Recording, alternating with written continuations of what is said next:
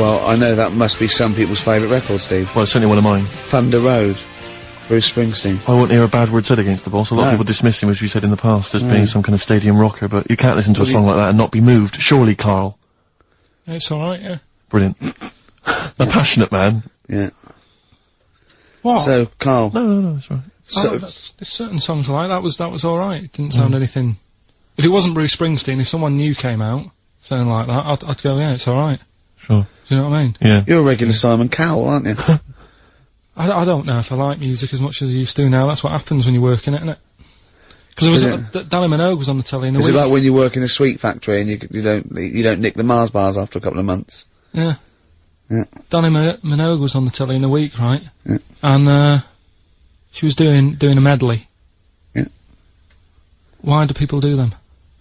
Well, to try and get all the hits. I know what you mean, yeah. But who's that busy that they haven't got time to listen to a full album or...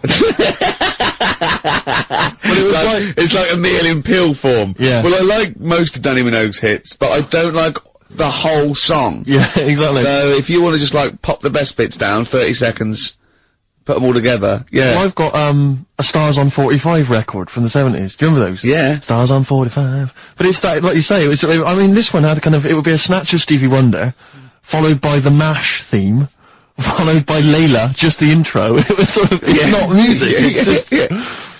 Well, we do a bit of that, don't we? That's what DJing is, isn't it? It's a bit of everything. But we play the whole song, don't we, often? Mm. Yeah, we're better, aren't we, Carl? Oh. So, what do you want to talk about today? Do you want to look at the list? Yeah, well, it's got describe looks. That's our list we've put. So this is a very amusing sort of link about describing your look. I don't know. What's this? I don't remember this. No, I just was thinking, like, everyone's got an idea in their head, right? Of what well. Careful, Carl. Don't open yourself up to criticism. Go on, yeah. Everyone's got an idea. Do you know what I mean? Everyone's got an idea of what they look like and stuff. If someone wanted to know what I look like, or what Ricky looked like, or what you look like, Steve, if that... Yeah. What would you use to describe yourself? Do you know what I mean?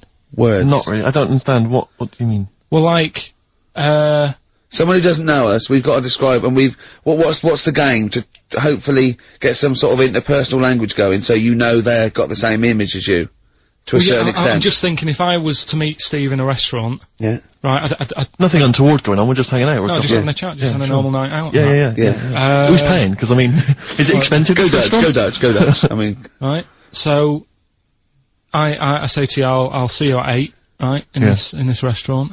I turn up at the door, it's a bit of a posh place, right? There's, Steve Merchant in. Yeah. And the waiter sort of goes, I don't know. What does he look like? Right? And, where's he from? Just a little French fella. Oh yeah. And, what does he look like? So the thing I'd pick up on first, tall lad. Tall, yeah. And then he goes, we got lots of tall people in, right? And I go, big eyes? Big eyes? Yeah. And then he'd go, yeah, he's over there. I'll be honest with you. I mean, you can have dinner and you can buy me dinner. I'm not sure you're going to get anywhere with me. If you're slagging me off. No, I'm not slagging you off though. That's what I'm saying. Yeah. I'm just using what comes to mind when. Can I just tall and big eyes? Can I assume that they know? Like, could I say like easiest for me I'd say looks like Reg Varney from On the Buses. Would they understand that? Can I use sort of like references? He's 30 odd this waiter, so he'll. Yeah, so I go, oh yes, it's Reg Varney is sitting over there. Yeah. So he went German towards the end. See, I describe you more, Rick, I think, as, I would imagine, I'd say, have you ever seen that Johnny Vegas on the telly? Yeah. Imagine he was inflatable, and he just let out a little bit of air. Alright, well at least that's nice. What Ricky would look like. As opposed to like, pumping harder. Yeah.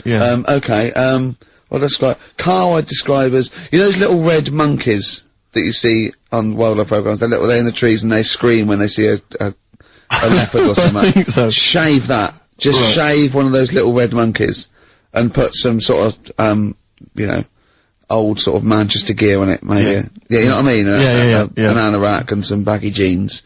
I'd like to see how the waiter would react to that. He's got a picture of a monkey, then he's got a picture of it shaved. So he's got no hair, and then dressed like some kind of Manx scally. There go, he's over there. Yeah, he's over there, Carl's over there. That's what I do. Brilliant. So, Now coming up, the Verve.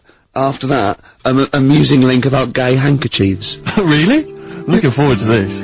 Lucky Man by the Verve on XFM 104.9. I'm Ricky Gervais with me, Steve Merchant and Karl Pilkington. Karl, what's the problem with gay hankies? You played Bruce Springsteen last week. Yeah. Right? Yeah. And you said he had, got a load of trouble on his hands when he had a hanky in his back pocket. Did I say that on air or? Well, we were just saying that famously on the cover of the Born to Run, Born in the USA album, it's just him, isn't it, with just his backside basically, with a red handkerchief. I wasn't looking. Well, I just. I did it for research purposes for this amazing link. Yeah, he had a red handkerchief, I think, in his right hand pocket, and apparently that signifies homosexuality. Apparently, I don't know. Oh, I thought it was which way you take. I don't know. These myths, aren't they? Right, yeah, well, exactly. I don't even know if this is... No, well, I read up about it. Okay. Right. Just research. And, it's all sort of, you've got all different coloured hankies. Are they? Right? Yeah. Right. And, it depends what pocket you put it in as well. So you've got, like, the different colours, different pockets. Yeah. And, sorry, how many variations are there? Different pockets is what? Well, you've got, like, your back pocket, your right back pocket. But what do they mean? What do you mean? Well, what do they signify? You can't just tell us they signify something. What do they signify? Well, some stuff that we don't really want to talk about, to be honest. What? Sort of, stuff that gays are into. Right. What do you mean? Barbara Streisand records? Yeah, yeah, Eurovision. No, like, a couple of things that were there that I know we can mention. He said something about... I love what he thinks he can't mention, I love it. Decency, what is this, 1956? No, but I mean, it isn't just, having it away. Having it away, I love him! No, having it away! They get up to some weird stuff. I love the fact he didn't want to offend, but he's offended a lot more people by saying they get up to some weird stuff. Right. In your opinion? Yeah. What do you mean? No, but don't, if there is something that I don't know about that it's like you can't say on the radio. Yeah, I'd rather not. But what do you mean weird stuff? Well, one of them, right, if you've got a red hanky, right? Yeah. In your right pocket. Like Bruce? Yeah. That's exactly what Bruce had, yeah. Right, well apparently then, Bruce is an armpit freak. An armpit freak? Yeah. No, really? No. But that's very specific. Carl. Seriously. Well, what, okay. What else is there then? Sorry, is there some kind of homosexual body that sat down and came up with this at some point?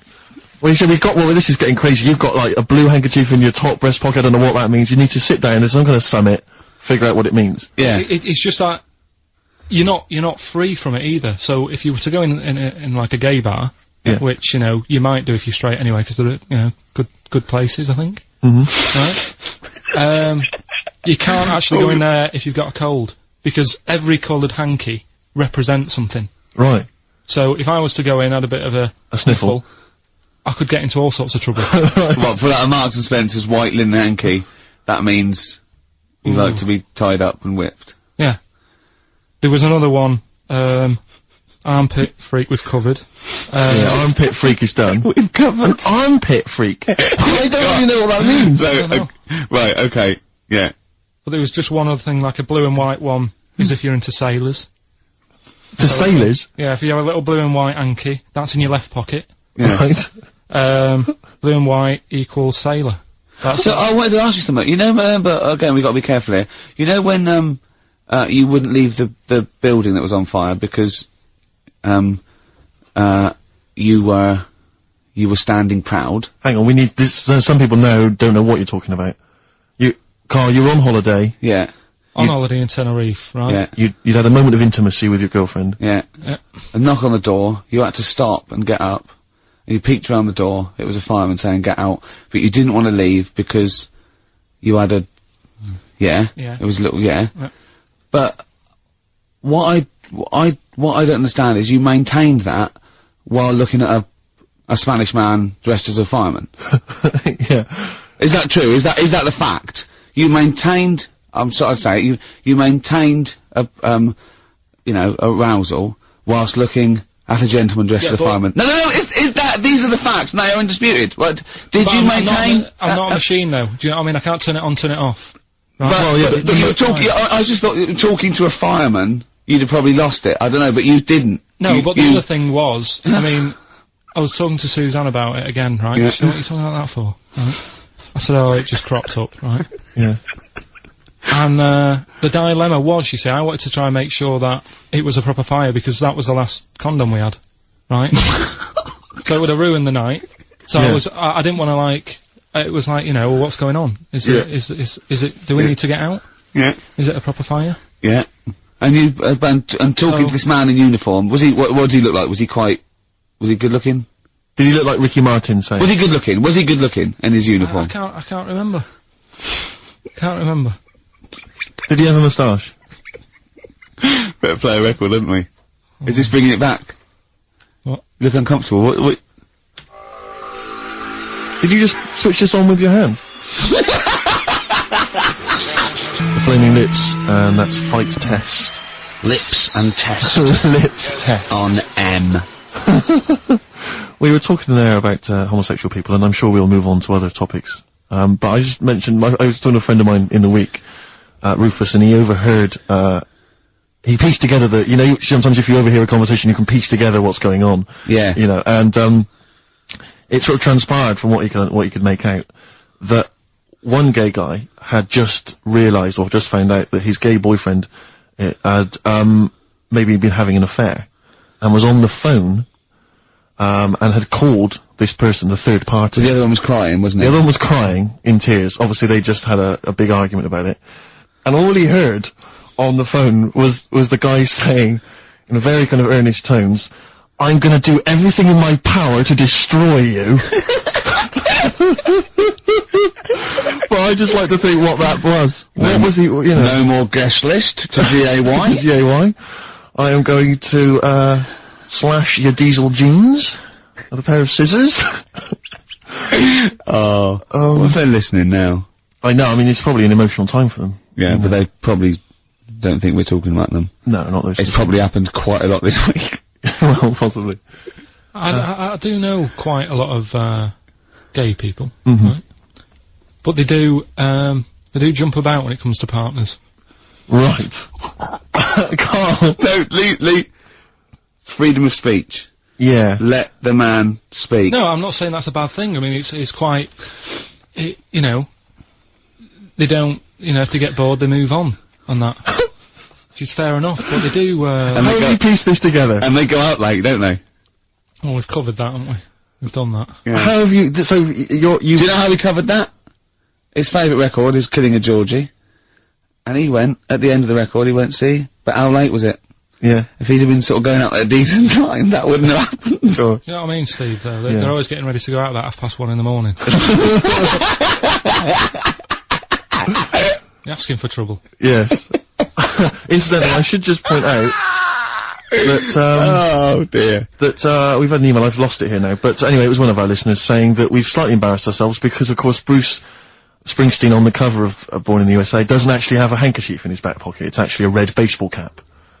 So, well, I don't know if that also counts, I don't know if it's any coloured object. What does that mean, though? Yeah, into heads. Into little round heads. Ah. If Bruce Springsteen, and he's obviously not gay, but if he said, alright Carl, just, you know, little cuddle, would you turn down Bruce Springsteen? Yeah. Well, no, but why? Just like, alright mate, you hug your mates, don't you? If Bruce said, alright, Carl, I like your show, love your head, little cuddle, a mate's cuddle. No, I just, I'd say what you're doing. You just say, look, We're a couple of old friends. look, Bruce Springsteen, I've got those great songs, I like what you're doing, let's cuddle, let's have a little, alright The mate. annoying thing is, right, Steve, right, do you know how he likes to squeeze me head? How Yeah. Ricky likes to squeeze me head? Yeah. He had an old mate over this week. He's got a similar shaped head, apparently, as mine. Yeah. Right? He's hardly gave me a call or anything, because he was busy with this other fella's head. Oh, you feel quite bad about that. Well, This is a better head to squeeze, I'll tell you why, because he shaves his every day, right? He's got the same sort of hair problem with him, shaves every day, right? problem.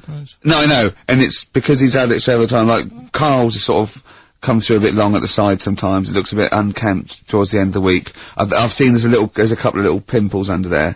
Right, I really have to do it, just like, get there, slap my hands on it, squeeze it. With this one, I can sort of, get my do you know what I mean? I get my, really, you know.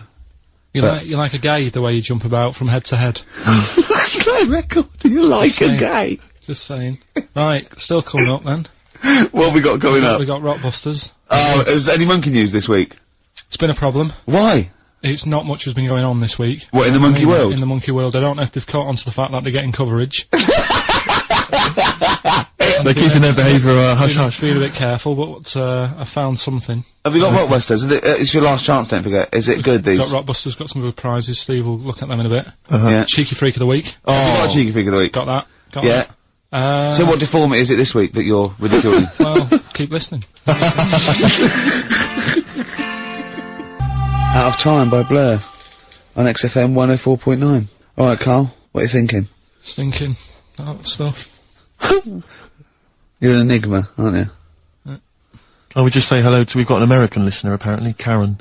Anyway, what else have you got? I thought that might fill up 4 seconds. We're not struggling, are we? No. Well, just consult the list of Dr. Fox-esque amusing topics. Wet Ones, Screwball, Shop Train, Cheeky Freak, Ronan. What was Ronan? Ronan. I just was, telling you the other day about, you know, that song that he does. Loving every day as if it's your last one. Right. Yeah. I'm just thinking he's saying that as if like, oh, I'll have a good day. But I reckon if you knew it was your last day, I don't think you'd be in the mood to do anything. Yeah. But that's true. But I think the point is that it's living a day like it's your last, so God, imagine if it was every day like the last. Right, let's go mental. And the good thing is, we've got tomorrow. So he's got the best of both worlds. That's what Ronan's saying. He's saying cram it in, because it might be the last. I think it's more like, it's the not knowing, isn't it? Live every day. I'd actually be happy if I never knew when I was gonna die, and I was definitely gonna die in my sleep. What a brilliant life you'd have. Do you know what I mean? What, so you don't get an illness, but one night you go to bed and... I know that if you knew you were gonna die in your sleep and never knew when you were gonna die, it wouldn't matter if it was tomorrow or 30 years' time. It wouldn't matter, would it? Yeah. I've lost you, haven't I? I've lost you somewhere. I thought that was pretty easy, all that. I said die in your sleep and not know when you died. There was no high concept there. No sleight of hand linguistically. Where did I lose you? I think you lost him on sleight of hand linguistically. Just then. You've lost him again. Yeah, I think that's the way I'd want to go. I don't want to know about it. That's why I don't go to the doctors or anything. That's a good, brilliant approach. And do you know, remember him saying he's gonna die of cancer because he doesn't check his balls. He doesn't like the feel. Of course. What do they feel like, your balls? Like a wet chamois leather. With 2 marbles, 2 kumquats in a wet chamois leather. No, but why are they wet? Sweaty. No, they're not. I'm just saying smooth. Are they smooth? Yeah, because a chamois leather's smoother when it's... Do you shave them? No, I don't. In case a fireman pops round, you want to look your best. It looks like your head. You know, the fireman pops round, there you are, and he goes, oh, nice, smooth. So you never go to the doctors? What, even... I don't like it. But if you found some buboes under your arm or something, I'd wait for a bit, and I'd say to Suzanne, what do you think of that? Just see if it develops into plague. Well, yeah, because you know, don't you? Old bandages round your head. Yeah. And a bell. Yeah. Suzanne, how can you get me a bell? Exactly. Brilliant. There was this kid at our school we took the piss out of for basically the rest of his time there, because when he was about 11, someone said, how would you want to die? Right? And we do that thing, drown in fire or that. He said, I want to die of old age in my mother's arms. How old was he? Like 11. Loser. My mother's arms? No! What, getting off with her? What is that? Die of old age in my mother's old cheek! Brilliant! I want to die of old age with my nan and my mum. Yeah, all in the same bed. Oh dear. So if it was the last day, if you had one day to live, okay, what would you do with your day? Now let's assume that you're not in a state of ill health. There's not much you can do. It's just the end of the world. And what do you mean there's not much you can do? I mean, that's what we're asking you. It's the last day of your life. It depends, doesn't it? If we're all in the same boat, if someone says, oh, unlucky, without bitterness, like, oh, we accidentally exposed you to some radiation poison, you got a day, or if it was like, there's a meteor coming this way, we're all in the same boat, I think it would be different. It depends whether it's you and the rest of the world. No? I'd do the same thing. I'd steal a car and go joyriding. But, like, go mental. I'd be smashing stuff, I'd be knocking people over for a laugh, I'd be going crazy, it'd be like Grand Theft Auto. Right, It would be extraordinary. Brilliant. Driving through parks. That's what I did in the Getaway. Yeah. I tried to play it seriously, within about 10 minutes I was just going around areas I knew, trying to knock people over. Yeah, I don't think I'd want to do that much. Seriously. You couldn't watch telly, because you might not know how the thing ends. Sure. Yeah, very waste of time. You could watch 24, couldn't you? If you had a day. Yeah. On DVD. Do that then, do that. Do that, yeah? Well, but I mean, let's be honest, let's say you know, you can take all the money out of your bank account, you can fly anywhere in the world, you can do whatever you want. Well, not a long flight, you could. Well, no, but you've got your Australia, you wouldn't make it, would you? No. Why wouldn't you go to the monkey sanctuary down in Cornwall and just go around cuddling as many monkeys as you can? I'm gonna tell you something now. Go on. Go in there next week. Are you? Yeah. Taking my mum and dad away, 'cause like Suzanne's mum and dad are there. What, you're donating them? Most people put them in a home. What you say, a monkey sanctuary is cheaper. Taking them down, taking them down to Cornwall. Hold on, I thought you said you'd never go away with parents again. No, but that was Suzanne's mum and dad. Oh, is this to get even or something? So we'll do that, and then we'll can it, then. That was your outing. Your phone and both sets of parents, and it goes, right, you won't be seeing us ever again on holiday. We've taken you away. Be careful that the monkey people don't buy you off your parents. Yeah. And don't make sure they don't leave any of the monkeys' food in the telephone box, because Dad'll have that away. Yeah. No. I was talking to him about that the other day. About the, nicking in phone boxes. And he, should we just explain that to people? They live in a small village in Wales, and, it's like one sort of utility store, and when it's shut, they leave your shopping in the telephone box across the road. And Carl's dad found out about this, and goes and helps himself. Yeah, to other people's shopping. That's terrible. Yeah, go on. And, I was talking to him about that, saying, you know, have you picked up any surprises in the phone box? And, he said, no. We were talking about other stuff he used to do. One of them used to be going in this supermarket, right, in Manchester. Yeah. Needs a new pair of shoes. Yeah. Go in, take a new pair off the shelf, pop them on, leave his old ones there. Really? And walk out again. Yeah, brilliant. And then you go in after and buy his old ones back like an idiot. Yeah. You'd go in the next day. They look nice. Yeah. My dad's got a pair just like that. I've always wanted some. Can I have those? Incidentally, we don't advocate the stealing of shoes from shops. Or the joyriding and killing people. Unless you've got one day left. Okay. Or phone boxes. John. Fighting. Gervais Merchant Pilkington.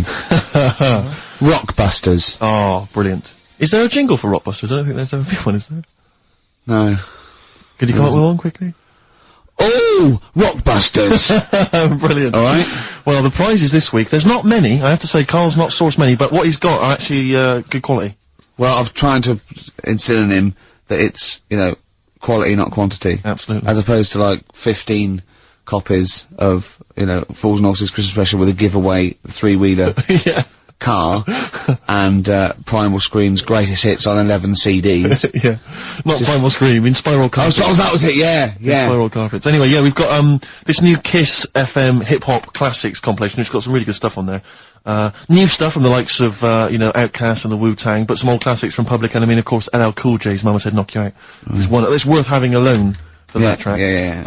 I think this is 4 CDs? No, 2 CDs. The Best Air Guitar Album in the World, Volumes 1 and 2 in a special box set. Yeah. You've got all sorts on there. There's May. Brian Adams is on there, Robert Palmer. May, but also Palmer. excellent stuff. Beastie Boys, Clash, we got the Kinks, so that's good.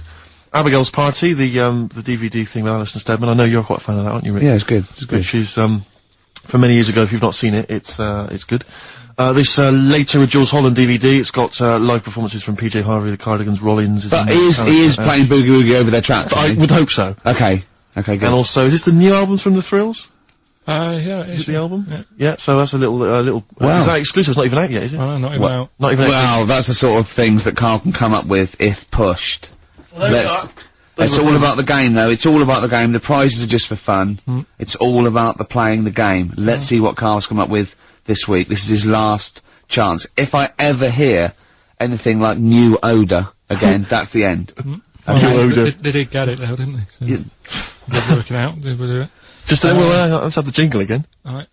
Oh, Rockbusters! Right, if you haven't heard it before, cryptic clues, that make up a band, and some initials to help you on your way as well. Right? So, well, you never get it without, but go on. First one, that fella likes sucking on iron. Right? That fella likes sucking on iron. Yeah, the initial, M. Right? Okay. That fella likes sucking on iron. Right, that's the first one. Second one, the Jamaican fella spots a boat. Oh, God. Say that again. The Jamaican fella spots a boat. Spots a boat. Yeah.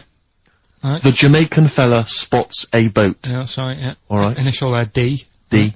D. D. Okay. D. D. Alright. And, the last one, do you want a game of tug of war? Well, it's up to you, you own it. Right? Interesting. I've just got number 2. Right, do you want... Oh, God. Right, the third one, do you want a game of tug of war? Well, it's up to you, you own it. And what's the initial? E. All of them again, quickly. Right, so the first one, that fella likes sucking on iron. That's M. Second one, Jamaican fella spots a boat. Right, that's D. And the last one, do you want a game of tug of war? Well, it's up to you, it's, you know, you own it. Right? It finishes it like it's a whole story by the end. That's E. Ricky.gervais@xfm.co.uk. Please don't email only. Email him. We cannot be bothered to answer the phone. Ricky.gervais@xfm.co.uk. Brilliant. White Striped. Excellent. Red Hot Chili Peppers, universally speaking, on XFM 104.9. Well, halfway through, Steve. I'm Ricky Gervais. That was, Mr. Merchant I was referring to there as Steve. Familiar. Friends by now. 5 years in the making. Karl Pilkington, I known him a year and a half, but he's a good friend as well. Alright. Alright, XFM, where paths cross. Alright? Oh, so, any interesting things to talk about, guys? Dr. Fox style? Any amusing observations? Have you taken a sideways look at the week's news or anything, Carl? What have you... Tell you what I did here last night. Go on. Go on. 5 Live.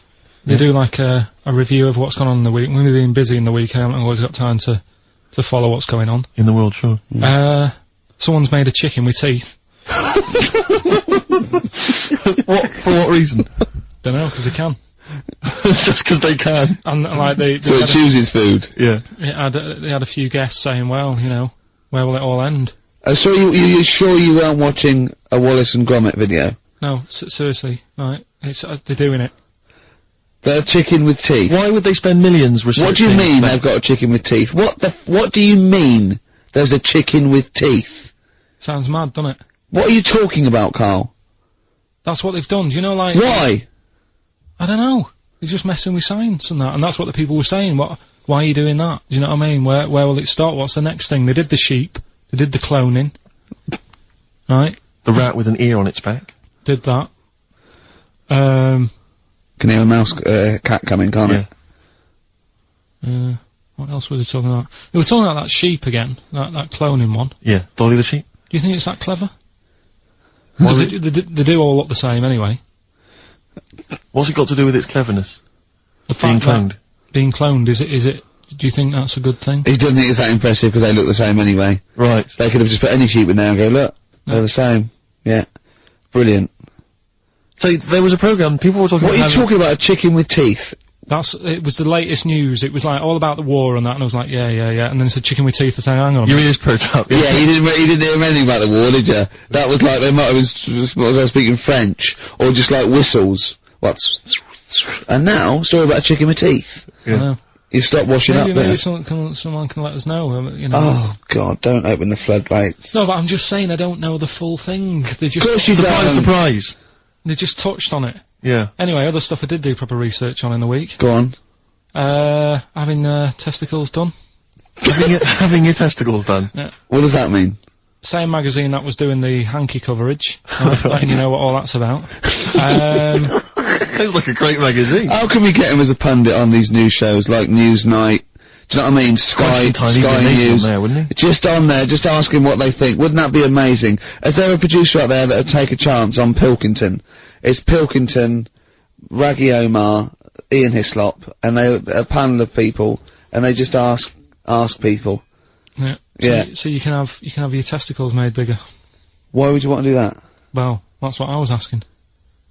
What's the point? Well, the actual testicles, or do they just inflate your ball bag? Because you could do that, couldn't you? You could have some air injected so it was like a big... so they'd look bigger, but they'd rattle around inside, wouldn't they? Make a little noise, wouldn't it, when you're like manacas. Like some kind of instrument. Yeah. Like was sort of one of those African instruments, just like a big sheep's bladder with little... There's Pedro and the Manacas. Yeah, they just, yeah. Yeah, just stripped to the waist. Yeah. Just, yeah, with us hanging out. Why, and then when you're sort of like, the neighbours would think, what's he doing? He's been playing those Manacas all night. And really, you were, you know. Why the mouse with the ear on its back going, keep it down. Yeah, this is really loud to me. Eh? Why would someone have that done then? You brought it up. Yeah, well, presumably so that they could draw a little funny face on them. Yeah. Obviously. And you could let them down after the holiday, like you do a Lilo. Exactly. Just let 'em yeah. On holiday you're floating round, you know, like you're just in the sea with your big instrumental manacas, right? Just floating. You're having a whale of a time for people playing it as they go past. Exactly. Alright, Carl. Alright, Become a bit of a sort of local celebrity. Yeah, there's Carl with his floating manacas, like a big jellyfish, right? Yeah. And then the end of the holiday, or Saturday. If you've got a little pair of tight speedos, it'll be like Jordan walking around. And then you just like... just let them down when you come let back. the knackers down for the plane. Yeah. Because apparently they do get bigger, don't they, as you get older? When you're an old fella. No, I think they get lower. I think that's it, that testicles and breasts get lower. Is that purely gravity? I think so, yeah, probably stretching a bit, innit? So is wear and tear. Is the old fellas who are walking about saying, oh, sick of these? Yeah, they don't tread on them. Well, that's why old people have always got to have a little sit down, you know, 100 metres. Just yeah. stick them in the socks. Exactly, yeah. Or they can have I suppose you can have like a little ball lift, you can have a facelift, can't you? Have a little nip and tuck, or probably a facelift would help, wouldn't it? Because if you pull your face up... That's gonna bring the skin up. Bring up a little bit, yeah. Don't go too far, you'll have a little knob as a tie. But you can, you know, you can tighten stuff up. Speak for yourself. Steve and his kipper tie. That's a lovely tie you got there, Steve. And you look so young. Yeah. What's that little sack underneath it? That little brooch. Well, wait. Playing with your little manacas all night, Carl. So, a chicken with teeth, and you can have your balls done. Imagine Kirsty Ward, whatever her name is, on Newsnight, saying that. And now, 2 features of the week. The war in Iraq, let's forget that. Who wants their knackers done? And look at this chicken. Careful, it bites. I think we should send this link to Dr. Fox and see if, see if he thinks there's an improvement on what he heard during the service. Play a record. Yeah, get this link, send it to Dr. Fox, he'll love it. Alright. Plus, he'd be able to offer some kind of medical explanation. Yeah, exactly. Teenage Fan Club. Oh, brilliant. One of Kurt Cobain's favourite bands, apparently, Teenage Fan Club, and that was the song Radio. He loved them. We've just had an email here. It says apparently they created the chicken with the teeth in order to prove that DNA can be reverse stimulated. The theory being that if you can revert chickens to a state in which it has teeth, I don't know if it ever had teeth, you can alter someone's DNA to stop them going bald. Carl. Did they mean that because birds came from reptiles that had teeth, outcrops, and then changed into a beak or whatever, that they revert, I don't understand, they revert DNA. I mean, there's not quite enough science here for me to be able to answer it in detail. Well, not for us maybe, but I think Carl's probably grasped it. What do you think that means, Carl? Yeah. What did he say? Okay, moving on. Ah, dear. Oh. Life's too short. What else is there? Have you got a monkey news coming up soon? Like I say, it's been a struggle. We'll do that. We'll do, Cheeky Freak of the Week. Do you wanna? Oh, definitely. Should we do Cheeky Freak of the Week? Cheeky Freak of the Week? I can't wait. I'll always do these. I'd start off with these. Alright, well, let's have the jingle for Cheeky Freak of the Week. Oh, no. Do you remember it? No. I remember it. Oh. Oh, Cheeky Freak of the Week. Brilliant. Something like that? I want someone though, because that was slightly half high. Oh, Cheeky Freak of the Week. Excellent. Right. This, we're going back again. Yeah, 17th century? Well, it was 1829, right? Oh. I'm impressed. Now, the problem is with Cheeky Freak of the Week. Not so much the week, is it, if you're going back to 1829? Well... Not even of the century. You haven't even done Cheeky Freak of the Century. There's... What's the problem with Cheeky Freak of the Week? Just because... Other than the sort of moral implications. Yeah. Well, last week, it was a fellow with two heads. Yeah. We've done Siamese twins. It's Siamese twins again. No, it was Siamese twins. It wasn't a fellow with two heads last week. It was Siamese twins. Conjoined twins, sorry. They're two different people. This is what I'm telling you. But this is the problem. They're going to crop up quite a lot just because they've got double a chance. Alright? Oh, please don't write in and complain. He knows not what he does. You understand, don't you? Carl will actually feature one day in this section. Yeah. So, right, go on, Carl. We're going back to 1829. Yeah. All the way back there to 1829. This is a retro conjoined twin link. A couple of guys set up a business. They were called Chang and Ang. Oh, they're the first. That's why they were called Siamese twins, because they wasn't that what it was based on? Those two, Chang and Ang. Was it? The original, yeah. That's why they're called Siamese twins, because I think they were Siamese. So these are the first ones. Well, they're not the first ones, but they're the ones that got to fame, I think, and why people started calling them. People started calling them conjoined twins, Siamese twins. I think I'm right there. Anyway. Good. Well, the sort of set up business, sort of going round the US. Well, both of them. And Europe, yeah. Yeah. And what they used to do, people were amazed by it anyway. Yeah. People wanted to know how they get through life doing certain things that you think about. When you think about Siamese twins, you think about, you know, how do you get through a day like that? Yeah. Right? And the thing that cropped up the most with people was how they take a bath. So they used to go on tour around the US and Europe and sit in a bath, have a wash and that. And did they ever wash each other by mistake? They go, oh, that ends there. That ends there. Like those things in supermarkets. They put one of those down. We go, oh.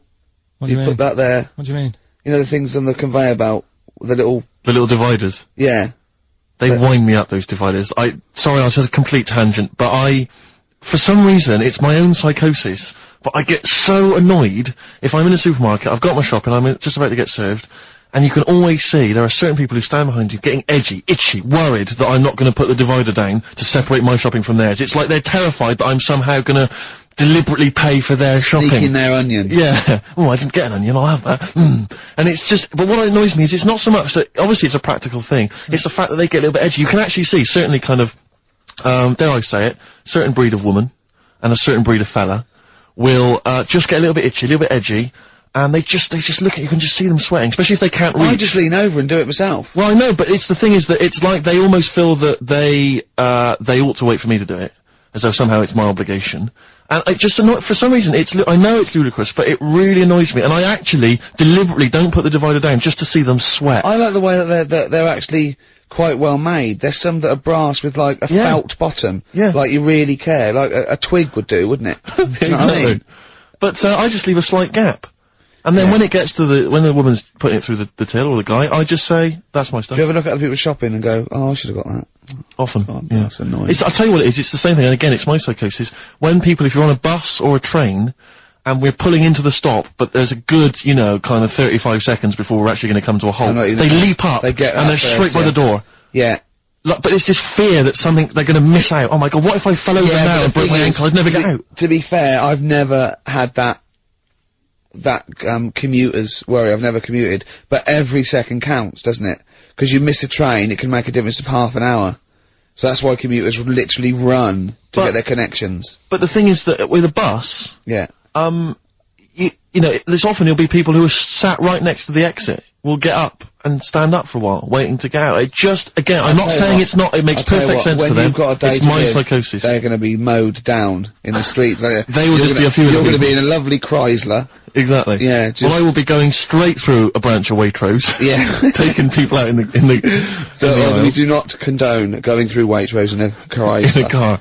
Now, Chang and Ang, they're in the bath, they're washing their own bits, they've got one of those dividers, right? They go, well, that's definitely yours. I marked mine. That's definitely mine. Don't wash that, Chang. I wouldn't, Ang. I wouldn't wash that. Right? So what are they doing? They're in the bath. Carry on with the story. That's about it, really. I mean, that's the fact that people... So, two little Oriental fellas joined in the hip, had a bath. No. That's your story. No, they didn't have a bath. They they must have done some sort of research, right? Who? Changanang, right? And they said, well, what do people want to see? Isn't that basically Roller's song? But it's the idea that people have queued up, they've paid their money, they're in a tent, well, I hear they're gonna have a bath, Two Siamese people have a bath. How would they possibly do it? Well, I've heard they get into a bath. But that's I don't know what they wanted to see saying. them nude and where the join was. No. More than, how do you get in the bath? I don't know, that's what they picked. They said, what would be good to see, what do you want to see them do? Having a bath. How'd you get into trousers? Exactly, this is all part of it, isn't it? That's why they picked having a bath. This is all part of it! Well, they want you to get dressed afterwards. Yeah. Who was the best out of Changanang? Who was your favourite? They both look the same, to be honest. There's a surprise! One was a short ginger woman. Oh, dear. Is there anything, what would be better than having a bath for you when you're seeing them? What would sort of make you go, I wonder? One of them pulling and the other one going home alone. Yeah. I go, look, she's definitely up for it. I'm taking her home and go, what am I going to do? Can I watch? Definitely not. Definitely not. Look, you go to bed. I want to wine and dine her. But if he's got back to their place and they're going at hammer and tongs, but are you saying one of them? No, hammer and tongs were their cousins. Right. They lived miles away. Yeah. If one of them gets knackered, can the other one take over? God! I think we play a record. That annoys me. What? That sort of being at it all night. What do you mean? Let's put a song and I'll come back. What do you mean? No, no, come on. seriously, because... Okay. R.E.M., yeah. Well, after R.E.M., Night Swimming, being at it all night, and why it annoys Carl. Night Swimming by R.E.M. Well, before we played that track, you remember Carl was on the, teetering, on the cusp of telling us why he's annoyed at going all night. I assume you mean... Relations. Yeah. What do you mean? What annoys you about that? What? Sexual relations all night. The concept. Or people keep you up. Is it your next door neighbours or something? No, just that thing of people who say, was that it all night last night? Who says that to you? Lads who think they're, they think they're a bit of a lad and think that means it's good. What, like Sting and his tantric sex? Sting.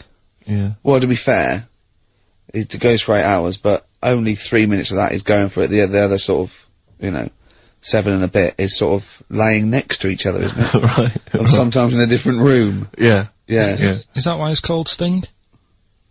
Hey? Well, if you're at it all night, bet it. It's gonna sting. Yeah. So what's your problem with this notion of going at it all night? It's just that thing of, get it done right the first time. Do you know what I mean? Get it done. Yeah, get in, get out like the SAS. Once you've done it, you've done. You know what I mean? Yeah, no fanning around. No messing about. So, it's just that, innit? It's like, do it right the first time. Once you've washed up, right, you put the pots away, you don't dirty them again. What a lovely analogy. That's one of the great Is that what you say to Suzanne? Come on, love. Once you've washed up. I've already washed up. You don't dirty the pots again. God. What a romantic Ding dong. song. Hello, is there a fire? Oh. Hello. Did he have a moustache, the fireman? Oh. Radiohead, they're there on XFM 104.9. I'm Ricky Gervais, Steve Merchant, Karl Pilkington, with the answers to Rockbusters, the biggest quiz on radio, probably. Mm-hmm. Do you want to remind us the quiz? No, you mean the crappiest quiz on radio? Yeah. Right. First one was, that fella likes sucking on iron. Yeah. Right? The initial was M. Yeah. What was the band? It was Metal Liquor. Alright. What's Metal Liquor? No, wait, I've never heard of a band, Metal Liquor. Metallica. Metal Liquor. You said Metal Liquor, I don't understand. Yeah, Metal Liquor. Metallica. Yeah. What? No, say it again and try and make Metallica sound like Metal Liquor. Metallica. Metallica. Metallica. Is he having a fit? Say it again. Make Metallica sound like Metal Liquor. Metallica. Okay, next one. Right. Yeah. Second one, the Jamaican fella spots a boat. That was easy. That was D. That was Debage. You got that? Make it sound like the band. Debage. Make it sound like a Jamaican fella saying, spotting a boat. Debage. Right. So you got that one. Okay. And the last one. Do you want a game of tug of war? Well, it's up to you. You own it. Yeah. Right. That was E. That was your rope. Right. Europe. Europe? Right. Who did the final countdown? Yeah. So that's the... No, what? We've let that go. That's the 3 answers for this week. Who's the winner, Steve? Well, again, I mean, there are lots and lots of people who got it right, Rick. So I don't know if it's just us that think this is rubbish. Right. But, Who's the winner? well, you know, I'm always a fan of people with just something, a name I don't know that maybe tickles me. Yeah. And sadly, I did want to give it to, I wanted to give it to Daniel Jowett. Because I just, for some reason, Danny People are Jowett. going to stop. But sadly, I just realised he got it wrong, so I'm going to give it to a different Dan. So not only did you ridicule his name, He's not even getting the prizes. But, better luck next time, Danny Jowett. Instead, I'm giving it to Dan Mason, of Ilford. So he got them right and he wins those prizes. Alright, well... okay. More of that next week? I mean, what do we think? We'll do it. We'll do it next week then. Yeah. Do it again. Okay. What are you doing now? Got a record or what's that? Hoople. Bit of Motley Hoople. Oh, that's a Hoople. Yeah. The Hoopsters. Monkey News? Next. Alright. Mock the Hoople. Roll Away the Stone. Classic little ditty. On XFM 104.9. Alright? Play the jingle. Oh, is it it? Brilliant. Oh, chimpanzee that monkey news extra. Well, Is there Monkey News? I tell you what, I've been having a bit of a problem this week. Why? It's just been a struggle. Normally, I can come into work on a Monday and there'll be something that's happened over the Saturday, over the Sunday night. Do you know what I mean? Over the weekend, the monkeys have done something. Been very quiet. I thought I'll be alright. Let's see how the week goes on. I don't know if they've caught on to the fact that we're giving this coverage now, or I don't understand. Normally people are emailing me stuff all the time about monkeys. Been very quiet week. Been checking. I was looking in books last night and stuff. Is there any monkey news? I've got some, but just because it's not that good. Something else I found out that I thought I'd share with you. Go on. I was looking in the Guinness Book of Records, right? Because I thought they'll have something in there about monkeys or something, right? And there's a little monkey. I think it lives in Asia, right?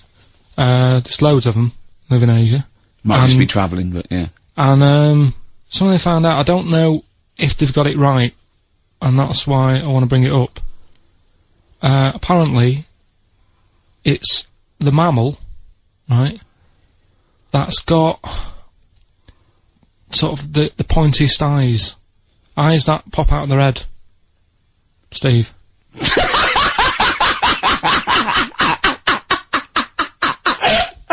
Now, the thing is, right? I thought that's interesting. Yeah. Apparently, it's the biggest with the sort of goggle eye type thing. Right, yeah, go on. Apparently, they come out of their head 1.6 centimetres. 1.6 centimetres. What, you mean they protrude? Yeah.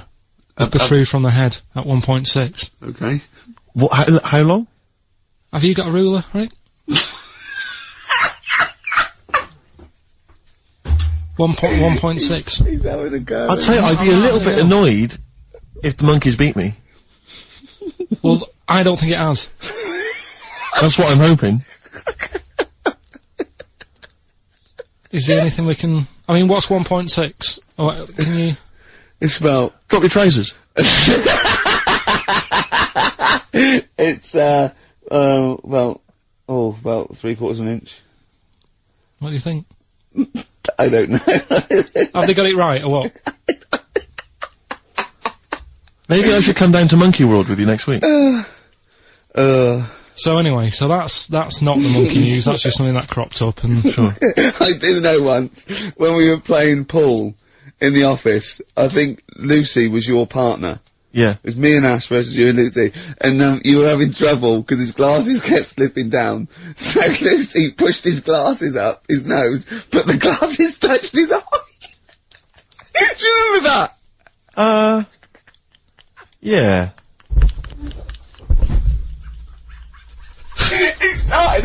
He started it. Well, you're the one who joined in. No, I know, and I feel bad now. Yeah. He makes me nervous when he goes, yeah. It's like, play a record. No, I'm just trying to think about which part of your fat, middle-aged physique I can pick on.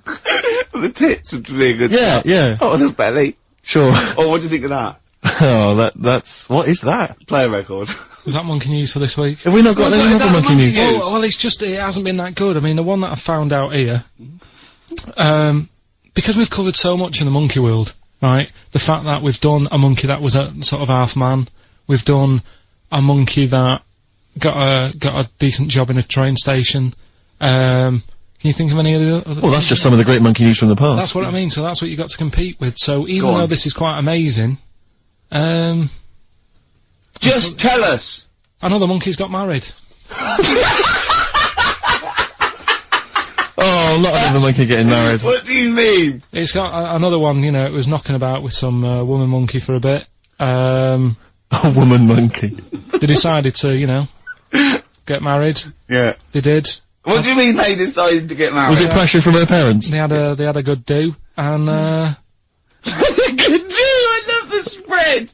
I love that. Peanut vol-au-vents. Yeah. Celebrated in a pub, and then they both went off to the cage that night. That's what I mean. Even though that is quite impressive, because It's not true. Or it's a joke. It's nothing. It's not. On an Over website, official sort of news website. 2 monkeys have married in Romania. After a whirlwind romance. Well, that's... After a whirlwind romance. God, yeah. Yeah, a quick one hanging onto the rope. Yeah. She was in the tyre. Yeah. He saw it. Yeah. He went, I'll have a go at that. They go, we got to marry her now. Yeah. Her parents came and said, did you just shove my He was in dog a zoo tyre?" knocking one off. She went, I can do that for you. Yeah. Yeah. Guests say the monkey bridegroom was scared by the number of people attending the wedding and refused to get out of his cage. So his bride... Not bloody Hello Magazine again. No, it was, no, I think it was like last minute nerves. Right, like, right, you know, legit, yeah, I'm single second now, thoughts. it's like, you know, it's the big step. Yeah. But his bride enjoyed every minute of it. She was loving it. Yeah, she sure, looked lovely, by sure. the way. She looked lovely. Yeah. The Did she? newspaper Good. reports she only appeared to have problems with her veil and dress. Do you see, you know, this is... The guests I hope they didn't ruin it like Anthea Turner and maybe get sort of sponsorship PG tips or something. Totally, with strong plum brandy, so they got them drunk as well. So they carried on the celebrations at the pub, and the bride was taken to her new husband's cage at night. I apologise. Play a record. I'll tell you what winds me up. What? Monkeys getting married. I know. And I'm not getting any action. And I got bigger eyes. Little by little, Oasis on XFM 104.9. Well, that's the show. Ricky Gervais, Steve Merchant, and Karl Pilkington. Karl, do you think it was a good show today? It was alright, wasn't it, with some, What do you think? What do you some think good the loyal listener has gotten from today's show? What do you think that you know we've added to the world? well, I think they know what they've got, right? But if someone's just tuned in, I can tell them they've missed out on some, some good stuff. They've missed out on, Chang and Ang. Yeah. They're the two who are the one who invented, they're the ones who invented, you know, the Siamese twin thing. Yeah, that's it. They invented it. Yeah. You've got, you've had like How We'd Spend Our Last Day, Yeah. right? Running people over. Chicken with Teeth. Oh, he says it like, you know, there's no other show that could give you all this. Yeah, go on. Gay Yankees. We've done that. Yeah, No one will be having a problem there tonight. yeah. Another monkey marriage. Another monkey. Another It one. sounds like the end of the news. Yeah. You know what I mean? The headlines on Sky News, and headlines on, and another monkey marriage in Romania.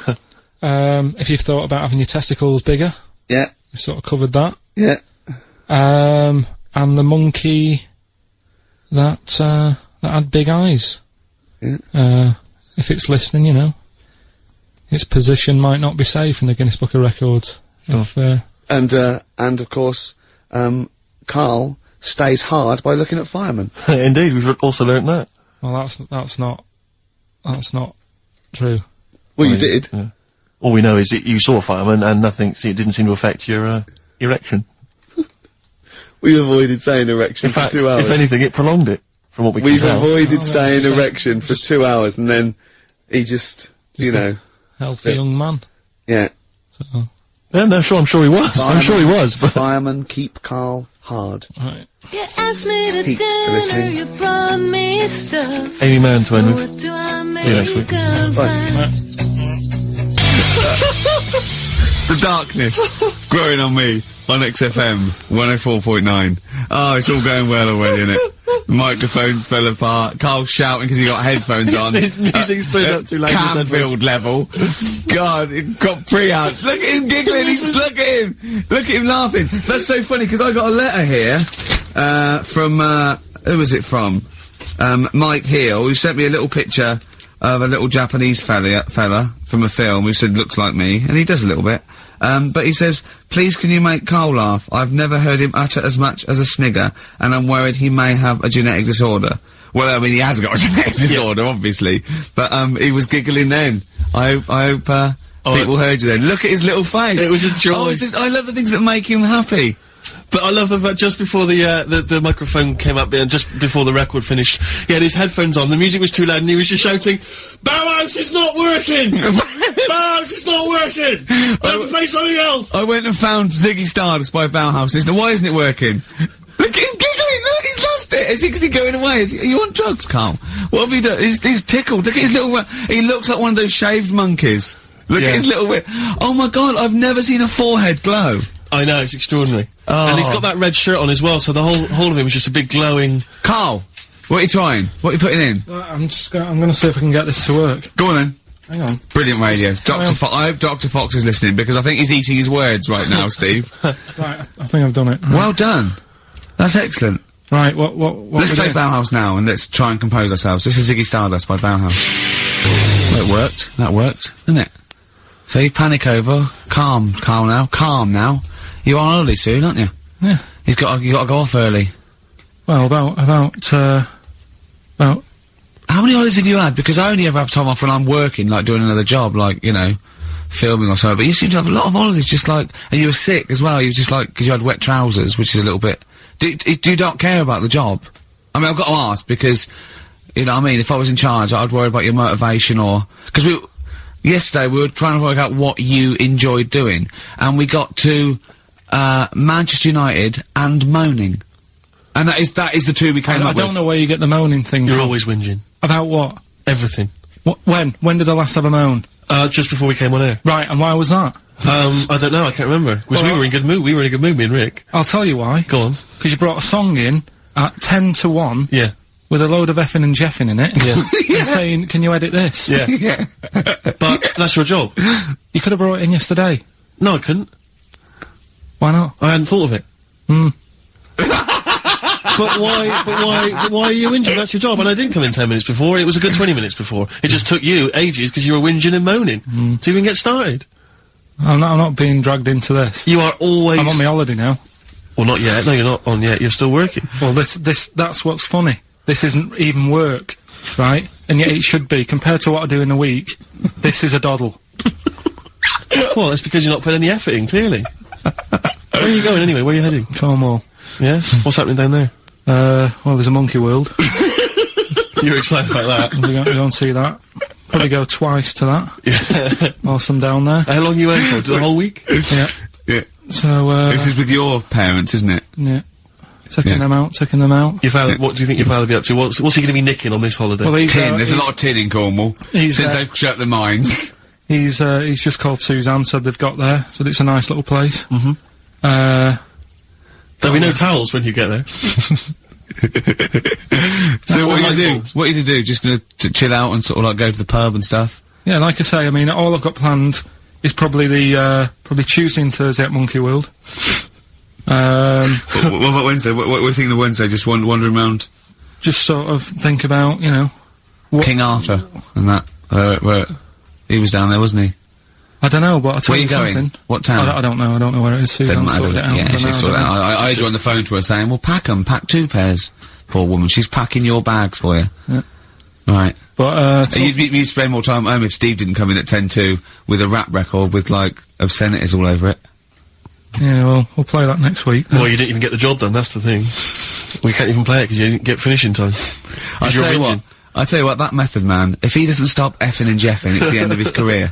In my opinion. All this F that and, yo Jeff, I'm a Jeff myself. Yeah. Or I'm hanging out with my Jeffs. Yeah. It's terrible. Jeff, and we know you can't put out the J word on XFM. Oh, Mother Jeffer. Well, so we haven't got that, but what we have got... Go on. Monkey News. We've still got a Monkey News, have we? That's sorted out, that's coming up. Yeah. Rockbusters. Yeah. Well, last chance. Definitely your last chance this time. You actually improved a little bit last week. You did a couple of good ones. Yeah. Same again this week. And, Cheeky Freak? The controversial Cheeky Freak of the Week. Where Carl, finds, a human being with, some sort of, congenital or, imposed deformity. Or, so, and we talk about that. In a wry way. Do you think that's big and clever? no, but that's just it. It's never about taking the mickey out of someone, right? It's to make you think. I'll tell you what isn't big and clever. How lucky you are. A dwarf with learning difficulties. Nice. Yeah. Well, We'll explain it to you. That's the forthcoming single from British Sea Power. That's called Carrion. That's nice and retro. That's like end of the 70s Bowie. That's great. On XFM 104.9. That's just some of the records that we've played so far. Do you know what I mean? You've had The Darkness, you've had Bauhaus. It's like, can it get any better, Carl, do you think? like I say, we've got Monkey News coming up. So. Guess what? I lost 400 quid cash this week. Gambling? No, that's tragic. This is why it gutted me. It wasn't even on your gambling addiction. No, I had a photo shoot, I had a suit, right, and I'd claimed back some expenses, and I'd had it in my pocket, and then when I took the suit home, it must have fallen out in the street or the cab, and I remembered it, and I went every pocket twice, and it was just the fact, I don't think about, oh god, that's terrible, that's a terrible blow, I think, oh god, if I had it back now, it would be free money. Yeah. If I suddenly found it now, I'd have £400 that was just free money, and I had a little nap to get over it, and I was... and you were fine. I was okay. But that was someone just found what a gift that is. Oh. Just, I mean, untraceable. Was it in a money clip? Was it rolled up in a money clip? No, it was just literally 400 quid in an envelope. And that's so a that, treat. I know. See, I'd always hand it in. I genuinely would, unless I found it in the middle of a forest or something. If it was in a street. Do you know what I mean? No, because a bear dropped it. Yeah. But I mean, if I found it in a pub or a cab, I just hand it to anyone who was rummaging through. Yeah, exactly. Yeah. But I'd hand it in. Well, but there's no way. If they found it in the street, there's no way they could do it. You know, it goes to the police station and it sits there for 6 months. But yeah, exactly. Well, it's not. It's a waste of time. Pocket it. But because when I was younger, I remember being outside a post office once when I was about 10 or 12 and finding a purse. And thinking, oh, that's nice. And opening it up, there was some money in there, and a pension book, and so it was obviously an old lady. I found an address, I sent it to her, and my mum said, you know, you've been so good there, you'll probably get a little reward. She'll probably send you a little reward. Nothing! I got maybe a thank you note, but no cash, no moolah, nothing. Really? And I was livid, because I'd been told that I was gonna get a reward. I thought I've been a good Samaritan, nothing. So, many moons later, when I was at university, I learnt from that, and this is the most bizarre thing. This explains a lot, doesn't it, Carl? This is like the Mary Celeste. I went to a cash point to I thought, I can't get my card in here.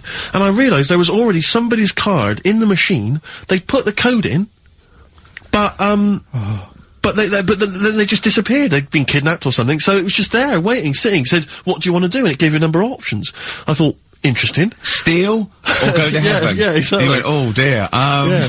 Well, I pressed, balance, just to check what their bank balance was. Unbelievable. It was a considerable sum of money. I'm not gonna lie to you. It was not typical student debt. It was like, I think they were a foreign student. There was a lot of cash in there. A lot of money. Did you feel a slight bulge in your trousers when you saw the amount of money? I couldn't believe my luck. I thought to myself, now then, I could just take that card out and hand it in, or I could teach them a small lesson. Right. And maybe give myself a reward, because last time I did that, I didn't get a reward. So if I give myself £30, then I'll take the card out. 30? Give myself 30. You didn't really? Well, I thought that's a good reward, and I went in, I handed the card in, I took that. Steve, and that's a little reward for me. And I'll tell you this, don't think it's evil, because I went in and I bought everyone a drink. Well, brilliant. Yeah, I didn't tell them I got the money free. Well done. Excellent. So, probably gangsters are quite generous with the money they've stolen from other people. Yes, but someone's negligence, Rick, has lent... The thing is this, Steve, I believe it, except they're buying people a drink, Carl. What do you think? Well, I kind of thought that when he said it, but then I thought, but they'll be buying him back. So he's still... that, so in a way, he's still a winner. Yeah. Everyone's a winner in that situation, including the student, because frankly, if there had been a less scrupulous person who found it, they'd have probably helped themselves to a considerable sum. I cannot believe he did that. There was thousands and thousands of pounds in there. What if it was, what if Beadle had jumped out and slapped you with his little claw and said, we've been filming this, merchant? Well, so what? How old were you then? I don't know, 19, 20? Would you do it again, or was it just to get the world back for the old lady's purse? Possibly do it again, yeah. You're joking! Well, you've got to think of it this way. You've got to think of it as there was a lot of money in there, and someone less scrupulous than me would have taken a fortune. They'd have cleaned them out. Whereas I just took a small reward, which I thought was more than enough for someone's negligence. And I've returned the card, they've got the card back, everything's fine. Think of someone else, I could have gone on a spending spree, I could have been buying stuff, all sorts. Yeah, but it wasn't yours at all. Yes, but they probably would have given me a reward, and because, you know, sometimes people forget, or, you know, they don't give you a reward, I thought I should take it myself. You had to go at your dad for nicking a loaf of bread out of a phone box. Yeah, but that's because it's for old people, geriatrics and stuff. How do you know how old was your people who you were robbing from? It was on a student campus. Wow. I think it was more, I thought it was excellent behaviour. I thought it was good, honourable behaviour. That's showing another side to him, isn't it? What would you have done, Carl, in that situation? And tell the truth. I might have helped myself a little bit. There you are! I don't know what this is helping yourself a bit. Like you say, just sort of, you know, send them back and sort of say, you know... If you find a £1 coin in the street and you can be bothered to bend over for it, then have it. But someone's cash point card or personal belongings... I'd let them know, though. Did you send it to them and say, I've service charge included. I've took that out already. No, I handed it in to the, Let them know? What do you mean you'd let them know? I'd say, you know, you're lucky here. Right, I just took, I'd probably take 20, actually. Okay. Because that's just like one note. Sorry, right, okay. You are winding me up. No, I'm not. I mean, not for once. I mean, I know what Steve's like, he is tight. Right? He is. And you know that, don't you, Steve? Financially, you mean? Well, no, I mean, just the way you are, you're very sort of, you know, you're not wasteful with your money. I'm careful. No, I'm not wasteful, absolutely right. No, but to the extreme. Not at all to the extreme. Not at all to the extreme. No. Look after the pennies, the pounds will take care of themselves. Alright? Simple to remember, good advice. Yeah, alright? But the thing is, right, I know that I take the mickey out of you for, like, you know, the way you look and stuff. Sure. Right? Well, I'm right back at you. But the thing is, you can't help that. Absolutely. But I'll tell you something that women don't like. Sure. And it's fellas who are tight with the money. Sure. I'm not frugal with money with ladies. I'm frugal with money with you. Well, I've got no reason to splash money out on you. I've never seen you splash money out. Well, you've never been out with me. Steve, have you ever splashed out on a lady? No, but I hope to one day. The right lady. Play a record. Blur. Out of Time on XFM 104.9. Ricky Gervais, Steve Merchant, Karl Pilkington. Talking of money, Steve. Look at this, right? It's in the paper. A wife has had her beauty insured for £100,000 in case she grows ugly and her husband walks out. Nicole Jones, 26, of Chipping Sodbury, Gloucestershire, says £200 a year, pays £200 a year for a policy. She arranged it as a present for her husband Richard. Her beauty will be judged by a panel of builders. So, have they been selected beforehand, do you think? Do the insurance company know who they are? I assume they're complete strangers. So suppose, like, in 30 years' time, he looks at her and goes, oh, you've lost your looks. She goes, well, have I? Yeah. Goes, well, yeah. Well, have I? Calling the panel. Some bills going, yeah. Alright, get him out for that. Well, never mind that. It's yeah, she's lost it. Right, well, 100 grand. Well, 100 grand coming your way. They stand on some scaffolding. Yeah. She walks by. Yeah. And if they wolf whistle. That is amazing. Do you think they'd give her a quote first? Yeah, what if they say, actually, love, you've got nothing to lose. You're not oil painting anyway. Yeah, we can't come round and judge your beauty for at least 2 weeks. I mean, that is just open. to abuse, isn't it? £100,000. Because I remember, in Japan, they're mad on golf, right?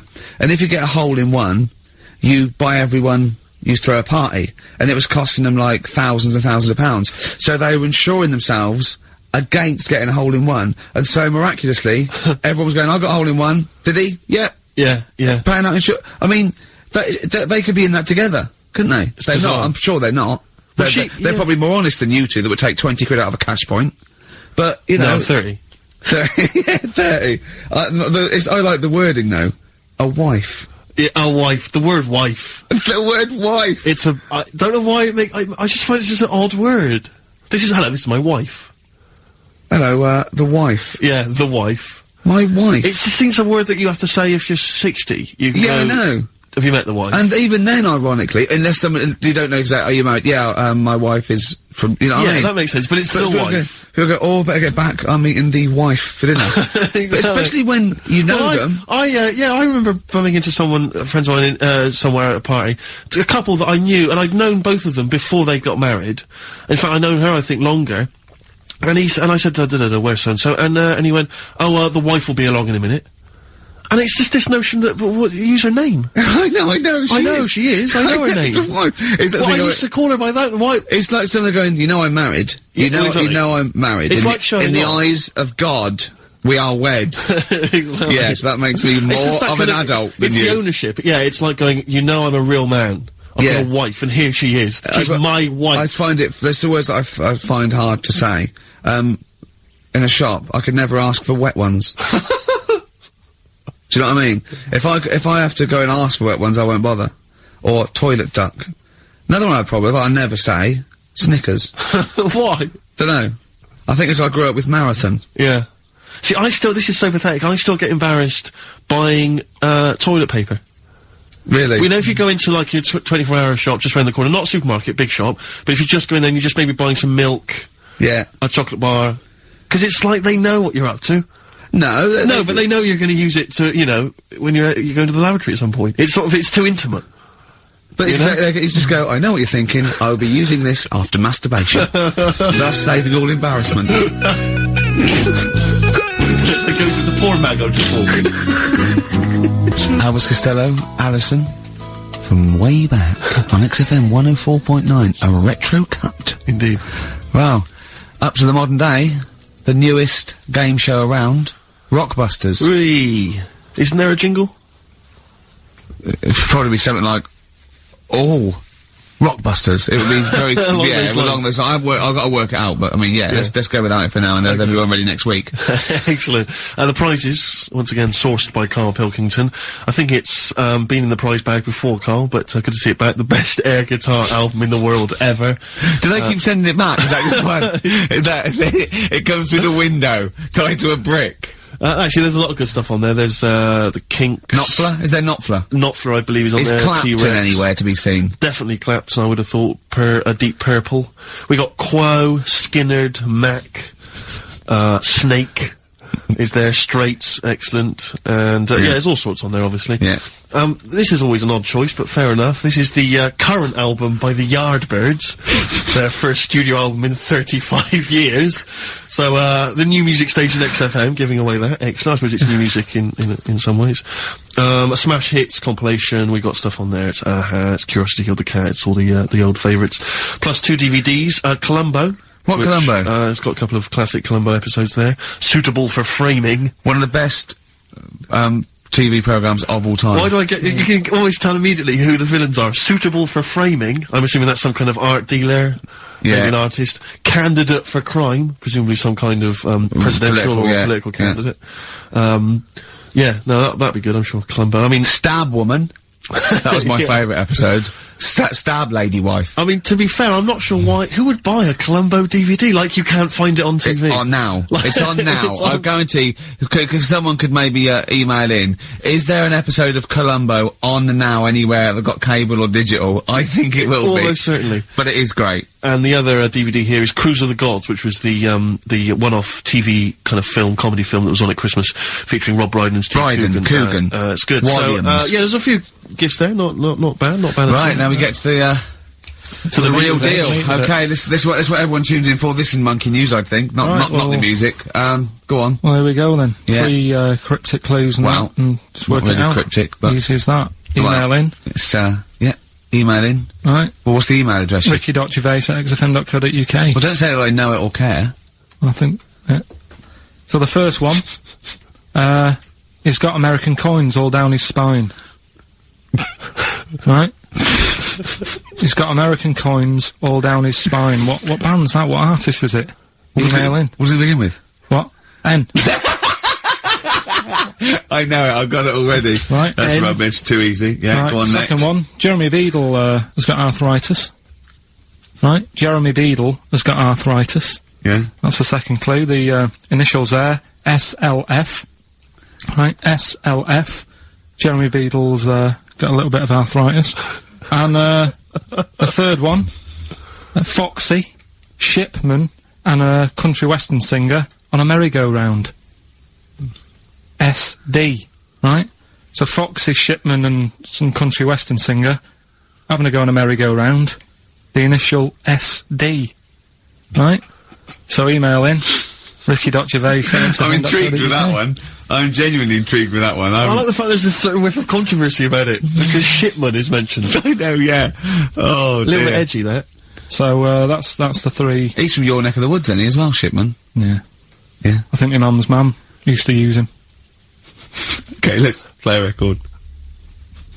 Well, you want to play a record or play some adverts? Do you fancy some ads? Oh, I'd rather adverts, Well, yeah. I've got some for you.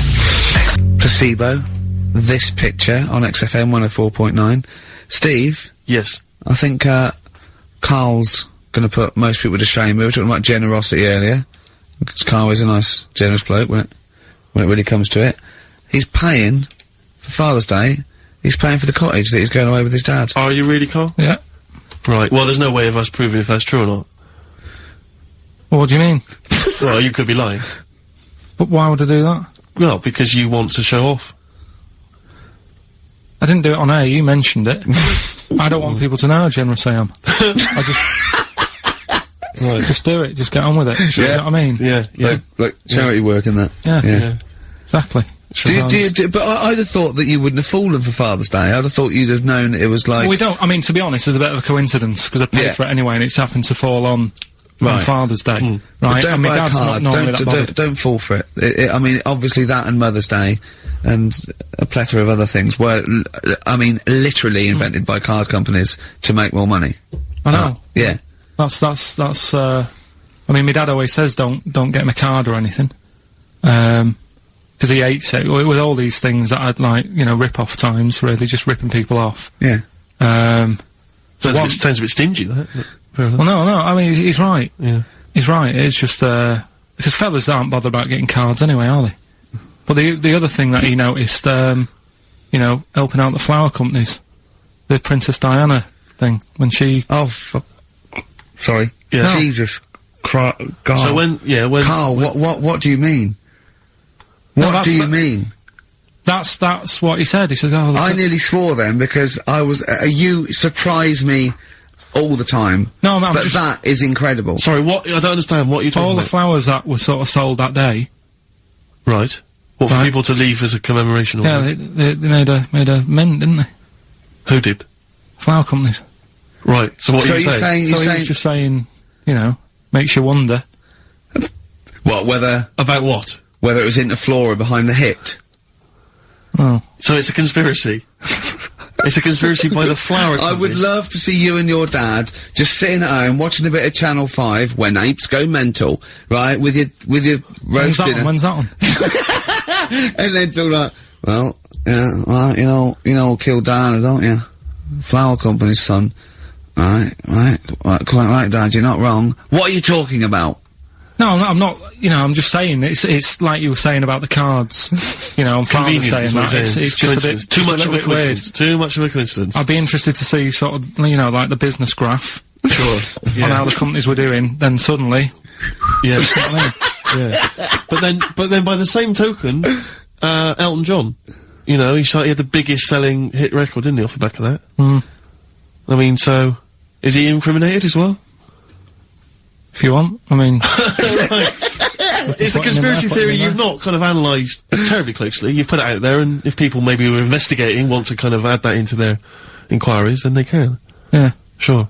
But, no, that's all I'm saying. I'm just, you know... Because it's always the same thing, isn't it? Like, I was out shopping the other day, you know, treating Suzanne, like I do. You know, I like spending money and that. Yeah. I was in W.H. Smith's. Yeah. Oh, classy. What was it? Was it a big birthday? Was it? was it a 30th? No, I was getting a. Was it 2 biros for the price of 1? I was getting a card for my dad for Father's Day anyway, because I'm seeing him. Yeah. Big Toblerone. Yeah. There was a giant who is it who said Father's Day? They love a Toblerone. I've never understood Toblerone, because the only time I see Toblerone is in airports, right, and minibars.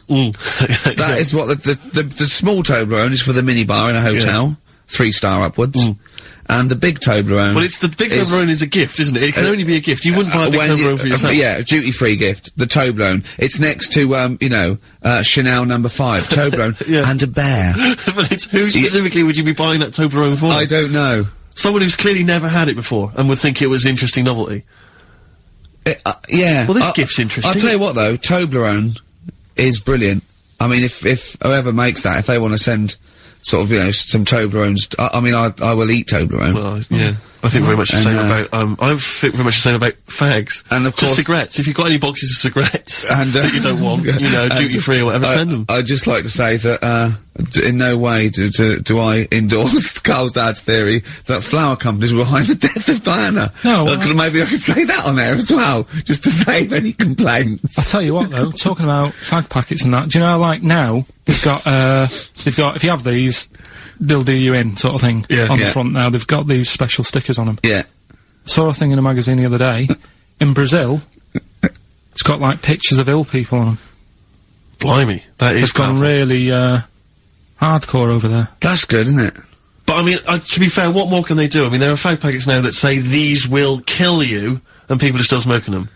I mean, I don't know what I don't think the message is getting through. You could ban them altogether, I suppose. It seems weird to, sort of like, you might as well sell guns and go, careful, you can kill people with these. Well, ban them then.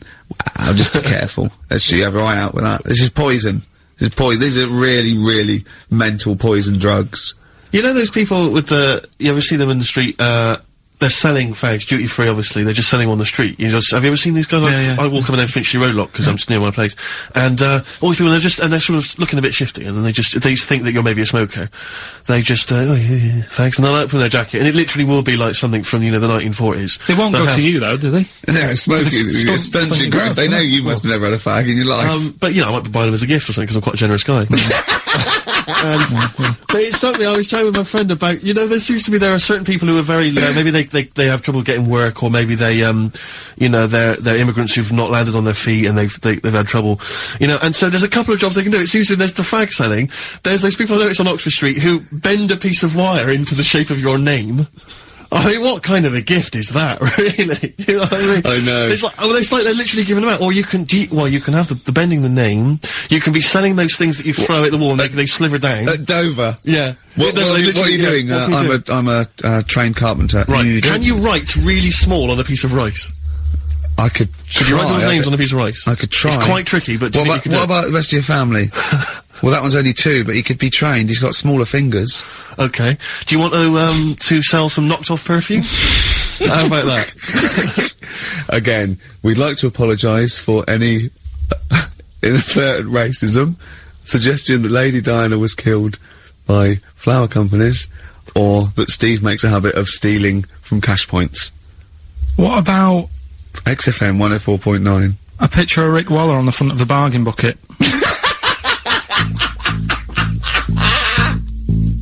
Red Hot Chili Peppers, universally speaking, on XFM 104.9. I'm Ricky Gervais. With me, Steve Merchant, and, of course, Karl Pilkington. Now, people come up to me, and they say, is Karl for real? And I go, what do you mean? He goes, well, they want to say, is he that stupid? And the answer is yes, right? Some people think that he's putting on. Some people think that he's a character that we've invented, like we've got an actor in, like he's a Gareth Keenan or a Tim or something, and I go... That we've scripted. Exactly, yeah. No, he's absolutely real, aren't you, Karl? I go, where does he come from? Well, just tell the story. We came here, and I was much too important to run the desk myself this time round, so they just gave us a tea boy. Steve came in with you, I remember that. yeah. Why do you remember that? Well, Steve knows, I don't want to keep going over it, but it's just the way he looks, it's just great. Were you taken aback? A little bit. Yeah. Right. And he's just developed into my favourite thing. I also said that you get bored with, like, you know, battling tops or, you know, pets sometimes. I mean, I love my cat, but he's not as, you know, Colin. my cat. Yeah. Colin. Actually, Carl's away next week. Is he available to run the desk? No, well, he's actually not as intelligent as Carl, and that's the truth. He's not, you know. Well, he's marginally. Yeah, and then in the week, he's like one of those little Tamagotchi toys, Carl, because I have to phone him every day and keep his interest up. Yeah. Like I'd give him an interesting fact. And, I got a book out and I found out I'd call Carl like that. And I thought this was a great fact, right? A 2-day-old gazelle can run faster than a racehorse. Right? I thought that was incredible. Sure. Okay. So I phoned him up, I said, a 2-day-old gazelle can run faster than a racehorse. He went, what does it do after that? I went, what? He said, well, how fast can it run when it's adult? I went, well, even faster. He went, oh, I thought it could just do it then, but then it sort of lost it. I went, what are you talking about? I went, you know, that's incredible. A 2-day-old gazelle can run he went, well, no, that's what they do. I went, what? He went, that's what they do, isn't it? I went, what do you mean? It's 2 days old. Right? He went, yeah, but a 1-day-old fly can fly. I'm 30 and I can't fly. It's not what I do. Right? And I went, right. He went, a jellyfish can hold its breath underwater for hours. I went, it doesn't hold its breath, does it? It hasn't got lungs. So he went, what? I know I had him. He went, what do you mean? I said, well, they don't breathe, do they? He went, what do they do? I went, well, they get oxygen directly from the water via osmosis straight into their cells. And it just went quiet. And I went, a 2-day-old gazelle? And he went, yeah. Do you know what I mean? He was just thinking about the jellyfish. Yeah. Well, he was looking up osmosis, and then he was thinking about the jellyfish. But I just think, I mean, if Bambi's anything to go by, this little gazelle spends a whole day trying to stand, and the next day it enters the derby. And you don't think amazing. You don't think that's incredible? Yeah. See, you know the sort of things I find incredible. Go on. Mirrors. Shiny objects. Kettles. Yeah. Oh, God. Well, listen, remember the time when I tell you about the baby that had a baby? The baby that had a baby. The baby that had a baby? Yeah. It's happened again. No, it hasn't. Well, it didn't happen the first time. It was in the papers, I think, on Monday, in all the tabloids. So it's a twin where one has grown and the other one is still at a fetal level. No, it wasn't, though. It had grown. He was saying to his mum... who was saying to his mum? The little kid who was 7 years old. And he kept saying... Yeah. Yeah, he was pregnant. And he was pregnant? Yeah. I know. What do you mean? And, he was saying to his mum, oh, God, I don't feel well, and, like, his belly was all swollen, and they thought he'd just been eating cake or whatever. And, he was saying, I can feel something moving about, and they were like, stop messing about, there's nothing wrong with you. Eventually, I think he was in gym at school. In gym? What, Jim was pregnant with him? Oh, no, it was like a Russian doll. He was at school, right, just about to do, sit-ups or whatever they do at school, right? Yeah. And, flew out across the room. Teacher goes, you're a bit fat. You look a bit pregnant. And, so best took to the doctors, took him, said, you're 7 years pregnant, or something like that. What you What? Or something like that? You're 7 years pregnant! Or something like that. You say to the doctor, Carl! Why don't you think about what you say before you say it? See the reaction I get? Now, the gazelle, I didn't get excited like that. 7 years pregnant! Send it in. If someone's online at the moment, just having a look around, it happened on Monday or Tuesday. Because I told you at the pub quiz, didn't I, Steve? I said to you, I know the baby's had a baby. Yeah. And you were like, yeah, whatever. Well, I just thought you were talking nonsense as ever. Well, we'll find out. You're 7 years pregnant. Yeah. You're a fool. Play a record. Well, we've still got stuff coming up. Monkey News? Rockbusters answers. We'll have to get that out of the way soon, because we've got to get out of have we got a cheeky freak of the week? Yep. Brilliant. America by Simon and Garfunkel on XFM 104.9. I'm Ricky Gervais, and I understand I'm about to eat my words, Steve. Well, once again, there's always someone, and it looks like it's Mike Lamb who has come to Carl's rescue. Lambo's let me down then. Doctors have removed a 4-pound baby boy from the stomach of his 7-year-old twin brother. Yeah. Alan Jan twin Niamatilev brother, was born with the freak fetus growing inside him. For 7 years, it lived like a parasite until a school doctor became alarmed about Alan Jan's bulging tummy and took him to hospital. Surgeons who gave him a scan operated immediately, unaware that the baby was attached to the boy's blood vessels and still alive. They saved Alan Jan from certain death, but knew the 8-inch fetus was doomed. So there we are. Boy pregnant with his own twin brother by Barbara Davis. That was in the Mirror, apparently. So, I've read on and all the facts are right. They took him to school, the parents, didn't realise. And that isn't even, this week's Freak of the Week. I mean, that's You still got to that for come. free. You got that, you can have that. That's the free freak of the week. Free freak of the That's, you know, that's giveaway. That's like 13.5% extra. Yeah. You know what I mean? That you might get with hairspray or something. So that, I mean, if that's just the throwaway freak of the week, there's 2 freaks of the weeks there. If those 2 freak, I can't wait to see what the actual freak of the week is that people are paying for. Is it incredible, Carl? I'll tell you what, something else you can have for free. Go on. Another sort of freaky thing, right? I was watching this programme in the week. Right? What? I don't know what it was. But it was about, I just saw this little fella on it, right? What do you mean, little fella? He was doing this history thing. Oh.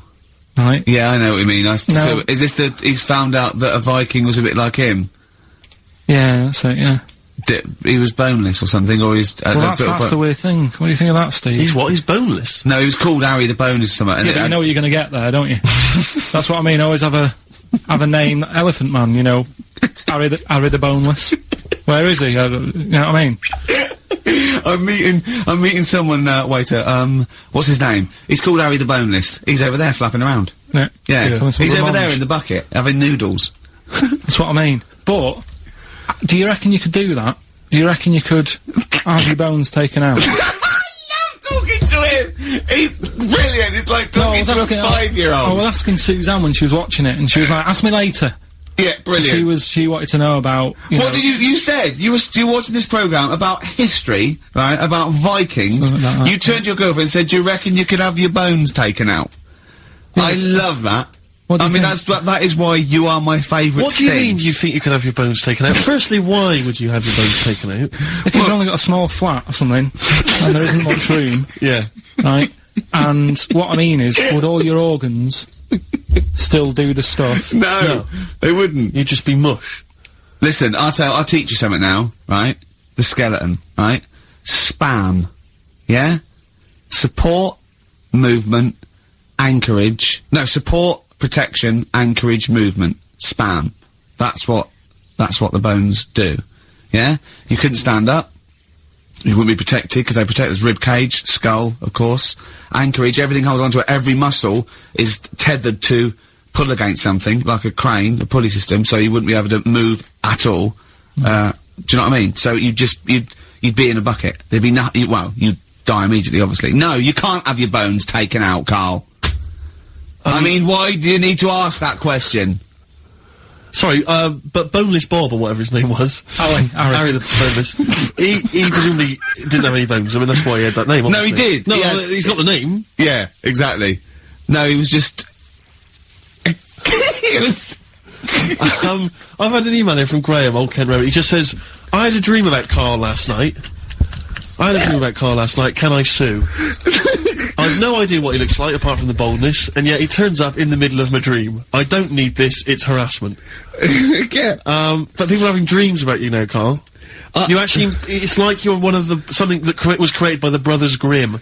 I had a dream. You know when people used to have anxiety dreams, they had like an exam or something, like, you suddenly go to school and you realised, oh my god, you didn't have, your trousers on, or, I had an anxiety dream, I assume, we started off in anxiety dream about The Office, about filming The Office, and we had to film in HMV, but someone hadn't cleared it, and so we had to find an R price, and I went, oh, okay, that'll do. And as I was walking there, right, I didn't have any shoes on, which is like an anxiety dream, but I looked down and I went, so what? Yeah. So I'm so lazy now, I think, even anxiety dreams don't kick into me. I'm not sure that's a dream. I think that's just a memory. I wouldn't be at all surprised if you, turned up with the film in The Office with going, no shoes. we don't need shoes. When we were originally doing the pilot for the very first series, obviously Ricky's the main character, he's in it all the time, it's obviously important, it's our big chance to get something made for TV, this could launch our careers, and, I turn up on the Monday, he's twisted his ankle, he has to be wheeled around in a wheelchair, because he went out jogging, stepped on a tin can in the street, and fell over. Who left that there? Like a 40-year-old man with brittle bone disease, he just twisted his ankle and he was out of action. It was pathetic. Yeah, that was the pilot. Absolutely pathetic. But I still turned up, Carl. That's the sort of trooper I am. Well, yeah, but you moaned the whole week. Well, Well, I didn't like having to go around in a wheelchair, did I? It's not pleasant, but in a weird way, it taught me all the problems. do you have anxiety dreams, Carl? Do you ever lie awake worrying about stuff? Because I have a lot going on in my head. Yeah. I don't have... Like, What do you do, rent it out to people? Is it two monkeys swinging in a tie at the moment? Yeah. I just don't have that many dreams. No. I love that. I love the fact you don't have that many dreams. Well, you haven't had a decent night's sleep since you were 14, according to you. 12.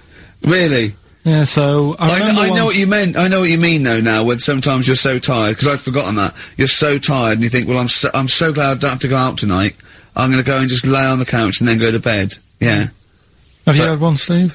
Anxiety dreams, I do have them periodically, yeah. It used to be a lot of, things like running to get to school in time, but, suddenly your feet are running in treacle and you can hear the school bell and you I can't haven't had them for years. I just haven't had an anxiety dream for years and years and years. Dunno. I just don't care. No, well, no, you just genuinely don't care about anything. This is the problem. You've just got to a point now where nothing bothers you, really. It's like you're just too lazy and disinterested in anything. This show, your career, my career, Carl. No, I'll never give up on Carl. So, Carl, so this little Harry the Boneless, what was your point? Was that really your point? You wondered if you could live without bones? Yeah, I saw the little fella on this programme, and The presenter? Yeah, and he was a small fella, and he was talking about Harry the Boneless. And I thought, that's interesting little bit of science stuff. Yeah. Yeah. Well, yeah, that's about it on him, really. Alright, well, that's just another bonus cheeky freak of the week, isn't it? That's not even the freak of the week either. No. That's still to come. So you've had a pregnant Siamese twin. It's been mad in You've the had a freak week. boneless fella and another fella talking about him. They're not even involved in freak of the week. No. This is getting mad. Play a record. Let's play a record. Let's have cheeky freak of the week afterwards, shall we? Yeah. Current single from Nick Cave. Can we do monkey news first? I'd rather have a cheeky freak of the week. Nick Cave and the Bad Seeds, He Wants You. Brilliant. XFM. Yeah. So, Carl, off you go. Well, we're not going to do freak of the week here, Okay. right? Because we've done quite a bit of that in the last 20 minutes. We've right? So we'll OD'd move on that. freaks, you think? Yeah. Sure. We'll just shift it a little bit. Okay. And I don't like to keep saying, don't want people to be thinking we're sort of taking the mick out of anyone. No. Right? Because we're not about that. I feel like I can do a little bit of it because I work with you, Steve. Yeah. Right? Sure. It gives me that right. It's like a care worker. Yeah, I understand. Well, it's like that thing of you can't be homophobic because I've got a couple of gay mates and stuff. Sure. I think it sort of gives me that edge. Yeah. Right? So you're not freakophobic because you work with Steve? No, that's right, yeah. So, yeah. Okay, Well, by that token, I should be able to sort of slag off, the mentally ill. What do you mean? At least mentally handicapped. Now there's a term you don't hear very often. In 2003, The mentally handicapped, isn't that what it was? I don't know where to start. But I'd I mean, like to apologise for the Lady Diana stuff, the term mentally handicapped, and any inadvertent racism that we may have stumbled What's over. the actual term then? Is it retarded? Right, come on now. Oh, chimpanzee that! Monkey news, earlier than usual. I'll have to save this link now. Monkey news. We've done a lot of stuff, right, on monkeys. And most of it has been... Is bollocks. No, has been like happy stories. Oh, it's not. It's just gonna be like our tune, our monkey tune.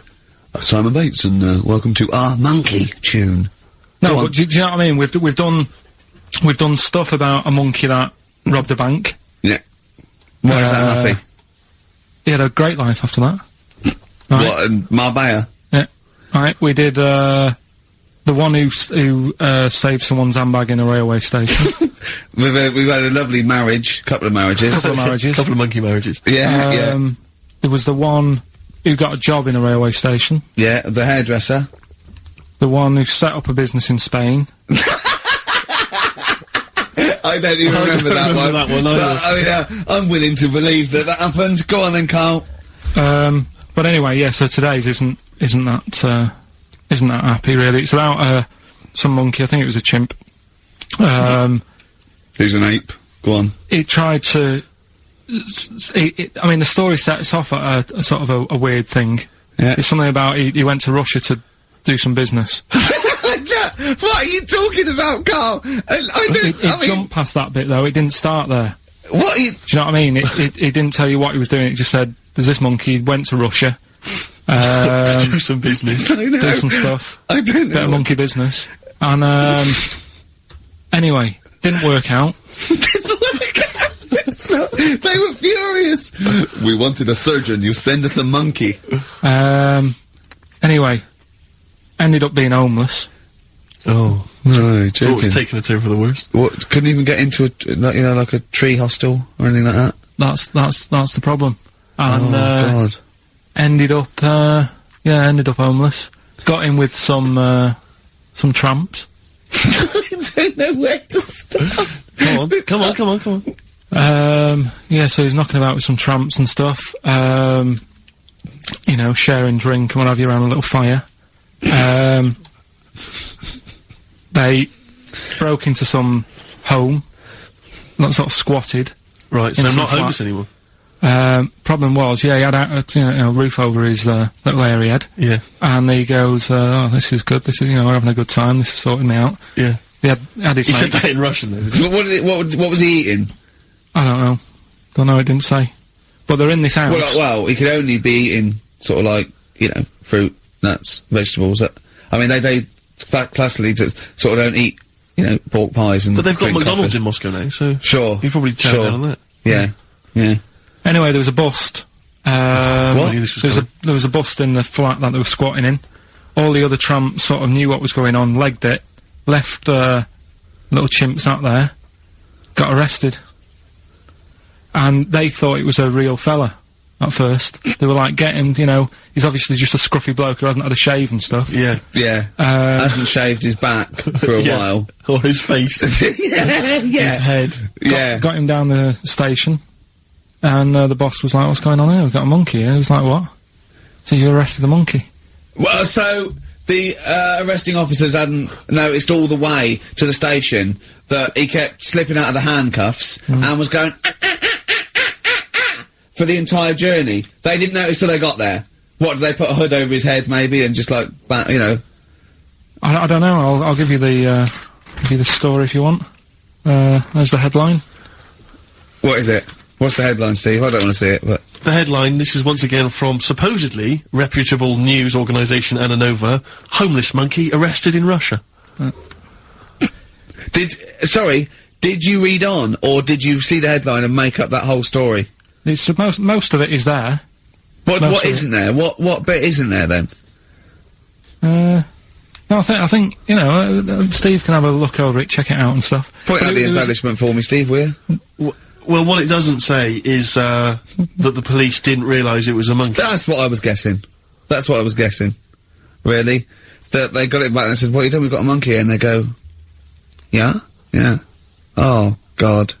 There's some more monkey problems in the week. Have you seen the Alfords advert with monkeys in? No. There's a new advert out for Alfords, selling bikes and stuff. Yeah. Got some monkeys in it. It's caused an uproar. Why? People are saying it's, dressing them up in tracksuits and that is, taking the mickey out of Manchester. it's not nice for the animals and that. So there's been loads of complaints Well, they get a about free it. bike or something, do they, I imagine? I think they kept the tracksuits. Yeah. Shall I record that's the after thing, this though. cheeky freak of the week? No, I'm just saying we're not doing this to sort of, again, take the mickey out of the animals and stuff. These are true stories and that. But yeah, coming next, Freak of the Week. Kings of Leon, Red Morning Light on XFM 104.9. I'm Ricky Gervais, with me, Steve Merchant, and little Karl Pilkington. It's getting exciting because it's a special time of the week where he gets to talk about a cheeky freak of the week. Well, just get Rockbusters out of the way, right? Because I've got to put these prizes in the post bag now because I'm shooting off. Yeah, because you got to go early. So I don't know how you do your job. You went to Manchester. You went to Madeira. You had a day off because your trousers were wet and you had a cold, and now you're shooting down to Cornwall. You're leaving early. How do you get your work done? And you've got one job. Me and Steve have got loads of things to do. I'm fast let me work. Like I said, the prize is ready and packed up. Here. No one's been affected by me shooting off early. Right? Okay. So, Rockbusters answers, got to get them out of the way a bit earlier. Right? So, here they are. First one. He's got American coins all the way down his spine. Yeah. Why would that be? Right? Initial was N. Nickelback. I got all these. I got all these this week. Right. Second one, Jeremy Beadle has got arthritis. What's going on there? Stiff little fingers. SLF, stiff little fingers. Yeah. And the third one, Foxy, Shipman, and No, and a country and western singer, you said. Now, what's the initial? SD. Yeah, so, Spin Doctors, yeah, I got that. And then I said to you, why is it a country and western singer? And you said Dr. Hook. Why is it Dr. Hook? Why does that give anyone the clue Dr. Hook? A country and western singer. It's just what was in my mind. Well, there we are. There you go. So, we've changed this to Rockbusters, or What Am I Thinking? You could have had Dre. What's in my mind? You could have had And the Medics. Alright? Yeah. Just think it through. Who's the winner? The winner, very lucky, Sandra Cassidy of Leon C. She gets all those great prizes. You know, we've actually had people emailing in saying, this is the worst Rockbusters ever, because it was too easy, it was boring. Oh. This is just, don't shoot the messenger. Oh, Other dear. people saying, it really has run its course. Some people genuinely agreeing with Richie. Oh, Carl, this must hurt, mate. Stinging attacks on you. Some people just slagging you off generally, saying that you whinge all the time. Looks like Steve was right when he, sort of like poo-poos your ideas. So. When he wheezed on your bonfire. Someone else, I swear to God, someone else emailed in and said, don't bother sending me the prizes, take them to a charity shop, or pawn them, give me the money, I'd rather have it. So I don't know what to say, Carl, I just wonder if it really has run its course now. Alright, well, we'll see what you come up with next week, then. Let's see what you do, let's see what you come in with. Sure. Oh, yeah. At 5-1. I'm guessing you'll be popping in with another hip-hop track. Full of effing and jeffing. Well, I won't bring it into you, I'll do it myself at home. Because obviously that makes it easier. Obviously you can't cope. Oh, dear. Are you actually going to be here next week, or are you still going to be in Cornwall? No, you see, there again, I'll be back in time. And in the week, when I go to, Cornwall, see the Monkey World. Yeah, you're 2 days past the Monkey World. That still work. Yeah. That still work, what? What, you're going to interview some of the monkeys? Get some stories? I love that. You were going, could a monkey live without bones? And so I'm going, Carl, shut please, just look at the monkeys and eat your ice cream. And that's work, is it? Right. Right, So, are we having Cheeky Freak of the Week? Do you want to do it? What time have you got to shoot off? Could do with shooting off sort of soonish, Okay. to be honest. This is not radio. Have you ever heard that on a radio show? Chris Tarrant going, I can't shoot off right now. I couldn't get a later train. I know! Wouldn't you get a later train? There isn't a later train. So I couldn't get to Cornwall tonight if I had to. If I had to finish this show, I couldn't possibly get to Cornwall. Rubbish. Of course there's a later train. Oh, I've booked it now anyway. Right, well that's the point, isn't it? Yeah. You're not thought whatever. I don't think the show's lost anything. I think we've still had the, Freak of the Week's coming up now. Oh, cheeky Freak of the Week. Right, well, we've had some interesting things we've been looking at. This week, it's about the strangest couple that ever got married.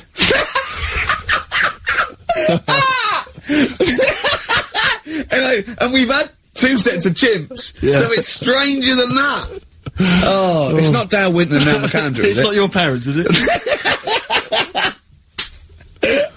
Well, we're going back again to about, I think this is about Something like that. 1940. Yeah, whatever. Yeah, whatever. Yeah. Strangest couple, a fella, right? He had skin of a lizard. He had the skin of a lizard, okay. And the woman who he Which he married, used as a condom. the woman who he married, hair hairiest woman ever. Right. And that was their act. They used to tour the world, and they'd say, you know, it's like, you know, a couple who've met, they're having a great life. Let's get them out on stage. Here they are. And they'd What do you mean he had the skin of a lizard? First of all, that's what it said. He had some sort of some illness. so he was called Lizard Man, and you like that because it was good description. I thought that's good. I'm here. Hello. We've booked a table for 2. Who are you meeting? I'm meeting Lizard Man. Oh, he's over there. Yeah. You know he is, right? Yeah. I'm Look meeting out. the hairiest woman in the world. She's over there. Yeah. Yeah. So what did they do for their act?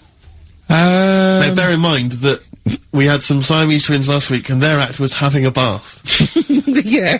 So, I hope it's an improvement on that. What did Lizard Man? He came out and ate some flies, did he? I don't really know. I just think they stood there on that.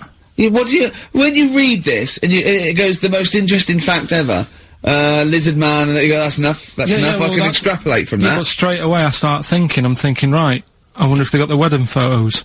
Right? And then, like it said that they had a kid. Oh, what would that be like? Half Exactly, lizard, half exactly, that's it'd be what I was like an thinking. ostrich, wouldn't it? It would sort of like, That's what I was thinking. what did you think it would come out like, the baby? I didn't think what that looked like, I just was thinking, oh, parents' evening. Do you know what I mean? You wouldn't want them coming up to the school, would you? So, Well, that's so the little problem. Johnny, who starts off relatively normal, he's quite good at, he's good at nature, Yeah. isn't he? And his mum and dad come into the room and they'd be looking round, wouldn't they? Well, it's always like that thing at school when, like, you find out your mate's mum and dad are really old. Right, Have you ever seen that? Yeah. When you go, your gran and granddad bought you? Yeah. Your mum and dad. Yeah. And you go, oh. It is weird. What's that we're talking about? He calls him mum. What was that? Oh, sorry. Do you know what I mean? Yeah, And no, like- that's always strange. I just- If you had Godzilla and King Kong as your parents, Yeah. and it was they're like you always say, fighting. They're always fighting, and you know, like you say, if you're in a school play or something, you wouldn't tell them, would you? You wouldn't want them coming out with a video camera. He didn't tell his parents he was in the... When we were Well, exactly. You did Little Donkey, and you didn't tell your dad, did you? And he came along and videoed it. Yeah. Was Kept it quiet, don't want them to know anything. But you didn't... What was it was meant to be playing? You had a little drum, didn't you? Yeah, I was doing, I had a little drum. I think I was meant to be playing We Three Kings. Yeah. But, he started doing Little Donkey and I thought I can add a touch to this. Sure, you improvise. Started playing along. It was like with the first remix, wasn't it? It went down well. But yeah, that's all I was thinking with, the Freak of the Week this week. That's what I'm saying about Freak of the Week. It's to get people thinking, right? Thinking how lucky they are. That, you know, they don't have to... Comb their face. What are you talking about? What do you mean, Freak of the Week is to let people know how lucky they are? Just... What about the little freak you're talking about? What are they thinking? They're going, oh, he's talking about me. I'm a little hairy lizard man. On a stick. Pop in, give us a call. You know, that's what I'd like to do on a TV programme. That's what I want to do. I want to go and, like, meet these people and say, right, let's just go shopping, we'll film what your normal day's like. Yeah.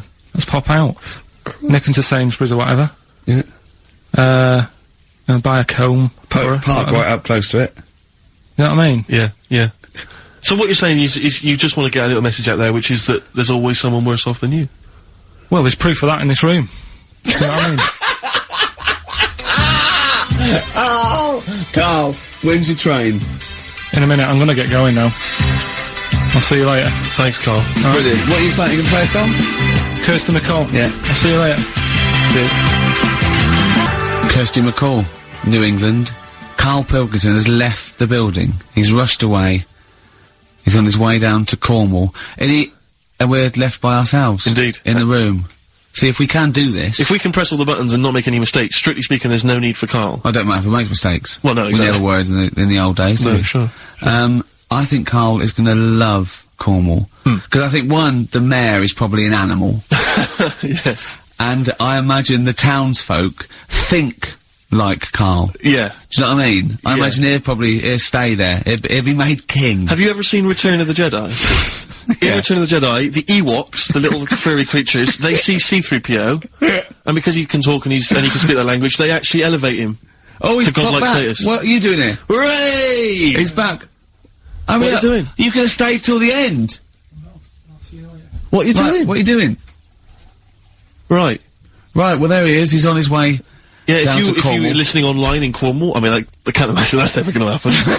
But, you know, on a clothesline with a bean tin at one end and a big bean tin in London. Or if I'm cool in London. yeah, or if the foil helmet you wear to fend off laser rays from aliens out of space are somehow picking up the show, then Carl's on his way. Look forward to It'd the bold fit in, one. because he's got a sort of like, you know, the obligatory sort of red face that go well down there now. Because I think he's been out in the sun, or he was, you know, pre-boiled when he came in. But he's rushing down to Cornwall now, going from Paddington Station. So, you know, If you're in the Paddington Station area, you want to pop down there and sort of wave him off, then do. Yeah. Don't be afraid. That's not a dirty sexual act. Wave him off. Yeah, I'd love to wave him off. And, call in the week as well, carl.pilkington@xfm.co.uk. Send him anything. Just clog up his email. Yeah. I mean, 'cause he gets stressed at work. So if you can send him 3 or 4 emails each. Yeah. Over the next week, so he's got to read them all. But disguise them, don't make them look rubbish, so at least he's got to sort of open them and look at them. Or, you know, some of them might be correspondence, so he will, you know, just phone his, line as well, just ask for XFM, ask, Carl, and leave long messages on his voicemail. Yeah. So, if you can, just for us, just for me and Steve, remember, it is mine and Steve's show. Carl is merely like, you know, the icing on the cake. Yeah. If Carl can come back, maybe next Friday or Saturday or Monday, whenever he comes back, to about 250 emails and 200 voicemail messages. If you put down, when it says, what's the name of the message, the title of the message, if you put monkey news or monkey information, he'll have to open it then, because he'll be intrigued, even if it's not about monkeys. Yeah. Do that anyway. Yeah. Yeah, voicemail messages. Leave them long, like as information, disguise it, so it might be important. Yeah. Just so he has to listen through. I wish I'd give his own mobile out, but, you know, that is just too cruel. But anyone can get him at XFM, and of course we've given out his email before, so, I mean, go mental. There are plenty of ways to torture Karl Pilkington. I mean, we're doing all we can on a Saturday. But we're only 2 people. But we're only 2 men. You know what I mean? So, so listen, go berserk. We'll be back next Saturday, and we'll leave with song for the lovers, song for the ladies, whatever. It's a beautiful track. A song for the sunshine. Song for the Sunshine. It's Lily White by Cat Stevens. And we've done it. We don't need Carl. Definitely not. See you next week, Rick. Bye. Well, where's the darkness? They believe in a thing called love. Carl, do you? This is XFM 104.9. That is my favourite band at the moment. You love them? I absolutely love them. I think they're funny. I think they're straight down the line with a little bit of tongue-in-cheek. Ah, brilliant. Did you see them on Jules Holland last night? I didn't, sadly, no. Brilliant. Were they good? Yeah, absolutely I mean, Jules didn't know what to do. was he playing some Boogie Woogie? They wouldn't let him play Boogie Woogie over their song. That's why he stayed back. But I can't imagine it was very good then. he shook the. I'm surprised you say they were good. It was. Jules wasn't thinking I mean, real Irish. I thought, hold on, this is missing something. Yeah. This is missing someone from Squeeze vamping over them. Exactly. But yeah. they did well without him. Extraordinary. Yeah. Well, Here we are good then. luck. We're back. XFM 104.9. Carl had to leave early last week, but you stay to the end this week, mate, or. Yeah. Yeah. You don't need another holiday. Oh, he started already. I mean, you Steve's know, made you look like a bit of a twat already, and it's Well. only 1:05. But the only reason you don't go on holiday is because you have to spend money. Oh, and he's gone straight back. Well. He's gone straight back. I can't come back to that. Oh, It's just dynamite. It's just absolute. That was Although searing the last and cut holiday, to the chase. last holiday Steve had, he sort of found a third world country so he could live like a king for a week. It was Cuba, wasn't it? Going to Cuba, amazing. You can almost rule the place. If it weren't for Castro, I'd have been in charge. Kind of cash I was flashing around. And they do anything for $1 over there. It's extraordinary, literally. I mean, it's amazing. Yeah. Oh. Definitely, and I went to Kenya before that. So he thought to the prostitute, said no. You were going. Yeah, well, it was $2. I mean, I'm not made of money. Did you have a good holiday, Carl? Yeah, it was alright. It's alright. Went down to Cornwall. Now, Tell you you were what, going to the monkey some odd sanctuary. people down there, Steve. Well, don't look at me, I'm not from Cornwall. Well, you're from that sort of area. Well, not really, but never mind. Genetically, he means. Right. They're weird. Well, you must have slotted right in. What are they weird? What do they look like? Just all, sort of odd people. A lot of old people, but not just old, sort of messed up old. What do you mean messed up old? You can't just say that. There's There was a woman with a funny neck. Okay, in what way was it funny? What did she have a funny neck? If you were writing an essay, you wouldn't say there was this woman with a funny neck. How would you describe it? She, sort of had her head, like, pointed down all the time. Like that. Don't do it, it's his radio. No, but just for you, I didn't like that. Yeah. Talking about Yeah, okay, right. So, brilliant. I don't know. I was saying to Suzanne, what happened, you know. What do you think? Because Suzanne knows everything. That's the good thing about her being with you. You just ask her, what happened to her? And Suzanne goes, Carl, I don't know. Yeah. I haven't been here before. Suzanne, your girlfriend, or mummy as you call her. Oh, sparks are flying. I got a little bit of chocolate. Can you just lick a tissue and wipe it off? Oh. No, she said it might have been like, because back in the olden days they carried stuff on the... The olden days. What do you mean the olden days? This woman was probably what, 50? No, she looked about 70. Yeah. But like I do on Cheeky Freak of the Week, right, I always turn it round and we get like something good out Something of it. positive, yeah. I said to Suzanne, I bet she finds a lot of money. Yeah! Always staring at the ground, yeah. Oh, It was dear. always, it was always good. So, you're Maybe back. she just had new shoes and she was admiring them. Yeah. Did you think of that? Before you point the finger and judge? Or a necklace was too heavy.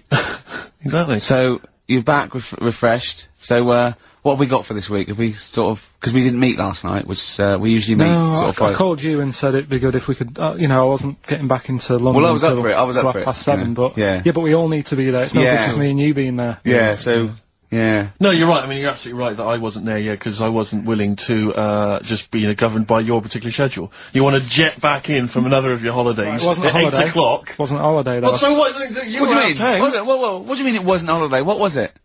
It was a treat, wasn't it, for my mum and dad? So it wasn't a holiday. What, so you didn't enjoy the 5 days off? You'd rather have been here moaning 8 hours a day, 7 hours a day? You see, we said last week that you're always whinging. Here you are whinging now. I'm not And you're moaning. saying it's not even a holiday. You're saying it's not even a holiday. What was it then? Would like a nurse who took sick children to Florida, would they say having a great holiday? Sorry, what particular ailment did your parents have for the week that they had to fly in Karl Pilkington, MD? Yeah. What are you talking about? Well, alright, it was holiday. Well then, good. Now some honesty, now some truth. So you came back from your holiday, you wanted to start back to work straight away, Steve couldn't be bothered to meet. Is that what you're saying? That's what I'm saying. So we've got nothing prepared for this. Well, you can rely on Rockbusters. Right, that's coming We've got up. nothing. Monkey News. Even though you were away, you were still working. Still doing stuff. Did you go to the Monkey Sanctuary? I'll tell you about that. Tell us later. about it. Play a record. tune. Alright. Do you want Smashing Pumpkins? Smashing Pumpkins. Yeah, I thought yeah, an old yeah, classic yeah. from them, Cherub Rock. Yeah. Smashing Pumpkins, Cherub Rock. That, of course, Rick, is available on their greatest hits. Brilliant. If you want. I mean, that's how I rock, so Yeah. I know they, I'm very much the shape of a cherub as well. Well, indeed. Indeed. Naked with a couple of, And a rosy big arse. and a trumpet. Yeah. Do they have trumpets? I don't know. I've just had an email here, Monkey News. Yeah. From a listener. Monkey spotted holidaying in Cornwall. A chimp was spotted holidaying in Cornwall last week after befriending a family of 3. One onlooker said, "It was incredible. He dressed and behaved exactly like a human being. He even settled the hotel bill at the end of their stay. The only telltale sign was his lack of table manners and the incoherent babble when he opened his mouth." There we are. So, Well, what do you think of that, Carl? that's the listeners, Carl. That's Joanne. Amusing, articulate, accurate. She remembered exactly who's there and everything, setting in the bill. It's all there. So, I mean, even though people think that you're slightly simian, slightly less than human on the evolutionary ladder, they do listen to you. So, I mean, I don't know who's more stupid in the end, you or the listeners. Well, you may recall, Rick, at the end of last week when Carl had to shoot off early, we issued a little request for listeners just to bombard Carl's email with just pointless emails that really weren't about anything, just to clog up his email for when he returned. Yeah. Rick, they sent them all to us. Brilliant. I mean, that's the kind of listeners that we've got. We've got reams here on our email of just junk. I mean, it's like a Marx Brothers plot, isn't it? I mean, just ludicrous. listen. Listen to what we say. I got one, about a shaved cat. Well, that's not pointless. I'll be reading that later. Oh, it's 11, yeah. I'm happy. That'll keep you going for a couple of weeks. I'll be reading that later. Did you get to the Monkey Sanctuary? Because this was the big thing. You were going into Cornwall, you were going to visit the Monkey Sanctuary. I've never seen someone more excited. You had 2 days put aside for the Monkey Sanctuary. I know. How did it go, Monkey World? We were on our way, right? I found like a little, in the little cottage that we had, right? It's like a little folder, you know, with little leaflets in saying if you're into mountains, you want to go here. Yeah. If you're into castles and that. the Little castle monkey world. on the leaflet, right? So I thought I'll be needing that. Took that out, made sure that's safe and Yeah. that, right? We get in the car, getting ready to go. My dad says, "Where is it?" I look on the back. It's in a place called Low or something like that, right? So, we're on our way. Can't believe me luck. It's gonna be a great day and all that. Yeah. And then, start looking at the leaflet, right? And, noticed, didn't have any chimps there. Yeah, it's not Monkey World. It wasn't a monkey world. Well, what was it called then? Something like, Monkey Town. yeah, it was just, it had like woolly monkeys in it. That's what It had what? Woolly monkeys. What are woolly monkeys? Those things, Johnny Vegas off the advert. Right. Loads of them. They're dumped now since ITV Digital went under, so they just put them in a cage. I don't No, understand. They're woolly, they're like, they're sort of like little fluffy, little baboon type things, woolly monkeys. I mean, it's not your chimp. It's not your classic chimpanzee. So did the car screech to a halt? It was like, it was like the mission in Armageddon. I just said abort. We're on the way back. So how far had you got before you bothered to read the leaflet? Probably about 5 miles away from where we were. So what did you do with yourself? You must have been distraught. We went they to... broke down, and then they heard banjo music. No, we went to a, sort of an amusement place. Arcade. I'd love to see you in that. What, with putting those coins in, so it has to roll down, and they go flat, and then an arm pushes There them. was one of them. Really? But I I'd worked spent out years it on was a that con. when I was little. Well, there's a new one. I can't be bothered explaining it, but it's a con. We went to this place, right? My mum and dad had been there before, and they said, you'll love it. It's brilliant. It's got like, a war bit in it. A war bit, right? Yeah, like, cause they know I'm into tanks and stuff. Yeah. So you'll be loving that. Sorry, I didn't know you were into tanks. No. Well, they're alright. Brilliant. It's gone from one of his childhood passions to they're alright. I know, yeah. Go on. And, but it was awful. I mean, my mum and dad had been there before, and he said, no, you'll love it, but it was like a really miserable day. Sure. Right? All the rides and that were broke. Yeah. Broke! It just reminds you of Manchester. My dad just ended up, he was more interested, there was a really fat family there. Well, presumably he was breaking into the machines, trying to scoop off the cash. I like the fact that those poor fat family were going, why are those people looking at us? Yeah. Oh, do you want to ride one? No, but we're not a ride. They were massive, and he just like, look at the state of that. The whole family. Yeah. Just, fat. Bloaters, yeah. Alright. No, but because fat, there's no need for it, is there? And he was really like, oh god. And then he wanted to follow them into the House of Mirrors to see what they look like. But my mum had got bored. She went off to buy a little Snow White figure. She couldn't believe her luck. It was only $2.99. Yeah. She thought it was going to be really expensive. Sure, so she she's bought classy one of lady. them. Yeah. So she enjoyed that. And then my dad says, come on, we go in. It's rubbish, this. What, the fat family wouldn't let him play with them? So, he just said on the way home, he said, I can safely say that I never want to go there again before I die. So, that was that. And then we went home. Why would he ever give you that information? In case it was like a secret birthday present. You go, oh god, what if they get me a trip to here? Or if he's in a coma and you go, I'll tell you what, I'll bring him out of it. That fat couple. yeah. By his bedside. Yeah. But Suzanne said she now realises why I am the way I am after spending like a week with them. Well, She they said- told her that they dropped you on your head as a kid, or? No, just like, the way they act and that. Right, yeah. I They were saying things like, Suzanne, so, why is the moon out at night and the sun in the day? Oh god. Yeah. Oh god, there's 3 of them. Suzanne, can you tie my shoelaces again? It was the bit when my dad said, don't waste money on a coffin for him, just put him in a bin bag. Your father said that? About himself? Yeah. Oh, that's a great idea. I'm glad you mentioned that, because That is great. that gives me an idea. Coldplay, God Put a Smile Upon Your Face on XFM 104.9, Ricky Gervais, Steve Merchant, Karl Pilkington. Reading the paper yesterday, they were talking about the fact that Blair has been, I think, he's been in Greece, discussing EU matters. Oh, yeah. And they used, the old Trojan horse analogy. Yeah. To say, here's a particular policy and it seems like they're trying to sneak in some kind of dubious ideas. Disguised as something else. Exactly. And, it's always struck me, ever since I was first introduced to the Trojan horse theory, I never understood how it come about. Do you know what I mean? So, Karl has got a frown on him, like a thing I haven't seen. Yeah. Karl, do you know what Tony Blair is the Prime Minister. You know what the Trojan horse was? Go on. Have you come it across was this the before? siege Have you of- heard of it before? Wasn't it Ascot or anything? Go on. Well, the Trojan horse, what happened was, it's a famous kind of Greek story, about the fact that, the Greeks... In olden times, Carl, olden times, Olden times, you know, specifically. the 70s. Yeah. The Greeks laid siege to Troy for 6 years. Waiting. Basically, things had got out of hand. I think the Trojans had done something with Helen, and someone else was annoyed. Anyway, it all got very complicated. It got out of hand, and the, You know, the Greeks- Helen, the one with the mashed up face, because they used to use it to launch ships. Anyway, the Greeks laid siege to Troy for 6 years, right? And they weren't getting anywhere. They were outside the gates. They were saying, "Let us in." They weren't. They were. Blah, blah, blah. So what they did was they all disappeared. They all Well, they sort wanted to of- get in and kill everyone. Yeah, That's exactly. why they wouldn't be letting in. but they couldn't get inside the city walls. So what they did was they left as a gift for the Trojans. They left an enormous wooden horse, okay, as a gift, and then they all buggered off. Like 40 foot high, 50 foot long, I mean a big, you know. Big wooden An horse. arc of a And horse. the Trojans wheeled it into the city. So that's nice. Thought, what a lovely gift. Yeah. And lo and behold, who was hiding inside? But the entire Greek army. They leapt out, killed everyone in their sleep. Yeah.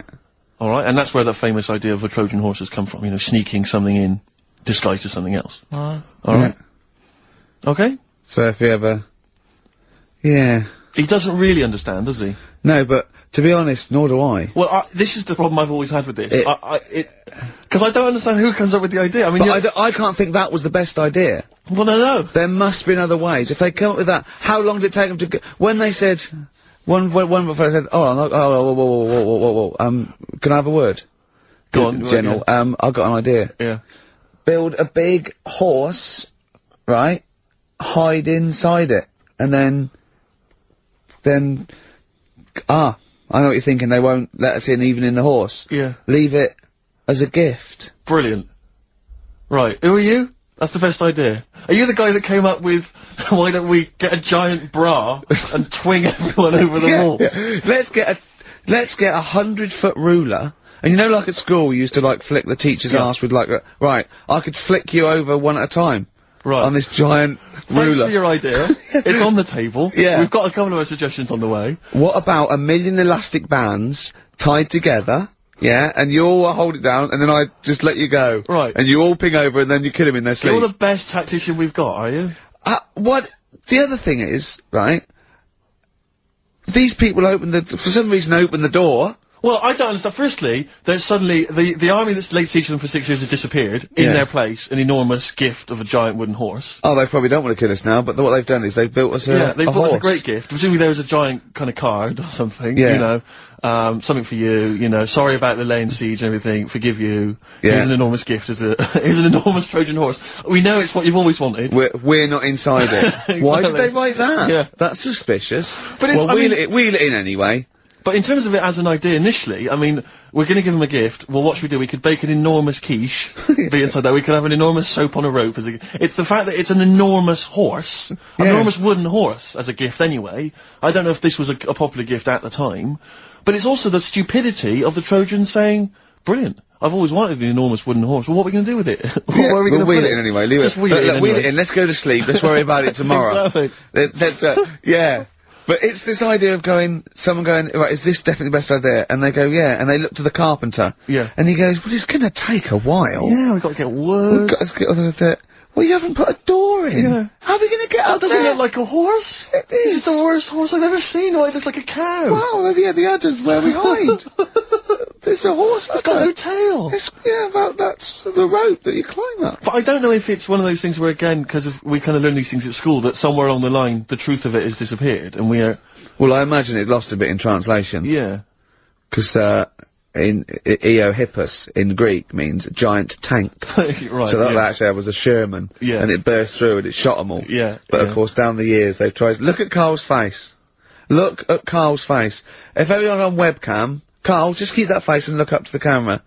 Right? Just, right, get a look at that now. Play a record, Carl. Educating Carl, we should bring that back. We should bring that back. Yeah? What do you want to learn about next week? We've told you about the Trojan horse. Know anything about any freaks? Placebo. This picture on XFM 104.9. I'm Ricky Gervais with me, Steve Merchant, and Karl Pilkington. Right. So you've been educated there, haven't you? The Yeah, Trojan so, horse. Yeah. The Trojan horse. And that's, of course, where the phrase be where Greeks bearing gifts comes from. Silence again. Yeah. You ever heard of that one? Go on. What's that again? Beware Greeks bearing gifts. Right. What do you think that means? I don't know. I mean, what is that used worldwide or what? Will they say that in Greece as well, or? Because I imagine Christmas Day is rubbish. No, it doesn't actually mean beware of Greeks bearing gifts. It's more to do with, like, maybe it's too good to be true, or, you know.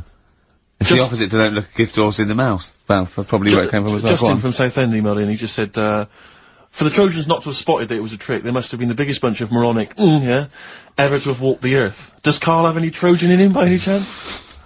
Cheeky, innit? Eh? What? Never mind. I think that probably proves it. I thought of another one I like as well. I was saying, you may as well be hung for a sheep as a lamb. I've never heard, I don't think I've heard that. I have heard, but I don't think I've ever used it in common parlance. Well, it's like, if you're gonna do something, you know, you might as well go the whole hog, depending on the outcome.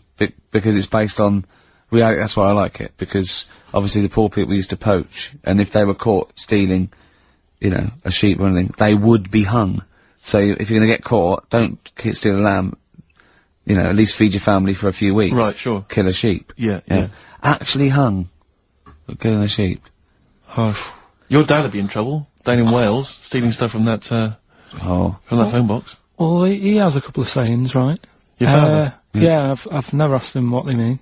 Why would you? Ask Suzanne. One is, don't try and teach your granny to suck eggs.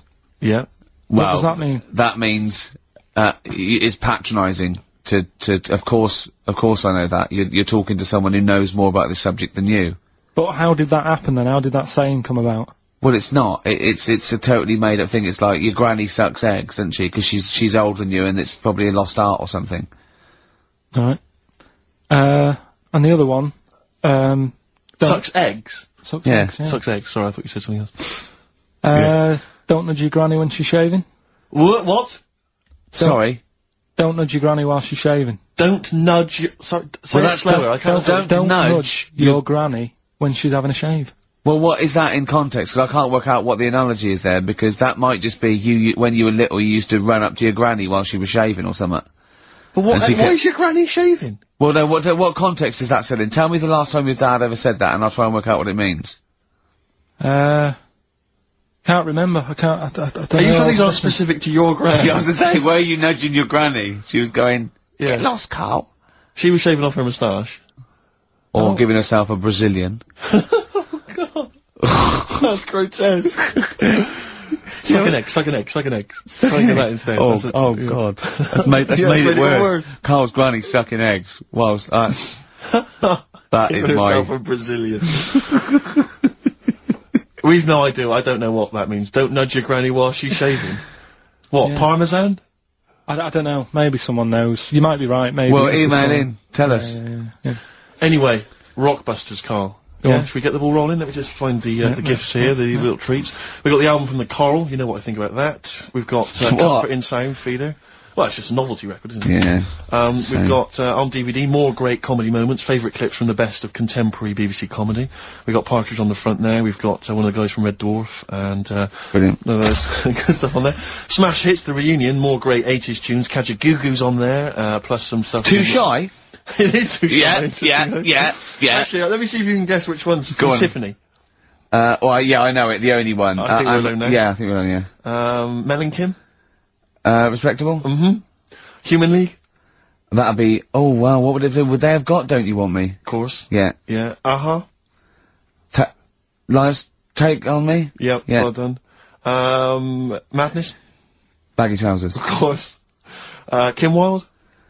Kids in America? Yeah, so there's just all those treats. If you like a song from an 80s band, it's probably on there. Yeah, okay. Plus we've also got on VHS, Graham Norton, some kind of best of compilation from his TV show. So, there are the, Hold on, is it the one where he talks to sort of female gay icons and looks at the internet? Because that's my favourite one.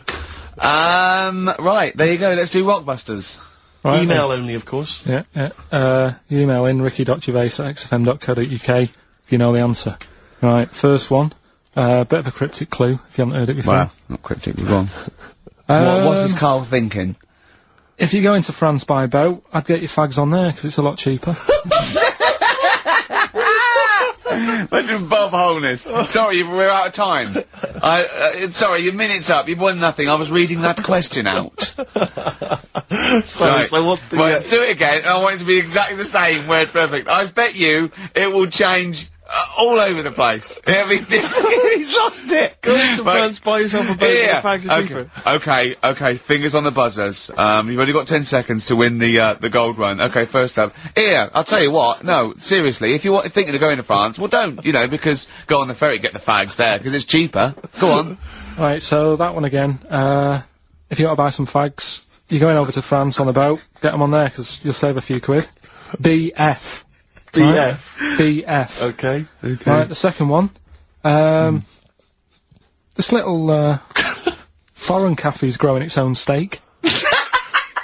This little foreign cafe is growing its own steak. Yeah. This little foreign cafe's growing its own steak. Go on. D.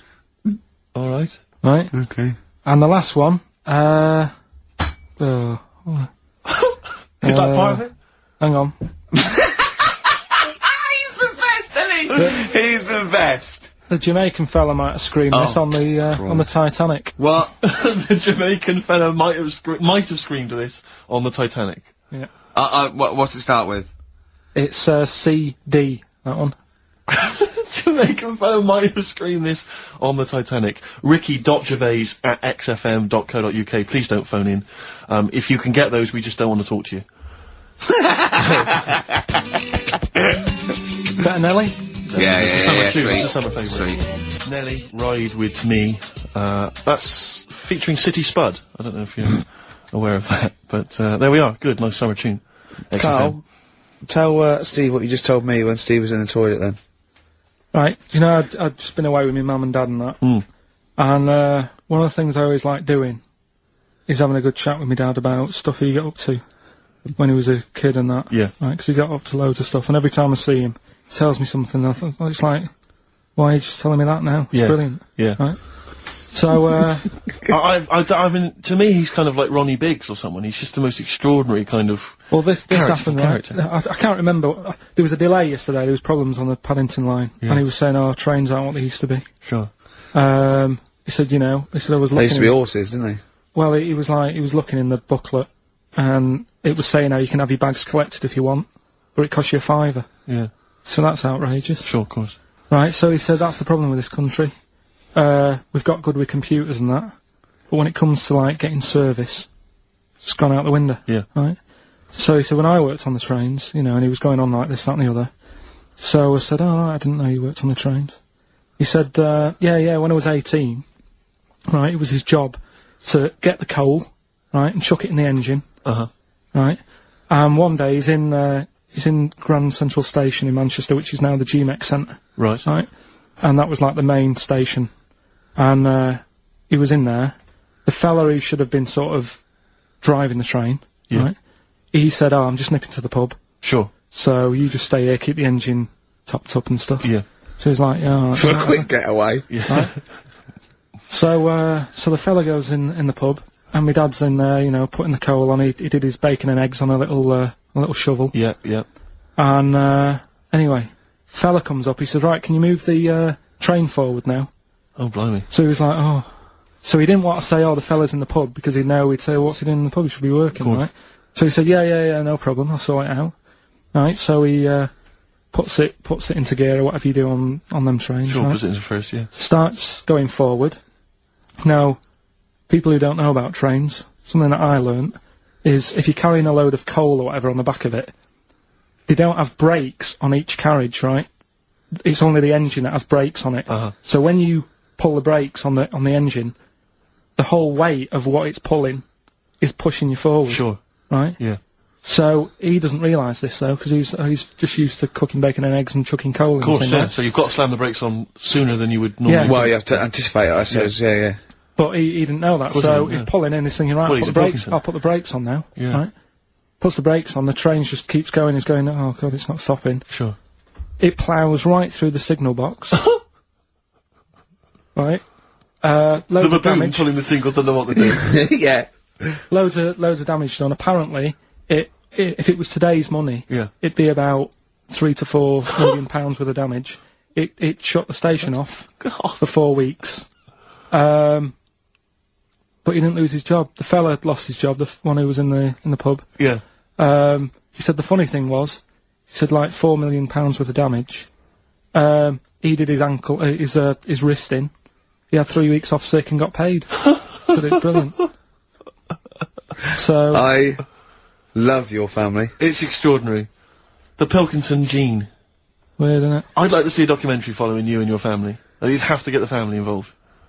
No, the sort of stuff my dad goes on about. They'd never put it on telly.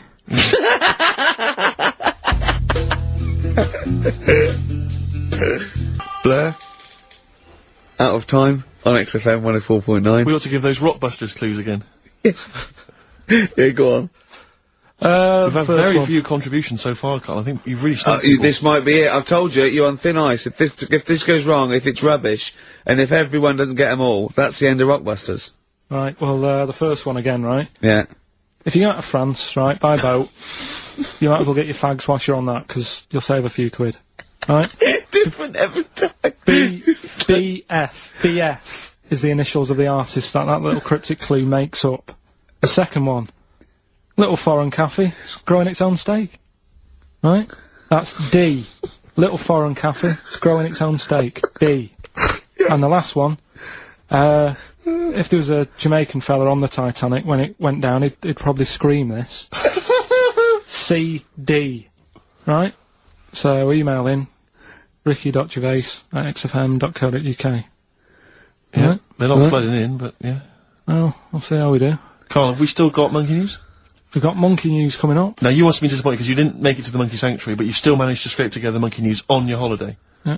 That's So I impressive. found some of that. We've got... How do you get so many breaks and holidays? Because you went away with Suzanne's parents. You've just been away with your parents. That's a couple of weeks, 10 days. So that's probably about 3 weeks in all. You went to Manchester. You had that day off because your trousers were wet. I mean, and I suppose because you've only got one job, and I've got a lot more. This is just one of my jobs. But I mean, don't you ever count your blessings? Go, God, thank God, I can have time off. I don't work too hard. I'm not stressed too much. No. It's just all to do with when you do work, do a lot. So I get a lot done. Yeah. What do you mean? I'm always doing stuff. I mean, even though when I was in Cornwall, right, I'm sat there on the grass. Oh, I'd love to just sit on the grass. Yeah, you're too busy Chill with out a that, little bit. won't I know, yeah, well, you know. Me dad and Suzanne are playing crib, right? I'd sort of fallen out with him at Your that dad and point. Suzanne are playing Why did you crib. fallen Because out you do with live who? in the 1940s. Yeah, why did you fallen out? Because with crib, have you ever played crib? Yeah, Right, you've got to be pretty good at maths. sure. You've got to make your cards add up to 15 and all Well, that. yeah, I was just gonna correct you on you've got to be good at maths. Yeah. What, algebra, quantum physics, what? No, just adding up. Adding up to 15. Brilliant. I mean, You can almost do it on your fingers. my dad's, You could in Cornwall. Yeah. but my dad's really good at maths, and like he said, how many have you got? And he always counts his, and it's like 15 2, 15 4, 15 6, 3 for your at, 1 and all that. Do you know what I mean? He adds it up really One quick. for his knob. Right, so I was like, right, hang on a minute. And he goes, no, what do you mean, hang on? I don't know, what have you got? He says, oh, forget it. I said, this isn't fun if you're gonna start getting all arsey with me. Sure. So, Forget it. I love it. But I don't know him, but I'm sure he's just winding you up. His victory is you going, forget it, I'm not playing. well, anyway, right, so it doesn't matter. I think I'll go off and do some prep, right? Yes. Do some research for Saturday. Found one of Suzanne's magazines, right? Flicking through, because there's always interesting stuff in there. There was something about swingers. Right. I was like, what's all that about? Yeah. And it had an interview with some people talking about, how they, sleep about a bit. Yeah. And I thought, if my wife looked like that, I probably would. Because there was a few pictures of them, and they were all pretty ugly. Yes. I thought, right. So I took that in, soaked that up, thought, there you go. Carried on reading. There was a bit in there about how women still have crushes, right? Yes. And the woman was going on about how she's 38, right?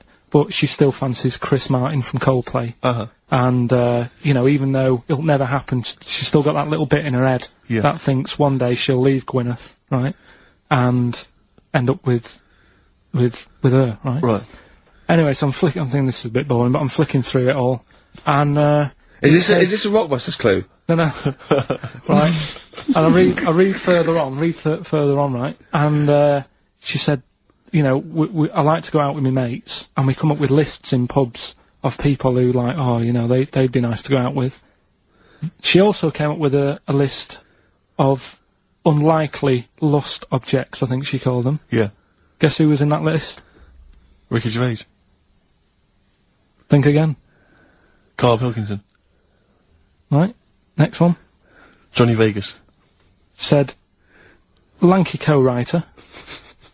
Rubbish. Lanky co-writer. What do you mean, lanky co-writer? Well, do I need to say any more? He said... Hang on, wait a minute. Let's not talk about... I don't know why you're laughing at my expense. I'm an unlikely lust object. Yeah, but yeah, what was it called? The list? The unlikely lost object. Yes. You were in there, right? Who else was? Well, you weren't in there. Richard Madeley. Fine. Yeah. He's a good-looking guy. Alistair Campbell. Brilliant. Another handsome dude. What you talking about? You think I'm ashamed or embarrassed about that? I'm proud of it. What magazine was it? I need to buy a couple of copies. It was. Need to get a t-shirt made. Yeah, and did she leave her number? Yeah. What magazine was it? Just out of interest. I think it's called Red. Yeah, sure. Yeah. But now you've dissed those people that are putting themselves in their swingers because you've said they're ugly. So now we know what magazine it is. People are going to look at that. People are going to look at that poor woman, and they're going to know you think she's a hog. No, but I think they even know. Was there a picture of the woman who's drawn up the list of unlikely lust objects? What was she like? I wouldn't waste my time. Thanks, mate. I know you're on my side. The Thrills on XFM 104.9. I'm Ricky Gervais, with me Steve Merchant, object of unlikely lust object. Steve Merchant. I'd like to have that now, prefixing my name everywhere I'm written about. I know, yeah. Did he make the freak list? Whoa! Which is a different magazine, isn't it? And I'm joking, of course. Karl Pilkington, a man of sort of quiet dignity and and in a way, he's got his own sort of inner beauty, hasn't he, Karl? Not really. Don't you think? Well, I'll tell you why I don't think it is, because the woman that wrote the piece, saying that I was an unlikely lust object, has just emailed in. And Karl, you've offended her quite considerably. What did he say? Why? I wouldn't waste my time, is what you said. She's repeated that. Yeah. I wouldn't waste my time, the flaming cheek. Although it's a horrible picture, I am, of course, in real life, a vision of loveliness. I'm not 38, I'm 25. I don't think Stephen's that unlikely lust object. A sense of humour is important, and he's welcome to my phone number if he wants it. That sense of humour is important, that's a down, Is she a swinger? Stop it! Don't have a go at the woman, for I'm goodness sake. messing about. She knows I'm messing about. Well, how are you messing about? I've told you this though, I've told you that anyone could be listening, haven't I? I've told you that before, things you say. But we encourage him, we say, what does she look like? But it's meant to be rhetorical. That was a joke, that was Stephen's joke, what does she look like? I.e., him joking, like, oh, I'll call her up, because I'm on a list, and then you have to say that. I mean, that's what I mean. So chances are, if she likes Stephen, she hasn't seen him, she listens to the radio. So, the likelihood is that, she was listening to this show. Yeah. So, think. Will I drop the thing I was going to do about Lisa Riley? Well, She's not listening. Some people deserve it. She's still at lunch. What, from Tuesday? There's an all-you-can-eat place going out of business as we speak. Oh, bloody hell, she's back, you killed me, I gotta do Bambino, please leave now! Please leave! So, No, but she knows I was only messing. This everyone knows you're only messing, we're all only messing. I hope we don't offend anyone of, any kind out there. We're only joking, aren't we, Karl? Yeah. Say something nice about her. What can you remember of the picture that you could say was good? Maybe she was wearing some nice wasn't clothes. anything, to be honest. I'll have another look and have a look. I think she had a nice shirt on or something. Forthcoming single from British Sea Power, that's called Carry On. I love it. It's great. It's fantastic. On XFM 104.9. What do you make, Carl, of these people? I was reading a paper today. They've been queuing up for 12 hours last night for the new Harry Potter book. Oh, God. Oh, God, it really annoys me. Everything, oh, God, it really annoys me. But who has to, I mean, I know it's just a kind of willful sort of stubbornness. I see adults Yeah. reading it, you know. Well, I was up in Hampstead last night, and, there's a Waterstones branch of that, and there were a couple of people outside, queuing, waiting for it to open. What do they look like? Well, I mean, Things that they're like the ones that come out of Forbidden Planet on a Thursday. I mean, what do you expect? There was one guy, I mean, I don't mean to disrespect him, but he was a big bloater, wearing shorts, I don't want to see his big fleshy legs. He looked like John O'Coleman, if I'm not... There's nothing wrong with John O'Connor. He wore a knapsack. They always seem to have knapsacks for some reason. Well, they got old papers in there, haven't they? Exactly. Got a 9-year supply of There was Mirror. about 4 of them. There was a couple of women, a couple of guys, all looked basically the same. They were interchangeable. And, they were there from him in a minute. Yeah, getting yeah. I am the fat bloater with fleshy legs. yeah. I recognise your description. I like to read these books whilst listening to XFM of a Saturday. I was sort of watching them from where I was, and they must have been there for about an hour and a half. They were obviously strangers. Their common interest was Harry Potter. They were sort of chatting to each other for about an hour and a half. So as I'm leaving, I wander past them. An hour and a half in to them having met each other, the conversation is, and all I heard was, well, of course, apparently she cried when she finished the last one. And I thought, they've not moved on. The conversation had not moved on. No, they might have been talking about Dawn French, you know, her chocolate orange. By then. Yeah. I know she cried when she finished the last one once. Yeah. But I've got no time for them. Pop into Woolworths now.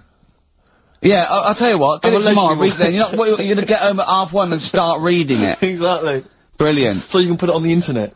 Oh, God. Your opinions. Oh, it annoys me. It is extraordinary. The whole kind of Harry Potter phenomenon has passed me by. I know. Well, people... good luck to her, you know. But you meet adults who are, you say, what are you doing? They go, I'm just rereading Harry Potter. What, you couldn't follow it the first time? Yeah. I mean, it's not her fault, you know, she made £300 million by writing a few books for her kids. Well done. But, I'm sure I'm not sure they're very good, but, I haven't read them, I'm sure they're not. But no, I don't know. No, I'm joking. I've no idea. A book about a little wizard. With glasses. Yeah, and make millions. It's so easy. If you think it's so easy, you do it. You like him, because you look a bit like him. Well. Wow.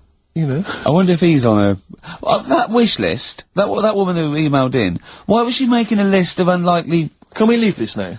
No, but I mean, what was context was it? It was like, here's my top 10 weird-looking fellas that I do. What was it? No,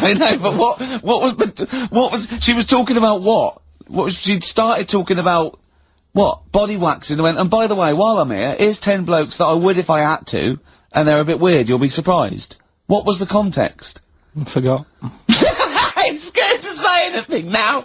He's scared to say anything! Oh, bless him. I just was looking at a picture because I was attracted to it because she was good looking and that, didn't read on. Is that alright? Well done. That's, got you out of that little mess. Yeah. Well done. But, Harry Potter. Yeah. You can't be honest with it. Have you read them? No, because the first time it came out, I was a bit confused, wasn't I? Because I thought it was about... Of course you were.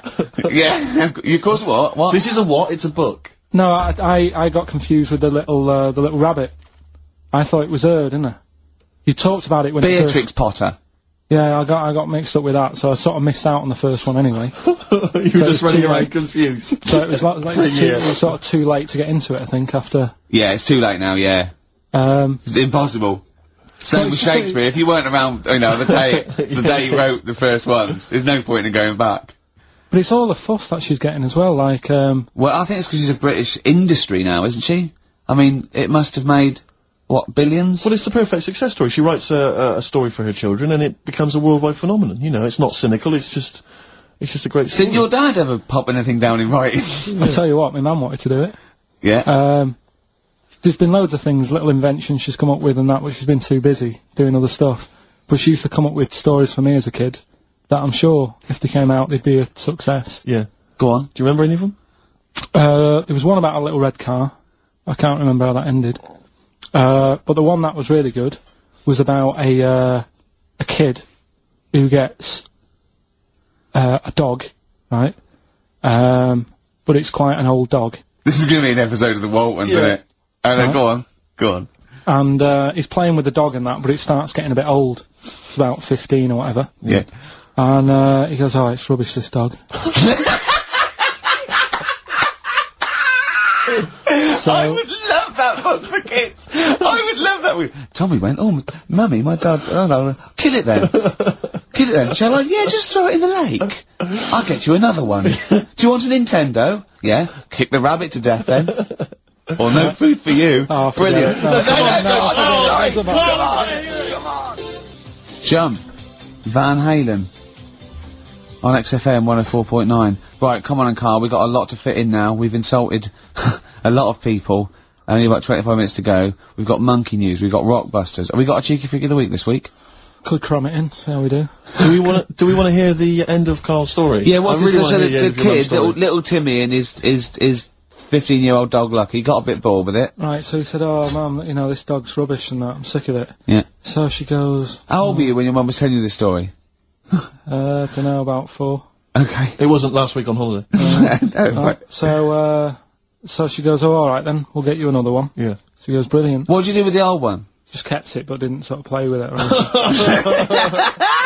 Just ostracised it until it left of its own free will, or curled up and died. Yeah, go on. Yeah. So, what did you get him? What sort of dog? I think it was a little baby, like, Labrador. Puppy. Little puppy, yeah. Yeah, Labrador, Right. good one. Good choice for a second dog. So, Yeah. so I'm anyway, loving this story. It's a great I am story. actually loving this story. so, Where does he live?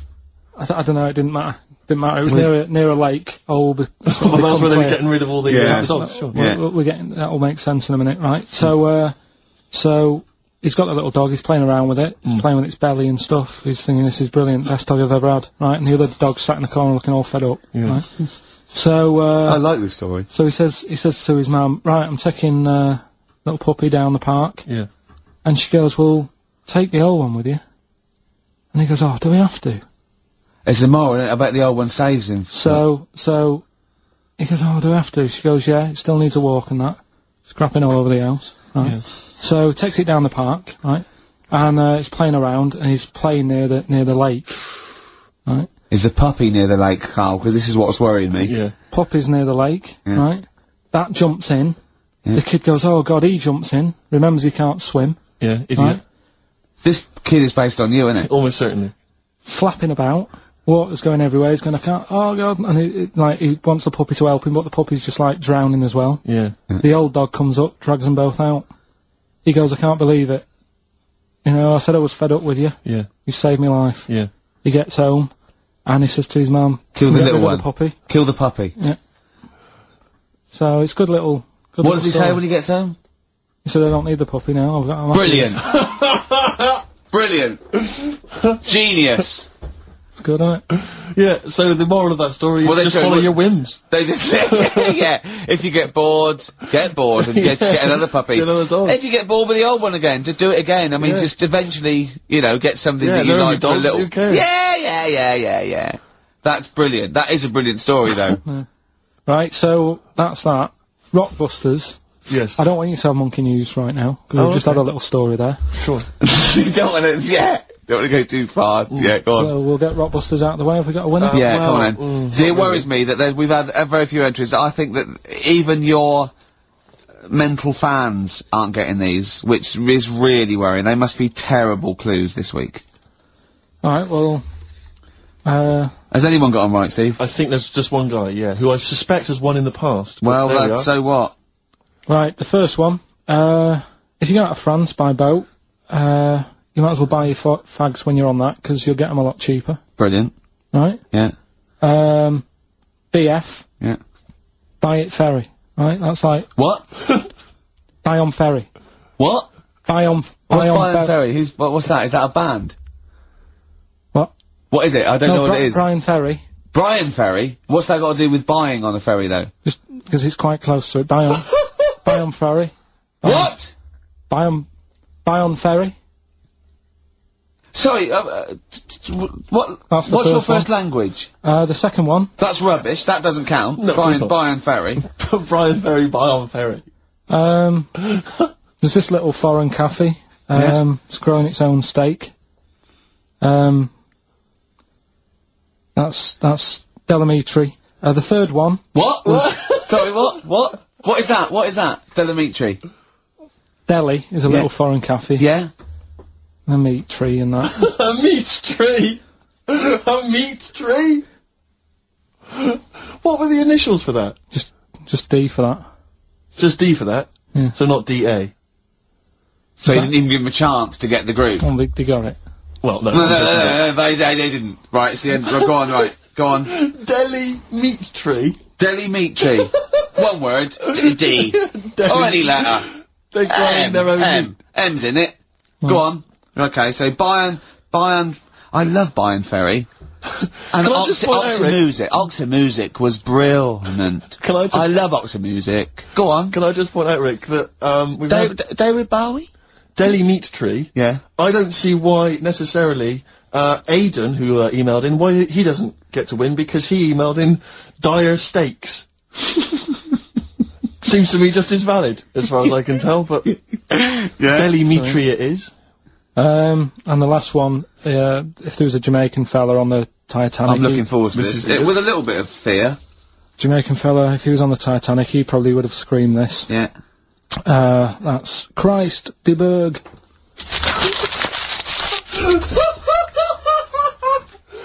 Oh!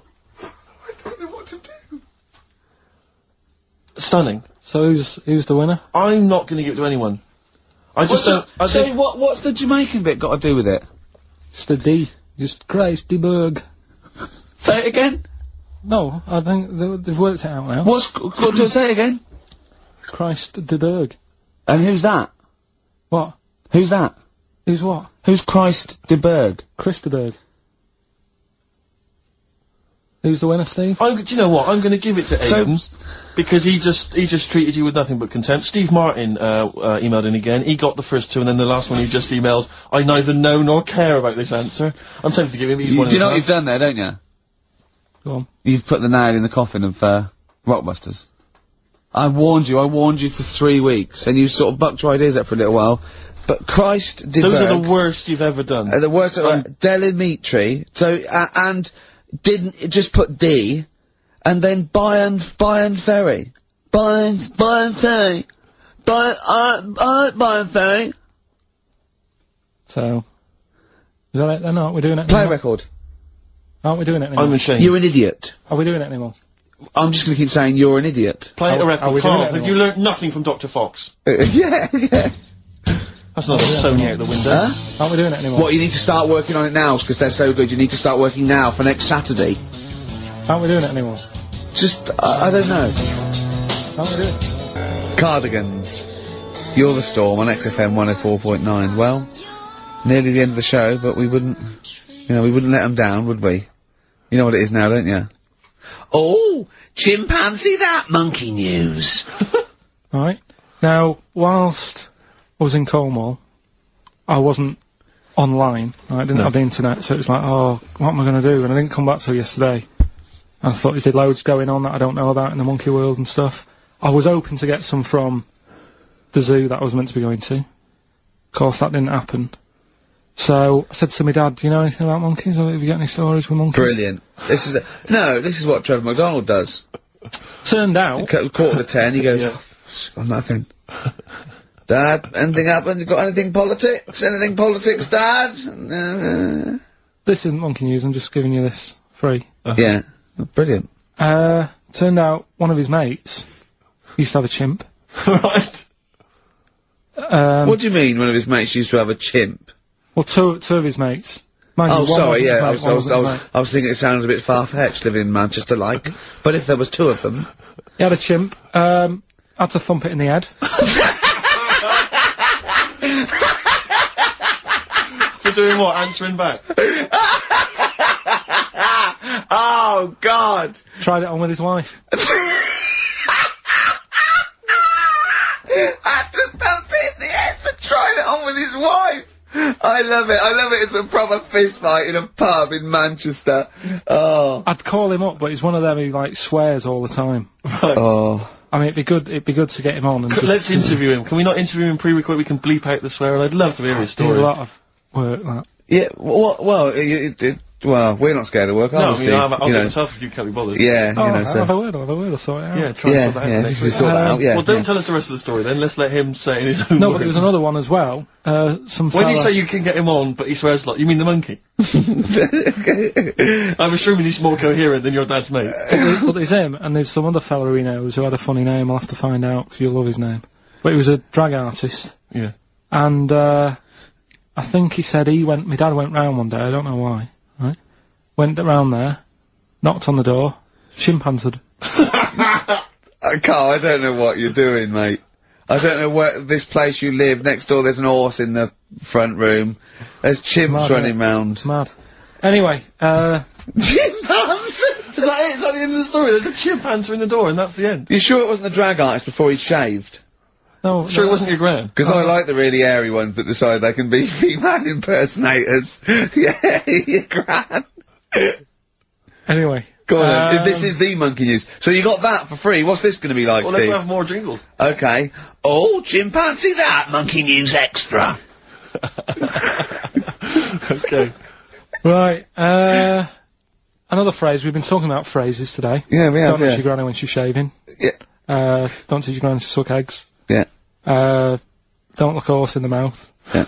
Don't let the chimp answer the door if you're chucking your cock in. Familiar with the phrase monkey business? No, never heard that one before, Carl. That's brilliant. Right, well, it came about, this has been emailed in and I haven't really had a chance to look at it, so I'm just weighing it up now. Yeah. This is the biggest shambles on air, isn't it? Really? Oh, I'm ashamed of it. I mean, what was Dr. Fox? Dr. Fox must have been really polite. He must have been thinking, I don't know how to put this. He must have wanted to scream and go, you shouldn't be in the radio authority. My parents listen online, I can't look them in the eye. Right, I think I've weighed it up. Long time ago, right? Yeah. In the, olden days, yeah. in Go on. the Amazon jungle, Yeah. right? Yeah. Little family of monkeys in there, right? Having a good life, right? Didn't have any predators in there, right? So, they were loving it. Yeah. They had a load of food around them, they had loads of banana trees, right? No, I don't think so. No, they do. Sorry, yeah. Everything's going great, so they're happy in that. They go to bed, Okay. wake up in the morning, load of bananas gone. Ooh, hang on, interesting. Hold on, wait a minute. So, Either your dad's been around, or... This isn't the great Amazon banana robbery, is it? so anyway, turns out, it was another load of monkeys from another part of the island, from the rough bit. From the rough bit! I love it! They went into a middle class area. they're the that ones is- with the earrings and the leather jackets. Oh, that is brilliant! From a rough part of the island. So, the monkeys thought, well, there's no point getting into a fight with them because they're harder than we are. Yeah, Yeah. of course, and they carry chains. So, I love all this They conjecture! got flip knives and tattoos. Yeah, go on. so basically, they said, let's do some business with the bananas. Let's do some business with the bananas. Shit! This is... What are you talking about? Oh, for Christ's sake! Right, calm down, we haven't got much time left. Oh, God! What do you mean they said it? Forget it. No, don't forget it! Carl, do not press that! Switch the record off. Switch the record off. Christ. Switch the record off, Carl. What are you talking about? What did they do? Oh. Let's do business with the bananas. Yeah. So, they said, well, rather than them coming robbing them, we'll flog them. So, that put a stop to it then. The monkeys came, they didn't have money. They said, give us some bananas. And it says, So what, they exchange bananas for bananas? for berries and nuts. So that's where the phrase monkey business No, it's comes from. Little business they set up. Alright, there, God. That's the end of that as well. So that's the end. That is a shame. That's the end of Rockbusters and Monkey News. Well done. You've done it in one show. Well, there's the best band in Britain, in my opinion. Big words. The Darkness, Growing on Me, on XFM 104.9. I'm Ricky Gervais, with me Steve Merchant and Karl Pilkington. Have you got the album? And already, they've had an argument. Yes. Well, I mean, I don't know whether we need to cheapen the show by discussing it, but I asked for a particular track. Carl is the producer, and he failed to get it for me. He's failed to get it for me. He's failed to bring it up from the record library. Completely failed in his mission. He needed to get 2 records, and he failed to get one of them. A 50% error rate there. Yeah, but like I said, I looked in the system, it told me what album it's on, I brought that album up. I'm busy. But, okay, so fine, you're absolutely fine then, that's no problem. You know, once again, that's a great excuse, Carl, brilliant. The show has been ruined, it's been partially ruined, but you've got a bit of an excuse. Alright, I didn't make a big deal out of it when you said, oh, and whilst you're down there, get us a new 50 Cent single. I never said, while you're down there, get the new 50 Cent single. I asked you if 50 Cent single was lying around. Yeah. If it hadn't been here, I wouldn't have worried. So I get it, yeah, I did that for you. Right. And then I come up, you say, has it got swearing in it? Well, I don't know, it's 5 to 1, Steve. You're the I haven't got time, I've been whizzing around. producer, it's the brand new single. I'd have thought it had been lying around in the XFM office anyway. But I don't have time to sit around listening to music. Sure, well, yeah. Right? I know that you have, now you've got an iPod that can hold 7,500 songs. I don't know when you're gonna get round to loading all them on, but I haven't got the time. Sure. Busy. Yeah. Fine, okay, no, that's a perfect excuse, Carl. Well done, mate. Right. I just hope that I never have to depend on you in a real emergency. I had a bit of bad luck as well. I wanted to play REM, and maybe the listener can help me here. Can you email in ricky.gervais@xfm.co.uk if you know what song I'm thinking of? It's an REM song. I think it's on the album of the last one before.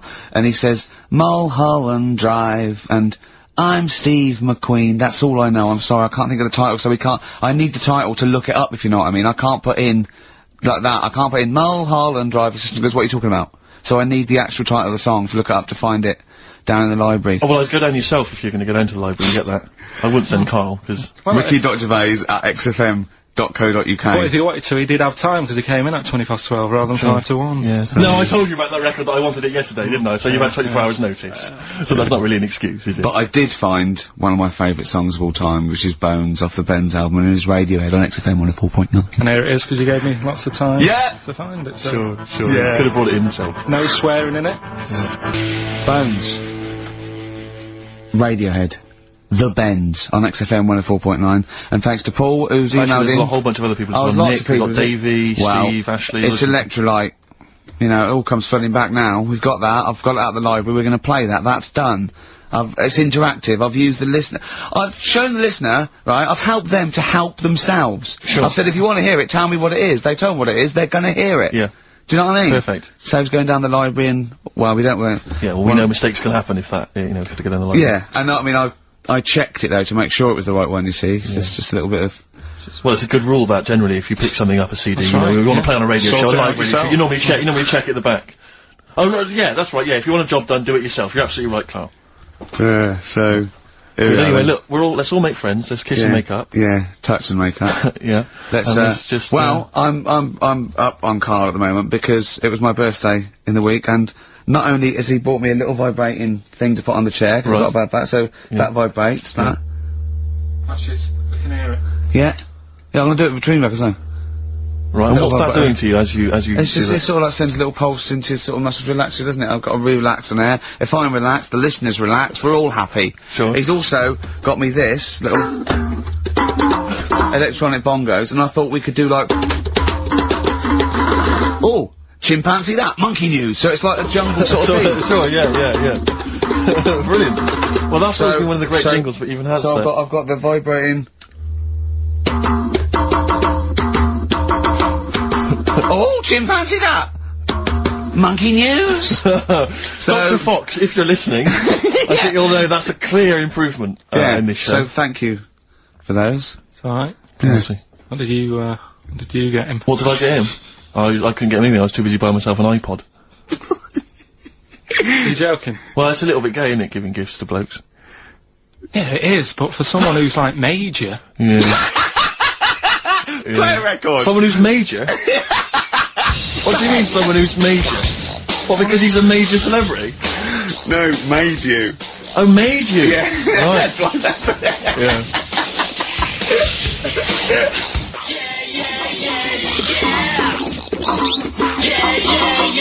Yeah. Crazy beat. Blur. Alright? On XFM 104.9. Brilliant.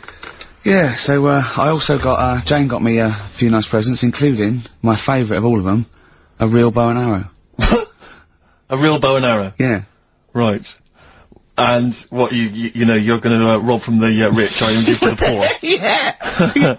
I just gotta make the little outfit. You and your merry men. She's got me, like, 2 yards of green felt. Sure, yeah, And, I just gotta find and a tailor. tree house.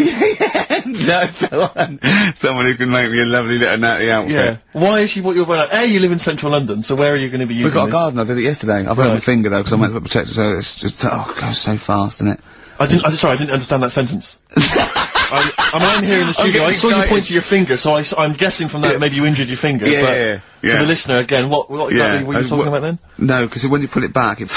Okay. So... And do you have a target? What do you use as a I target? got a big cardboard box flat on it, down a tree. Right. I go, oh, it's brilliant. Sure. I'm getting a bit excited thinking about it. Yeah, no, indeed. Because when I make that outfit, I'm going to be running round. Yeah. Yeah. So, and do you have a picture, like a face maybe on your target, like Osama bin Laden, something like that? Yeah. Sure. No, it just says, this way up, fragile. Right, okay. I forget what came in it. But, you know, it's good fun, isn't it, Carl? Bow and arrow, isn't it? Brilliant. Yeah? Would you like a little bow and arrow? Yeah, it's alright. Yeah. Well, I forced I had a rifle as a kid. Did you? Yeah, that's... A real one? Yeah, just shooting cans and stuff. Yeah. It's alright. So... Well, a wonderful anecdote. Well, I went out with a drink with Carl in the week, and, we went to a restaurant, didn't we, Carl? It's a good night. And we sat there, and next to me, when Carl came, next to me was, what's his name? Ross Kemp. And, he was sitting there, and I saw Carl, and I tapped him on the shoulder, and I pointed to Carl and him, and I said, it's nice to see you two back together again. Nice. And Carl was horrified.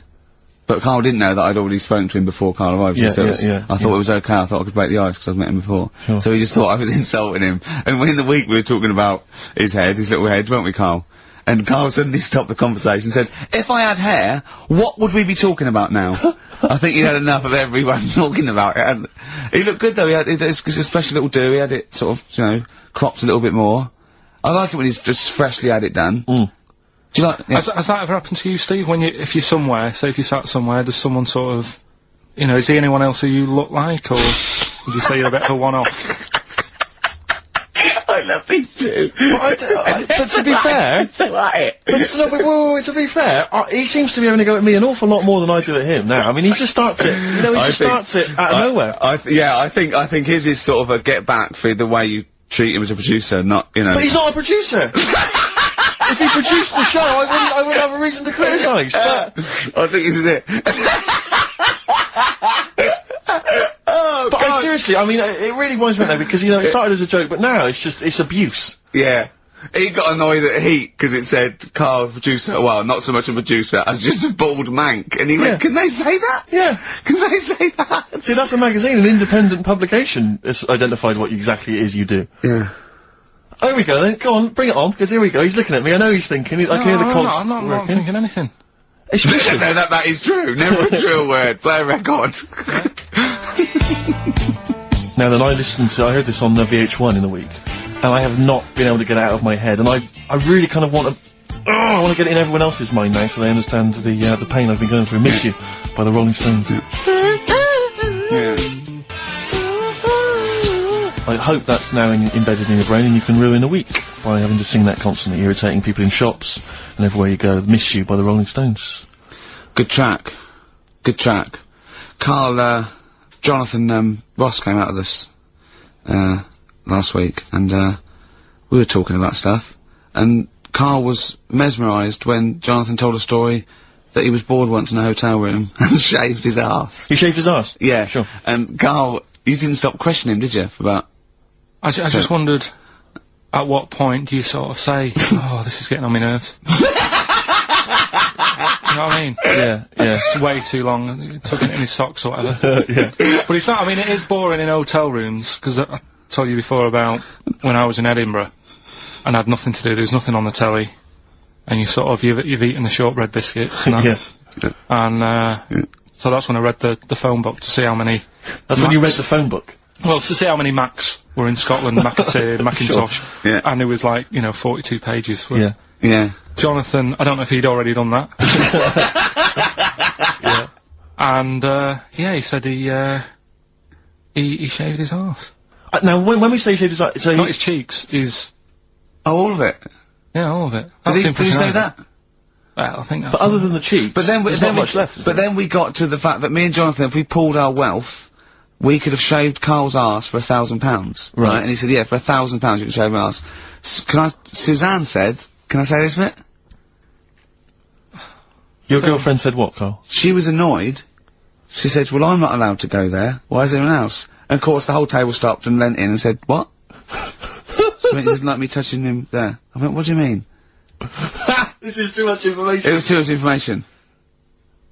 I like the fact that you've had this conversation with her. I like the idea that she touched your arse once and you went, woo, hands off. Yeah. I love you, but keep your hands away from the arse. Do you know why he said he's talking about the most intimate part of the arse, the middle arse he's talking about, and he said, I said, why? He went, it's a bit gay, innit?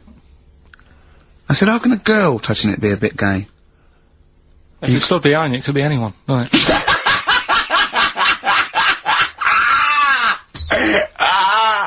Oh God! And it seemed, I mean, you can imagine the conversations we were having, right? And it's that thing that the waitress heard something every time she came over. She heard the word, like, Yeah. cock or... Jonathan Ross saying I shaved my arse. yeah. And, oh dear. But it was, it was a good night, wasn't it? So, it's £1,000 now, isn't it? But presumably you give Suzanne half anyway, so everyone will be happy. You've used the arse to best effect. She's got half out of it, so she's made as much out of your arse as you have, in a sense. Me and Jonathan are happy. Yeah, but to be fair, it's his arse on the line. So... I know, but I mean, it's just not like she's getting a bum deal. Well, she's getting 500, yeah. quid. No, I understand that. But, do you reckon? Just thinking of some more.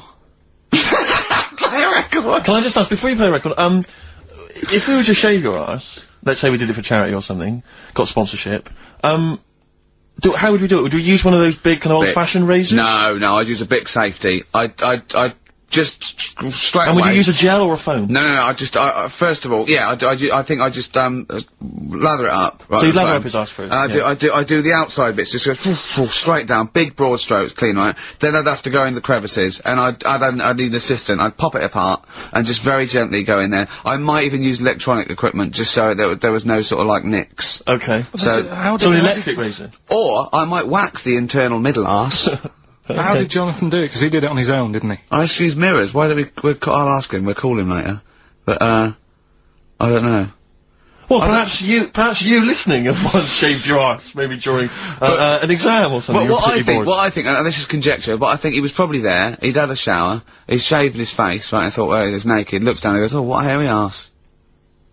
Well, hold on, I've got the razor in this hand, I've got the mirror there, I'm not on stage for a good 10 minutes. Yeah. There's one thing I don't like going on stage with, is a hairy arse. Bang, drink, wallop, done. On stage, thanks, see you later. See you next week. Yeah? What are you thinking, Carl? No, it's just how hairy was it? Do you know what I mean? How hairy was it? Because I imagine, you say mirrors and stuff. Yeah. But how old is he now? He's 42. And they say your testicles drop quite a bit once you start getting old, don't they? Yeah. So he's got to make sure they're out of the way. Yeah, but I don't think, I can speak for myself, as a similar age to Jonathan, that, if there's millimetres in it, it's not like we tuck them in our socks in the morning. Okay. They're still in the same place. You really wouldn't know the difference. It wouldn't, if we filmed it in, time-lapse camera, it wouldn't be like a bungee jump. Do you know what I mean? They wouldn't be moving a lot. Yeah. Alright? Do you think I told him he's a good-looking fella, Steve, would you agree with that? Oh, I told Jonathan that he said that he just went for it as well. Yeah. So you've spent a lot of time picturing Jonathan's naked arse. You'd let him give you money for arse touchery. Yeah, whereas your girlfriend's got no chance, and you're saying he's a good-looking man. Do you want to play a record and think about what you've done? Interesting. 50 Cent, 21 Questions, new single from him. Well, me and Carl got a joint favourite lyric now.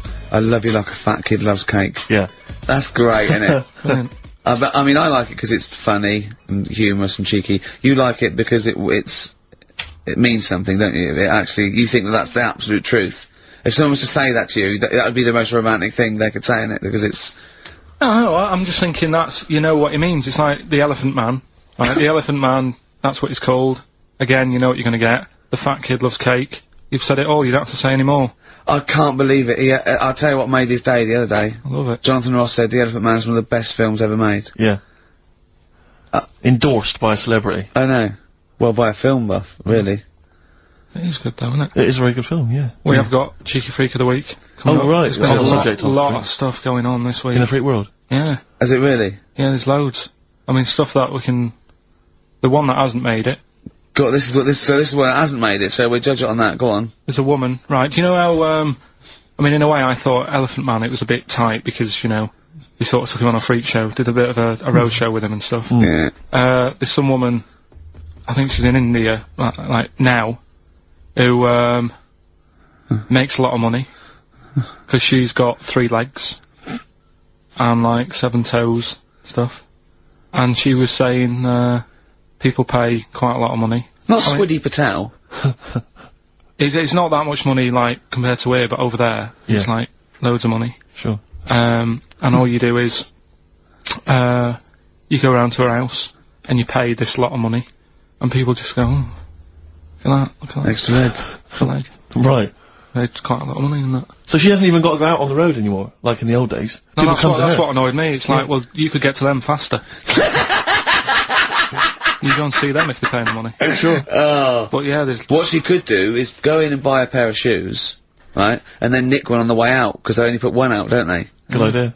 So she could get, you know, 3 for the price of 2. Just one of the many perks of having 3 legs. Just one of the many perks of having 3 legs. The other one is, I mean, keepy uppy.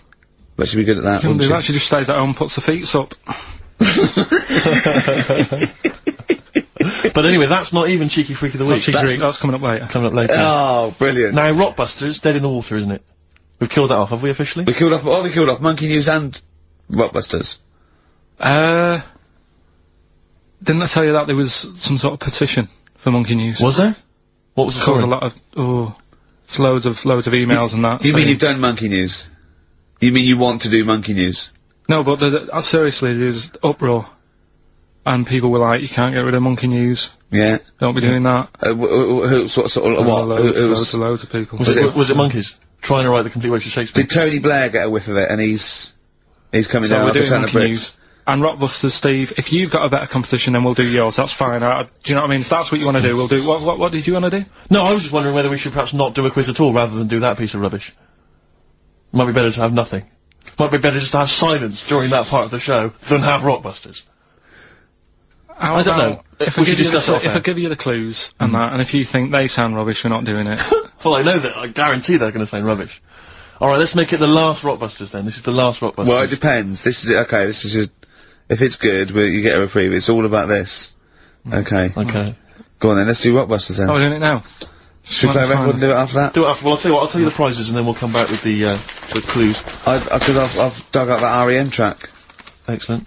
So it's an interactive show.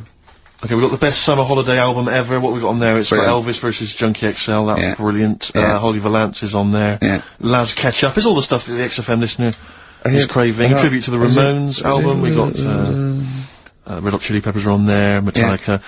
Street Legal from Bob Dylan, that's nice. Brilliant. Did you just buy that in the 4 for £20 from HMV deal?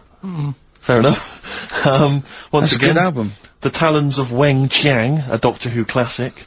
Yeah. And there's something for the XFM listener, 8 Mile on DVD. I thought that was nice, that film. That was the last bit was funny. It was it's a good film. There's some good rap-offs in that as well. Yeah. So let's play a tune and then we'll come back with the Rockbusters clues. REM, go on, give it to him. REM, Electrolyte on XFM 104.9. Ricky Gervais, Steve Merchant, Karl Pilkington. I walk down Oxford Street every day to go to the office, and it is like running the gauntlet in Gladiator. It's not only is it just like, you know, you have to dodge people and they're dawdling or rushing or, you know, keeping into the road to get past some people, but avoiding taxis. But it's like hands everywhere, like leaflets. I don't know. There must be 1 million leaflets given out. It's all mobile phones, sandwich shops. Teach yourself English. Teach other people English. I know. And those charity people. Something for Alzheimer's. And I've been caught about 6 times where I couldn't say no. I've got about 8 standing orders now because I just couldn't say no when they confront you. Yeah. Which is, you know. It's amazing how often I'm on the way to a meeting. I'm always on the way to a meeting, and then I always feel guilty if I walk past them again 2 minutes later with a HMV bag. Yeah, full. Yeah, exactly, crammed with bargains. I know, yeah. No, it's absolutely weird. They're like zombies. It's like you're fighting them off. You need a flaming torch. To get past them. Or if it's not them, it's tourists. Just constantly, you know, excuse me, can you take my photo outside HMV? Or outside Topshop? That doesn't happen to me. I always seem to have tourists. Just in the way, just kind of dawdling, you know, looking up at the buildings. I walk so fast. I put my head down and I just try and walk so fast everywhere now, because it's, But Ultra Street is just, it's unbelievable now. And I think it's age that I've started noticing. Even if the window's open and I hear just like cars on the mobile phone, it's the loudest place in the world. Yeah. I don't know what we can do. Well, isn't it one of the busiest streets in, is it either the world? The universe? It is mental. I think if we carpeted it, and put some curtains up, it would just deaden. It's like pubs with those polished floors and metal tables, and everyone's having to talk like that to be heard. The jukebox is quite loud, and I want to go just turn everything down. Yeah. Let's put some carpet down. Just talk quietly like this. Yeah. Put the music down a little bit.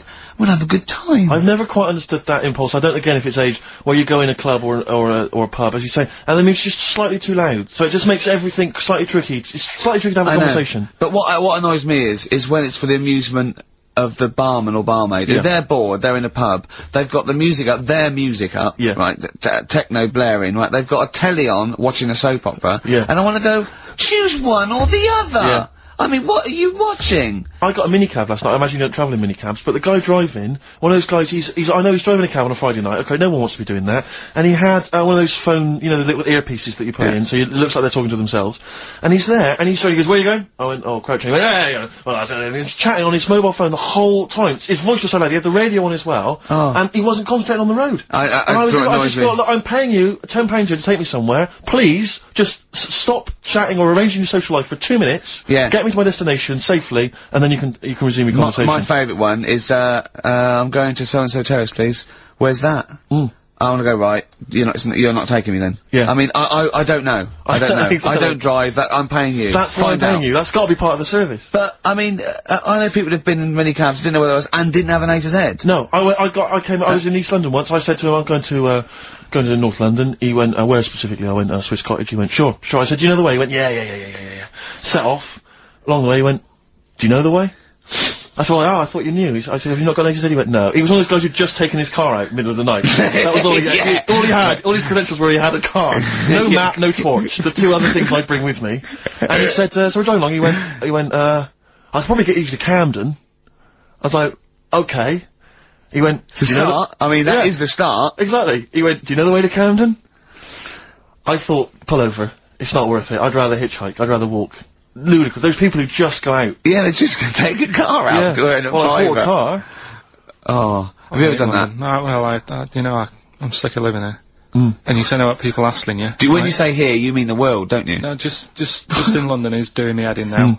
The other week, actually, walking home from here, and like you say, there's always someone hassling you, saying, do you want to buy this, do you want one of these? Going down Carnaby Street, right? There's your first mistake. He said, you into meditation? So I was like, and I had a bit of time to kill, so I thought I'll have a chat, right? Have you got time? Oh, we've never got time, we're too busy. Yeah, I thought you were too busy, but I said, what's all that then? What do you do? And he said, we teach you how to breathe. I was like, well, I'm 30. I think I've done alright. And he sort of said, oh, forget it. Forget it. I'm 30. And in Selfridges, they do, like Evian or whatever, that water company there. And they've got like little glasses of water, and you walk past and go, have you ever tried this? It's water. Yeah. Oh, here you go, we'll try it, you go, Jesus Christ, is that what water is? What have I been drinking then? You've been drinking piss and mud. Have I? I'll have a bottle. Anyway, listen, Rockbusters. Oh, come on then. Let's get it done. Really? Yeah. Come on then. Right, so cryptic clues and initials, you work it out, it's a band and stuff. Yeah. Right, Brilliant. first one. Bob Holness. The first clue, the doctor said part of the foot and the leg was no good, so he took him off and he threw him away. Right, that's the clue, the initials Okay. TB. Okay. TB, right? The doctor said part of the foot and the leg was no good, so he took them off and threw them away. Second one. The Scottish monster has got a bit of a tan. Right? The Scottish monster has got a bit of a tan. Okay. That's TD, right? And, the last one, well, the 60s singer had a heart attack whilst he was having it away. We won't be seeing him again. Right? And that's FNM. FNM. Well, the 60s singer's had a heart attack. He was having it away. We won't be seeing him again. Email in ricky.gervais@xfm.co.uk. Remember, this is to save Rockbusters. If people don't get this, right, it's no more. So you better, if you want this feature to stay, you better get the clues. Right? Good work, Carl. We'll give those clues again after the next tune. What are we playing? And listen to- Yeah. Oh, you love it, don't you? You love it. Good, it's a good stomping pop #1 rock. XFM. Jane's Addiction, Just Because. I think things are rocking up. They are indeed. Rocking up in the land this year, Steve. Yes, that's good news, I think. Evanescence, them, The Darkness, rock-tastic. XFM 104.9, Ricky Gervais, Steve Merchant, and Karl Pilkington of A Saturday. Can I just say that the shaving your arse feature Yeah. from earlier, if you missed that, that was 1:30. That was a discussion on shaving your arse. Yeah. It was great stuff. That seems to have caught the public imagination. We've Yeah. had so many emails. We've had someone telling us exactly how to shave your arse. Yeah. So if you need that information, I can probably forward it to you. Well, I think this will be the year of rock and arse. Exactly. But it's extraordinary how, you know, just a simple discussion like that you would think perhaps was crass, crude. Mind you, our listeners do like Carl talking about monkeys. Sure. Do you know Yeah. what I mean? Yeah. It's not like it's something to be proud of. Mm. It's not like we changed a nation or freed a people or found no. a cure for something. We hit them in their, you know, at their level Sure. with monkeys and arses. Yeah, exactly. It's what our listeners love. Yeah. Monkeys and arses. Yeah. We should put that on the poster. I think. And they go together, because I joined the zoo, last Sunday, went down and became friends of the zoo, right? Oh, right, I thought maybe you had to sit in a, in a cage for, 6 days a week. that thing happened. I went straight for the chimps. Of course. Right? And there's sort of like 3 sort of, big, sort of adult ones there. And, there's people with their kids, and I could see the people just putting their kids away as one of them went up and started putting his face up the other one's arse. Sure. And it was sort of like, I just can't be bothered to explain this to Yeah. my children. Yeah, exactly. So I was people just moving away. Oh, come on then. There's the lions. Just gonna have a look at the lions. Yeah. What are they doing? They're just sniffing each other's asses. Yeah. Yes. I remember when I used to go to the zoo, I always felt there were certain animals that weren't getting a look in, really, that no one was particularly interested in. The tapir. Exactly. We were going straight to the snakes we were interested in. Yeah. Birds. I don't remember being particularly interested in birds. Big cats, although it's a bit depressing. Great apes.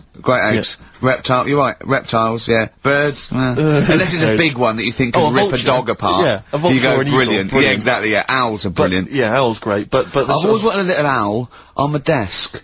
I'd like to be doing work, and there'd be a little owl there, and I go, can you give me that pencil? And it just sort of goes over and gets me a pencil, goes, cheers, and it just watches me, and it thinks I'm brilliant. Do you know what I mean? Not really, no. No? No, I've never had an urge to have any kind of animal sat on my desk. No, Carl? You'd like a little owl, wouldn't you, that helped you? No, I had a little magpie, didn't I? We've talked about that. Oh, he came down and started pecking your grifter, didn't he? Yeah. What was his name? Maggie. Sure. Inspired. And you took it to school and it didn't come back once, did it? Didn't come back, didn't see it again. Oh dear. Did it ever peck your head? Because you used to have hair, didn't you? Mm. Yeah. No, it did. It started getting a bit violent. Really? Yeah. Was it becoming sort of age when adolescents, probably sexual frustration, sort, you know, because I think magpies go for shiny objects, don't they? And you were probably sort of, Yeah. probably losing it a little bit then in the front, and so when the sun was out, There's a bit of a sheen on the front. they saw a glare and thought, I'll have that. Yeah. What is that? That's brilliant. Yeah. Or as it was sort of pecking away, it mistook it for a tree. Yeah, because of the noise. Because of the it made. noise. Yeah, the hollow sound. I squeezed his head, yesterday. We should just point out, if you're a new listener to XFM, you may not realise that one of Ricky's many sexual peccadillos, I'm assuming it's a sexual thing, I can't justify it any other way, is to just squeeze Carl's head. Yeah. Front I don't know what it wise, is. sidewise. I don't know what it is. I don't know if it's sexual or, you know, like when you've got a little kitten, you want to squeeze his little face. Do you know what I mean? Do you know what I mean by that, Carl? Yeah, a little I said puppy that. or I said that kid. before, squeeze a little head. Yeah, exactly, and I feel that with you, because it's sort of like, it gives so much. Look at Carl's face, he gives so much. It is like he can understand what we're saying. Yeah. And that's what the connection is, I think, between me and Carl and other animals. It's like he can understand what we're saying. But I squeezed it yesterday, and Carl went, I definitely had something crack. Yeah. Because I'm trying to see how hard I can squeeze it. Yeah, I think that was you just thinking, Carl. To be fair. I think the cogs just started to... No, I mean, I think there is a danger, because I think there is a danger that you could squeeze it too much. Yeah, I know. He did a good deed today, the other day, didn't you? Yeah. What were you up to? You were just, you were talking about, like, you know, being hassled in the street and stuff. And, I get hassled a lot by the homeless. Don't we all? You should go home to sleep. Yeah. I'm here, mate. But no, I do treat them a lot. You treat them. I love that. You had a good day? Yeah. You've been good? Yeah. There you go. That's 50p. Suzanne does the, Save the Children thing. You were talking about, you know, charities hassling you all the time. She does that. And I sort of say, well, you do that. I'll look after You'll take care of the homeless. I'll take care of the odd tramp around where I live. And how do you treat them? Loads of different ways. 50p I might give them. Yeah. Or I might, you know, they'll sort of say, oh, have you got any money? I'll say, what for? And they'll go, I'm really thirsty. So I'll go, well, hang on a minute. And I nip and get them a little Diet Coke. Sure, a Diet Coke? Yeah, they want to watch their weight. Yeah. They're going full fat. Oh, what an insult. Yeah, exactly. To a man like me. Yeah. You know. I'd rather treat them than... Because a lot of people spend money on, you know, problems abroad and stuff. Right. Oh, I just think, you know... Yeah, No, I'm just saying. Oh, God. Like what? What do you mean? Like famine relief? Well, you do get sick of it, don't you? You know what I mean? It's that... You get sick of No, it. I'm just saying... Wait, go no, on. I'm just... I know, just let whatever you do now, Steve, don't interrupt, because I'm scared, but I just think it's worth it. There's so many issues. There's freedom of speech, there's we're not responsible, there's he'll get away with it because he's a buffoon, Yes. and it is entertaining. Exactly. So, go So on. what's Carl. All I'm saying is you're saying, you know, who do I give me money to? Is it, you know, little, you know, sick kids or whatever, or is it old people or whatever? HMV. That's what he gives his money to. Usually they get a lot of it, yeah. Yeah. And for me, I just get sick of, you know, problems abroad. It's like, what do you do? What do you do with famine and that? What are you meant to do? How can you solve it? It's gone on for years. Yeah. And it just keeps going. We keep giving them money, they keep spending it. And you're not getting any return for your cash. Well, it's just how many times, you know, they've got to learn. What do you mean they've got to learn? What, you're going to teach them a lesson? What do you mean I've got to learn? What do you mean? Well, what are they doing with it?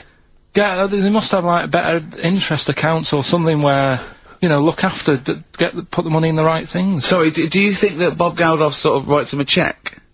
He goes over and he's in the helicopter and there's millions of them, and they go, it's Geldof from Boomtown Rats. Brilliant. I go, I hope If there's one man that can help us. yeah, I hope he doesn't sing. He's not going to sing, he's got some money for us. And he comes down and he goes, do you want a cheque or do you take Switch? They go, we don't take Switch. He goes, there's a cheque. They get He's things doing like... it again, though, isn't he, as well? I Is mean, he? alright, you know, he used to work here, Bob. He's a lovely fella and that, but... Yeah, he's a lovely man. But how many times can you save the world? You know, Yeah. he's over there again helping out, and it's like, well, you know, what do you do? Are you saying don't bother because it keeps happening? Not well, I'm not saying that. You know what I mean? I'm not daft. But that's what you're thinking. And Carl, you are daft. Yeah, exactly. I don't know what the answer is. Do you know what I mean? So you're just saying wash your hands of the whole affair, leave them to it? Yeah. Sure. Are you really just saying it's sort of, it's nature, it's tough luck, just don't interfere? Like a wildlife programme. Is that what you're saying? Don't interfere. Are you basically you're saying it's not my concern? This has got a bit heavy. Can we do Cheeky Freak of the Week?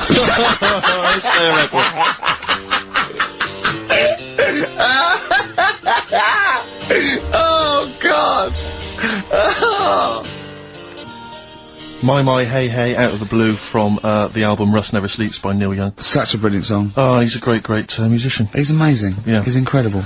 I think we'll play a Neil Young track a week. Okay. From now until Christmas. Brilliant, okay. Alright? Excellent. On XFM 104.9, American Radio with Steve Merchant and Carl Pilkington. We were talking about the homeless. I saw a homeless guy in the week as I was walking down Finchley Road, and he was peering in the window of one of the Dixons or something like that, just checking out the details on one of those cable TV packages. And I thought, one step at a time. I mean, firstly, I don't know, start eating your dinner off a plate. Yeah. and then work your way up to, you know, a house, a home, a widescreen TV, A roof. digital television.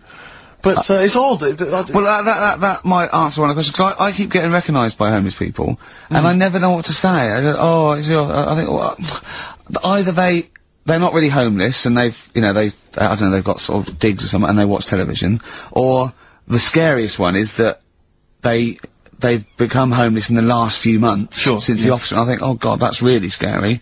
Or they are watching it in Dixon's, they're going, the office is on tonight. Yeah. What are you doing? Going down to Dixon's. Or they think you're one of them. Or that, well, I have. 'Cause I mean, the way you dress. Well, no, some that are probably not quite, got their faculties, so maybe a bit worse for wear, think they recognise me, and they whole scenarios where they're going, remember we were chatting, I was going, yeah, how are you? And it's just they recognise someone. Right, yeah. But that's a bit weird. But I mean, I think that's the worst thing, homeless. On a serious note, it is, outside health, we're talking about charity, and I don't know, I sort of, got these standards where I've been sort of like caught in the street, but the ones that I'd choose, I'd always think, charity is what touches you. You can't change the world, but you can change your bit. So cancer, obviously, because my mum, so I give to cancer. And I think outside health, the next one must be being homeless. Because there's nothing you can do. It's got everything. You're scared, bewildered, you're cold, hungry. It's just everything. Even if you're healthy and homeless, eventually you're not gonna be. Well, I do feel bad because, you know, I always feel that I want to give to the health charities.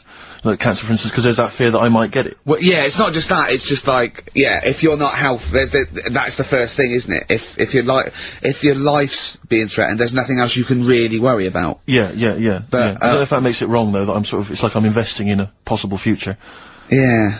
Well, not really, because it's the same for everyone, isn't it? But, you know. Yeah. I saw a homeless guy as well, looking through the bins, but he wasn't pulling out food and scraps, he was pulling out newspapers. Just having a read. Yeah. I always found that odd. I see that a lot, homeless guys. I don't know if they're just checking out the TV listings. From when he finally gets his When's the office cable, on? Yeah. Yeah, the office, they've moved it to Choice and, UK Gold. I don't blame him, because, I mean, there is some cracking stuff on cable TV, there's some great stuff, but I was flipping through the other day, and on digital TV, you can see what other shows are on while you're watching something. I was flipping through, and there was one, and it was called, now, when are you ever in the mood to watch a TV show called I Survived a £200 Tumour? When was that on? Because it seems to me that if you've got a £200 tumour, you probably want to watch something else that'll take your mind off it, Big Brother or whatever. I'm not £200. Well, I can't imagine what this is. A £200 tumour. It must have been an error. £200 tumour? It must have been a £200 tuna. It was probably someone fell in the water. Yeah. And it came I at him. survived a £200 tuna. Yeah, and it was just a spelling mistake. Sure. A £200 tumour. That's like, isn't that like kind of having That's Mr. another T person. That is another person. Maybe, oh my god, maybe it was all his life they told him it was a Siamese twin. But someone had just painted a little face on it when he was at school. Just drawn a little face on it. Exactly, yeah, and they go, it's not your twin brother. I goes, isn't it? Goes, no, it's a tumour. We better take it off. It's £200. £200. That can't be right. You sure it wasn't £20 tumour? I'm assuming that's what it probably would have been. But it was certainly £200 on the digital thing. Maybe that's a mistake. That's great, isn't it? They're trying to make it more interesting. Yeah. This is someone at Carl got there. It's £20 tumour. Let's make it 200. At least they're watched. Exactly. That's what I'd be like, though. I wouldn't want to go to the doctors. You know what I'm like? £200 tumour. I know. It's just that thing, I mean, you know what I'm like, I don't like, it depends where it is as well, taking your clothes off and all that, there's the pressure in it. You don't like anything being touched, do you? I remember when he said he doesn't check his balls, he doesn't like the feel. That's live with me. He doesn't like the feel. I think, do you mean that you don't like what it feels like in your balls when you're fiddling with them? Because I imagined it that you meant you don't like the feel, i.e. in your fingertips, you don't like the feel of your balls. It's the thing of, you start thinking about what you're actually touching, and there's something in there, and you might break them and all that. I don't like it. They are delicate. I am scared with the little knobbly bits, yeah. What knobbly bits? But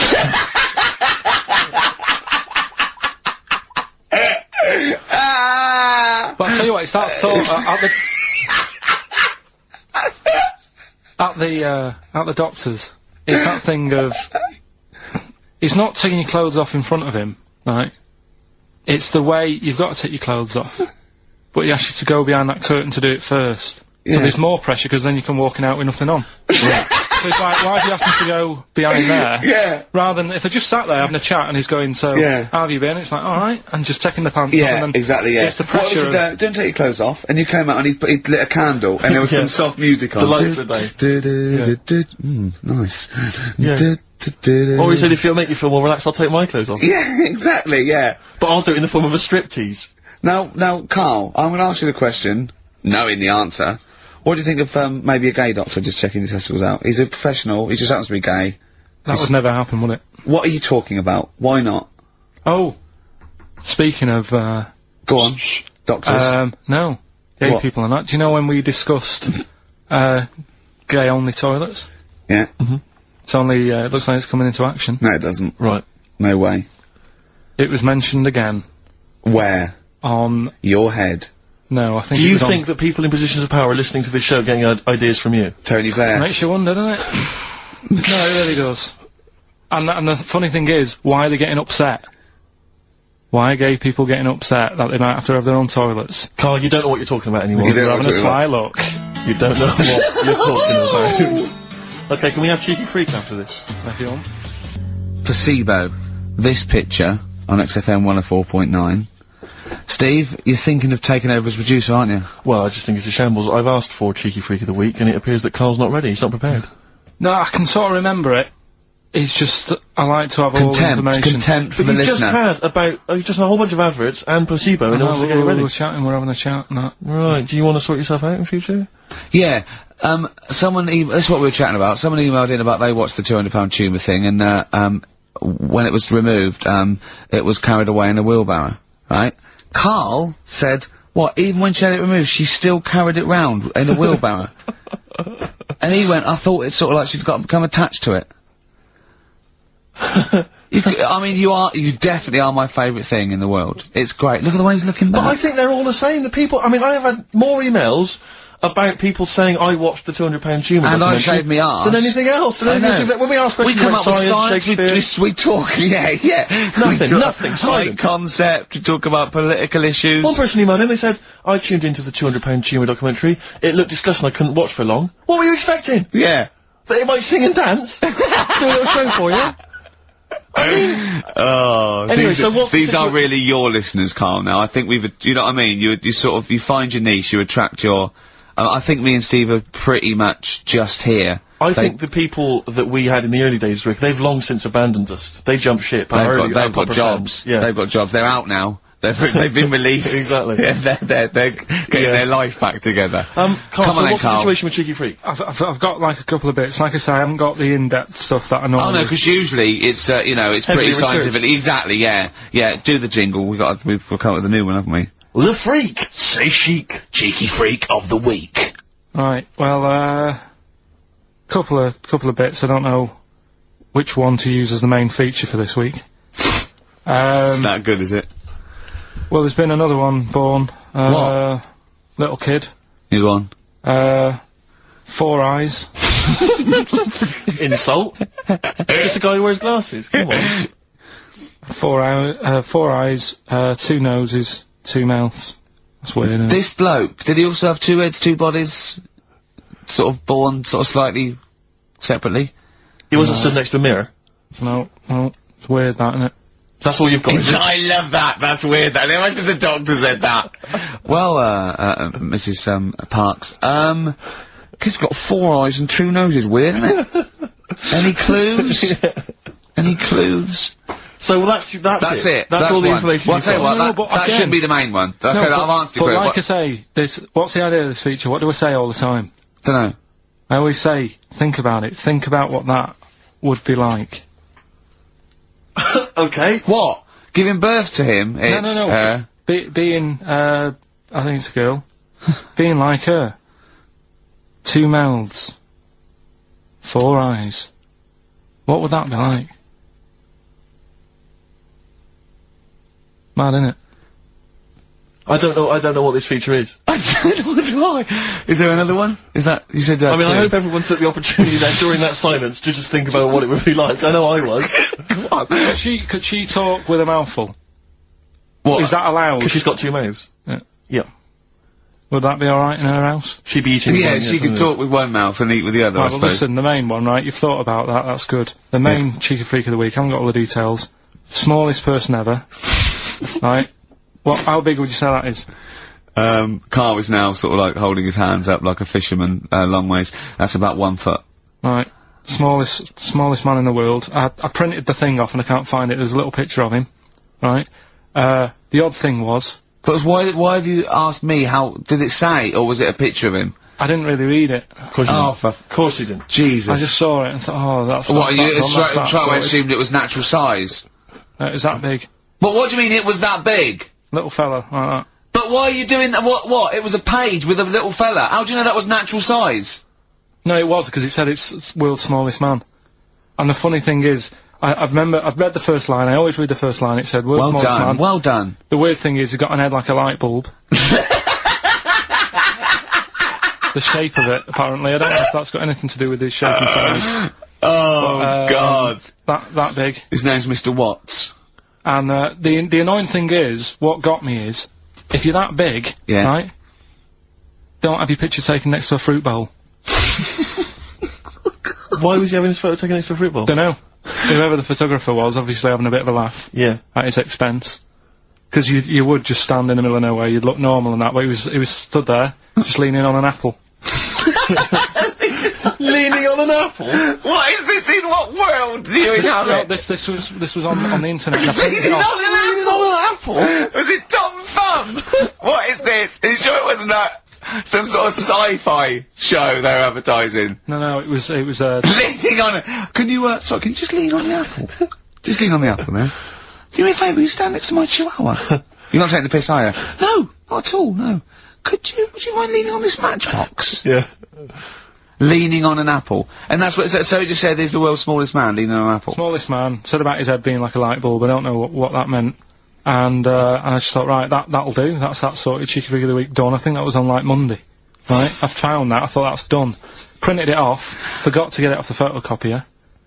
Someone's nicked it. Play a record. You got to... You know, it's just, Steve. No, can I just say, no, Carl, please, no if point. I say, let's have Cheeky Freak of the Week, and you haven't done your research, you haven't got the information, just tell us you can't do it. But don't lead us on. Don't say this on radio, hold your hand up to me and go, how tall is that? It's nothing, That's this is radio. nothing. It's nothing. I think it was that big because he was leaning on an apple. It's not enough information. But, imagine Trevor McDonald coming on, going, some news, some stuff, how big's that? How big do you think that is? Yeah. Because there was a fella, coming up after Chris Tarrant.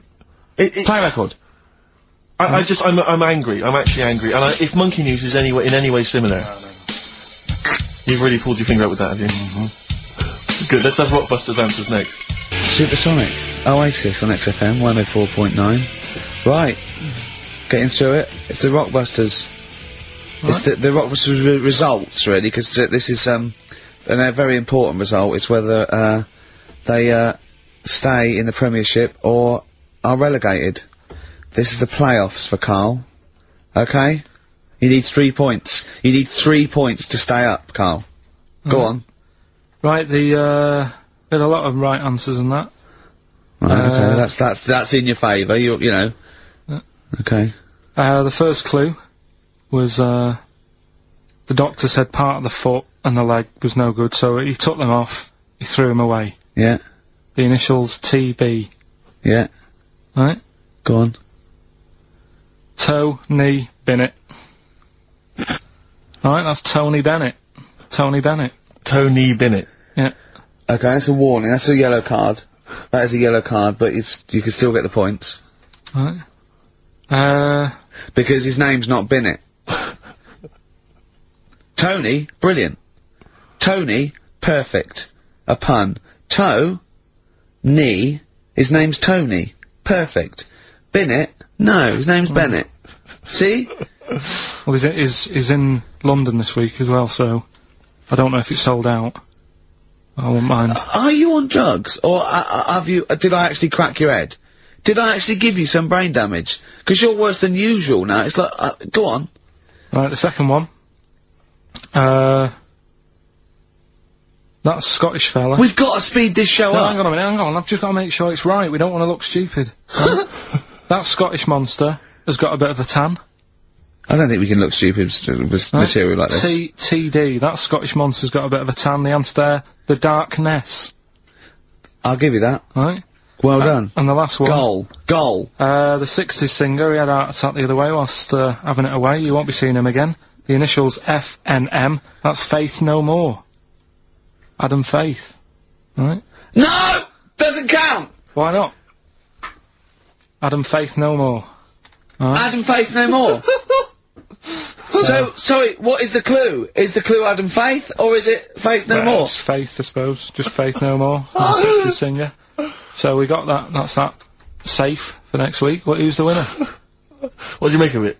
You've got the deciding vote, Rick. Well, come on. I mean, you know my I mean, it works Faith No More, but he's mixed up what cryptic is and that, because the fella, I mean, Adam Faith did actually die having it away, didn't he? Yeah. So it's all about him. It's all right. All the facts are right. Anyway. Okay, I think he's got a reprieve. I think I'll give it to him. I think I've got to give it to him, Steve. I think I have. He actually pulled that out of the bag, that one. There's no Jamaican fellas seeing icebergs or, you know, Whitney Houston. The closest he came to is Bennett, and I'll let him off that. I've got to be a fair ref here. Well, fair enough, and well done to, you know, I'm always a fan of names that for some reason just strike me or tickle me. Yeah. And this week the lucky winner is, Dave Suckling. There's nothing amusing about that. Oh dear. So well done to Dave Suckling. Okay. Well, Suckling wins it. Suckling takes the prize. He takes the prizes, and well done to him. I guess there's more of that next week, and we're fast approaching the end of the show, Rick. I know you are excited about that, as am I. Well, no, but the best to come, because we've still got Bruce Springsteen coming up now, followed by Monkey News. All right, Monkey News. It's amazing. What an amazing show this is.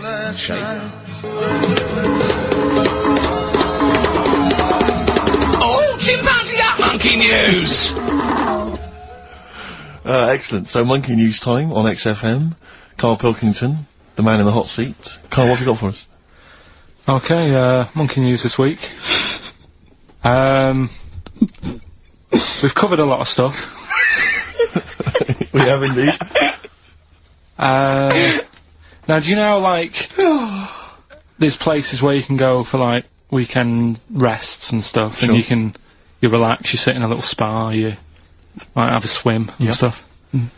Well, they've got a place done for monkeys. Of course they have. Right? They can go there, they relax, forget about all the stuff they've got going on in their head. They can have a manicure. Right. It's got nice meals. It's not called a manicure, though, it's called a chimpacure. Beauty treatments. Yeah. Right? Look good and stuff. Yeah, well, look good, feel good, yeah. Now, you might think, well, that's pretty normal. Well.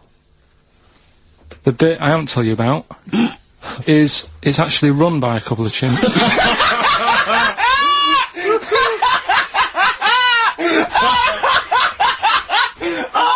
Oh God! Oh God! Oh God! You're a maniac! Right. Oh, for Christ! Oh. Let's just... It's like coming a chimp! Let's just... Of course it's not! No, it is, because think about it, right? No, not think about it. What do you mean, yes it is? Of course it's not run by a couple of chimps. What do they do, get a loan? Right, if a chimp wants to have a rest, Yeah. where would you go to? A place that's run by humans that don't know what chimps' needs are? No! My point is this, how did they get it together? How did the two chimps, Mr. and Mrs. Chimp, went for a loan and said, I'll tell you what we need, a star. I think it started off quite simple, right? Just you know, basic stuff. But they've expanded over time because it's become so popular. It's gone mental down there. Sure. Go! They've all heard about it. Now, the thing is, the problem is this, right? That isn't even the top and bottom of it, right? Christ. The problem is, it's been going on and on and on, right? It's been earning a lot of money and stuff. The monkeys are happy. The monkeys that go there are loving it. They're telling friends and stuff. They're all coming to it. Now, the problem is, it's this little monkey, little man monkey and a little woman monkey, right? Yeah. They were sort of girlfriend and boyfriend. Sort of. It's an open relationship, they can play around if they want. Well, the problem is they're not married, right? Now, trouble brewing. the lad monkey, fella monkey, he's getting quite old. Mm. And the problem is, because it's his name that's down on all the stuff. Carl, all the forms. Let him finish. I'm getting scared now. Let him finish. It's his name on the business, And the problem is his missus is kind of like, what's going to happen? Sure. What If are you he getting this, passes where are you away- getting this from? Internet. Oh, I don't know where to start. Now, This is the, Can we this just is hear the- the end? this is ridiculous. so the problem is, the Female girl- monkey is worried that the male monkey she's worried. is What's going going to die. to happen with the business? What's going to happen? Of course. Right now, What do you mean, the business? the health There isn't a spa- business, it's a joke. Health Rick, spa. you're not listening. His name's on the form. The male monkey's name, it's in his name. Now the problem is, Oh, the for woman monkey has got some kids, but because they're not blood relatives, it's not going to be handed down to them. And the What, courts, they're kids from a previous monkey marriage? yeah, Right. so that they're not going to get it. Let me just check this out. Yeah, otherwise you don't want to check the facts, otherwise Yeah. you could look like a twat spouting shit on the radio. Please check the facts for scientific And security. they're just a bit worried because they're saying that the people in Ohio, which is where they've got the little health thing going on. So that makes it more believable that it's Ohio. I thought you meant it was Berkshire, in which case it would be rubbish. It looks like the local people are trying to get in there. They've seen the success of it, Sure. and they're They want a trying piece to of go in and action. take it over and stuff. Yeah. So Give me the piece of paper. Throw it away. Play a record. That's the worst one I've ever heard. And there's something wrong with you. You're educationally subnormal. Final tune from us. Tim Buckley. Lovely song called Wings. Back next week? Yeah. Yep. See you, Carl. Oh, proper rock band. Best band since Thin Lizzy. The Darkness. Well, big words. Growing on me. XFM 104.9. A bit rash, I think. R. Gervais, S. Merchant, K. Pilkington. With a little bit of I know for a fact, that Steve is getting a little bit sick of Carl's attitude. Oh, his attitude's appalling. Yeah, I quite like it though, because it's straight away friction and he's sort of like, you know. To be fair, I genuinely don't think I'm the culprit in this. I think I come in and I just ask him a simple request. Yeah. And immediately on my back. Whinging, moaning, whining. I mean, I don't know if there's any evidence. Well, it's funny you sort say of that actually, because in a support any of my survey, yeah, complaints. it came up this week. It's quite extensive. Mancunians take more sick days than anyone else. Mancunians take more sick days than workers in any other city in Britain and Ireland, according to Manchester-based employment firm. Survey by Peninsula found that employees in Manchester take 11 sick days per year, whereas closest rivals Edinburgh and Dublin take an average of 9. Liverpool, Newcastle, Birmingham, Cardiff only 8. Is Reading mentioned there, or No, Bristol? it's not even in there. They don't take days off. London is only 7. So the point is, I mean, I don't think you can take anything from it, but if you're an employer and you had a Mancunian and a Liverpudlian and they were equal on everything else, but you really couldn't afford them to be away, Liverpudlian's going to probably be away for 8 days. Sure. The Manc's going to be away for 11, phoning in sick. And So what can you, I mean, just Well, the point is analysing the it's- data there, what would you extrapolate from that? I really don't know. I mean, call in if you've got any clues, or email us in if you've got any. I don't know why I think maybe, I don't know, Mancunians I mean, I don't really know many people from Manchester. Well, I only so- know one, but I know he was off sick because he put on wet trousers and he got You got a cold, I think. yeah, well, he just said he didn't come in for, he left early as well once. Yeah. But I don't know. I mean, that's the survey, I don't know. I mean, it's evidence because it's statistics, so there you it's go. guaranteed evidence that that's So, actually proof. any thoughts on that? Ricky.Gervais at xfm.co.uk. I mean, oddly enough, you're from Manchester, Carl. I am, What are your yeah, What are your sorry, thoughts on that? on what? Sorry. On the survey. Oh, wasn't really listening. Sure. Well, Mancunians take off more sick days, they call in sick. I mean, presumably spuriously. Yeah. I mean, because they've got the same body, they're biologically the same, so... So they're obviously making up their life. Yeah, some of the days, maybe there's just the 3 extra they're making up. Yeah, they're moaning. Probably because we work a lot harder than the others, so we're tired, so you're sick, so you need time off. Probably. Seems Probably. unlikely. I mean, the Scousers, to be honest, yeah, take them on, let them work in your office. But you know how many computers are going to go missing? Right, that So offensive. is offensive. Right. This is a survey that proved. You just made that up. You just carried on the myth that Liverpudlians thieved. Now that's not true. That is not true. Well. Well, it's not. Well, some of them do. There's been no survey that you're more likely to thieve if you're from Liverpool than if you're in Manchester. So that hasn't been proven yet. So all I've got is the evidence. from a survey of, I think, 3,500 people. It's proof that Mancunians take off more sick days. XFM 104.9. This is April Come She Will by Simon and Garfunkel. Simon and Garfunkel, April Come She Will. A lovely love song there. The X-List was all about sort of like sexy songs, because of, death of, Barry White, of course. And, Carl and Steve having a little argument. Steve said, well, there are such thing as sexy songs, of course. Carl said, I can't understand it. How can something be sexy? How can you woo one with a song? Steve went, well, you don't woo one with it, you just put it on the background. Carl said, stick the telly on. Stick the telly on. I love that. You don't believe there's any such thing as a sexy song, is that right? I don't think it can get you in the mood. You know what I mean? Right. You're either in with a chance or you're not. I don't think it matters what song you put on. Well, I don't think it ups your chances. I don't think if you take... It does. If you put Channel 5 on a Friday night, right, see a little bit of that action, gets anyone going. And it's worked for me, and that's all. What's on when pets go mad? No, you know, like, I don't know the titles of them, I don't look at the titles, but... What, that show with Chris Moyles? Do you mean the kind of erotic thrillers? Yeah, put one of them on, that gets you going a bit. I might be tired and that, but... What does the woman go, oh, that's an idea. Hey, that's an idea. They're normally called something like illegal briefs. And they're normally about some kind of, female solicitor who's defending a guy who may or may not be a killer. Yeah. But maybe in a former life they were lovers. It's always some nonsense like that. And presumably there's normally some gruesome murders. So how is that getting you in the mood? It's plot development. Yes, the narrative. Oh, I love narrative. Yeah. I'll tell you what, that's a lovely twist. I've got the horn. Yeah. Brilliant. So, if you're from Manchester, sorry about that. I mean, it is true. We weren't making that up. We weren't doing a stupid stereotype like Kyle did with Liverpudlians. It's just a survey that Mancunians take off more sick days. But they might be genuine. They might be sort of an iller people, or it might just be people who are in Manchester go, oh, I can't be bothered to go to work, it's rubbish. Whereas if you're in London, you go, I can't wait to go to work. What a lovely place this is. Some great jobs, don't you? Great jobs, don't they? Yeah. Rick, I know you're always looking, just to keep you abreast of, new developments in music, what's happening. Yeah. I don't know if you've got any plans this evening, but you might want to pop along to the Hope and Anchor in Islington. Why? Where, playing tonight, Restless Diesel. Please welcome to the stage. Restless Diesel. I mean, we've talked about it before, band names where you just have to imagine you're supporting U2, Wembley Stadium. It can never happen. Please welcome to the stage. And Restless he comes on, Diesel. And after the first song he goes, thanks, cause great band before us, Restless Diesel. You hear a lot more of them. Exactly. Yeah, it won't happen, will it? Sure, they're a great band. I think you What's the tax on that? £5 in, is it?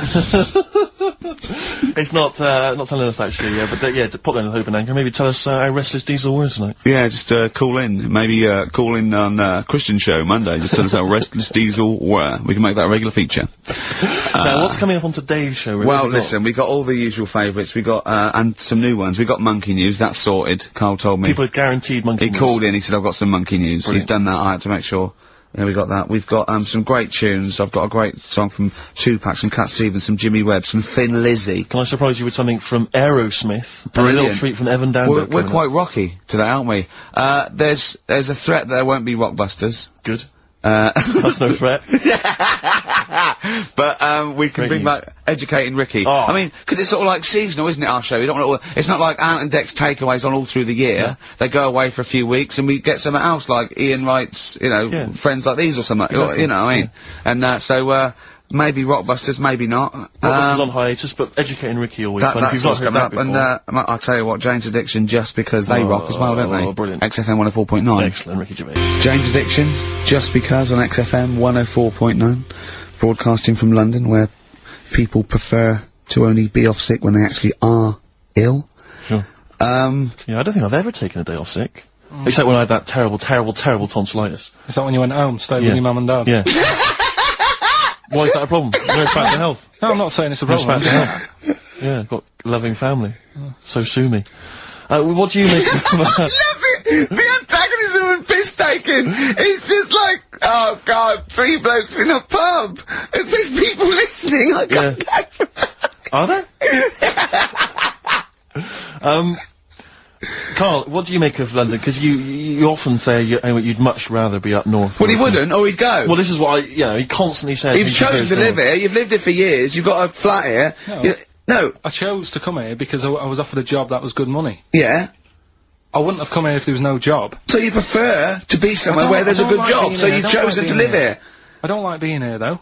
What? No, but you can leave. To what? Well, exactly! So you've chosen to stay somewhere that's better for you. It's not better for me. Well, it's making me ill. I'm not sleeping. Well, so you say you're ill, you call in ill, but I don't think you are. But I mean... Are there any stats to prove that? Well, yeah, because, you know, it'd be of the 11 days that he calls in sick, I reckon probably 7 of them are genuine. I'd love it if I dropped down dead tonight. Honestly, I'd love it. If you drop down dead tonight, you'd have it. Why aren't you sleeping? What, you're feeling ill now, are you? That's funny, you weren't feeling ill earlier, but you read that, and you're suddenly ill. I'm run down. Well, you should take a holiday. Oh yeah, you've just had about 8 in the last 6 months. Oh, God!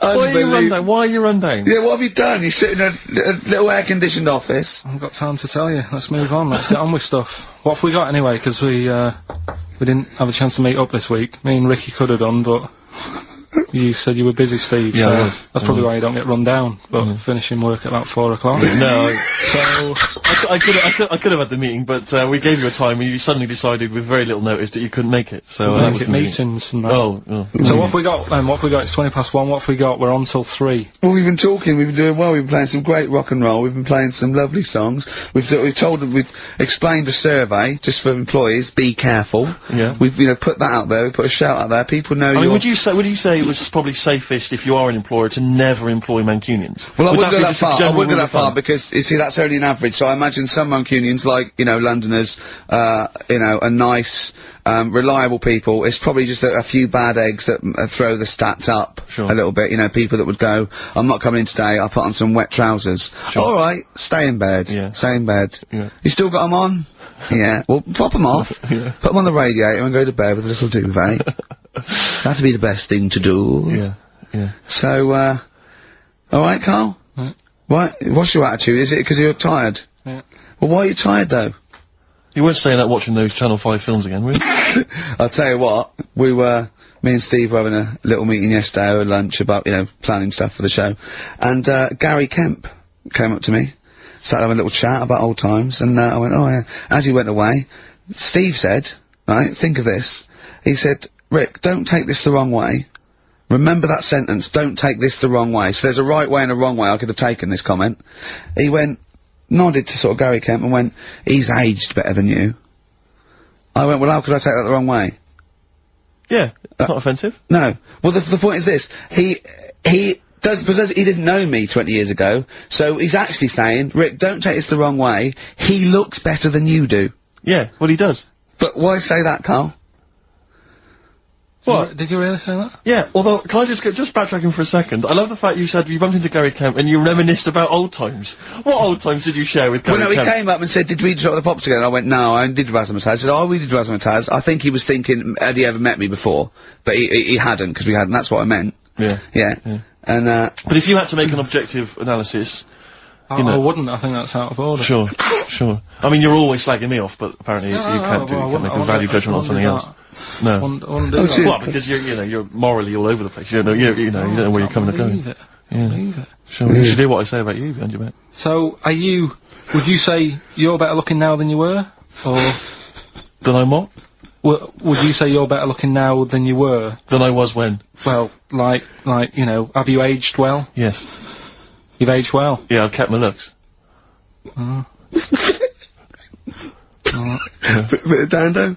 Bit Evan Dando, this would be lovely, yeah. Radiohead. Go to Sleep. That's good, isn't it? On XFM 104.9. Brilliant. Great DJing there. Well, I haven't heard it before. Good, isn't it? Yeah. No, it was good, it was very good, it was very good. I was just watching, cable TV, I do a lot of that, and, there's an advert I've noticed. It reminded me of, the sort of adverts you used to see when I was a kid. It's one of those attempts to kind of educate young people. But doing it in it's on MTV, but it's one of those things where it's clearly been made by people who are in their mid-40s. Who have never been cool. Yeah. Who've been working really hard to get into TV all their lives. And now are trying to appeal to, you know, funky and possibly wayward young people. Yeah. And it's kind of... Nerdy wells. Yeah, exactly. And it's a kind of, stunning model and 2 of her stunning model friends, but they're just a couple of average girls, you know, Sure. going about their business. And, you know, it says something like, it's all shot very funkily, like a kind of, you know, lock, stock and 2 smoking barrels kind of thing. And, it's a girl, and she's just grooving along with her friends, and it's kind of like, the captions are things like, you know, Isabella's 17. She's cool, she's quite funky, she's got these great friends, and they're sort of hanging out and laughing.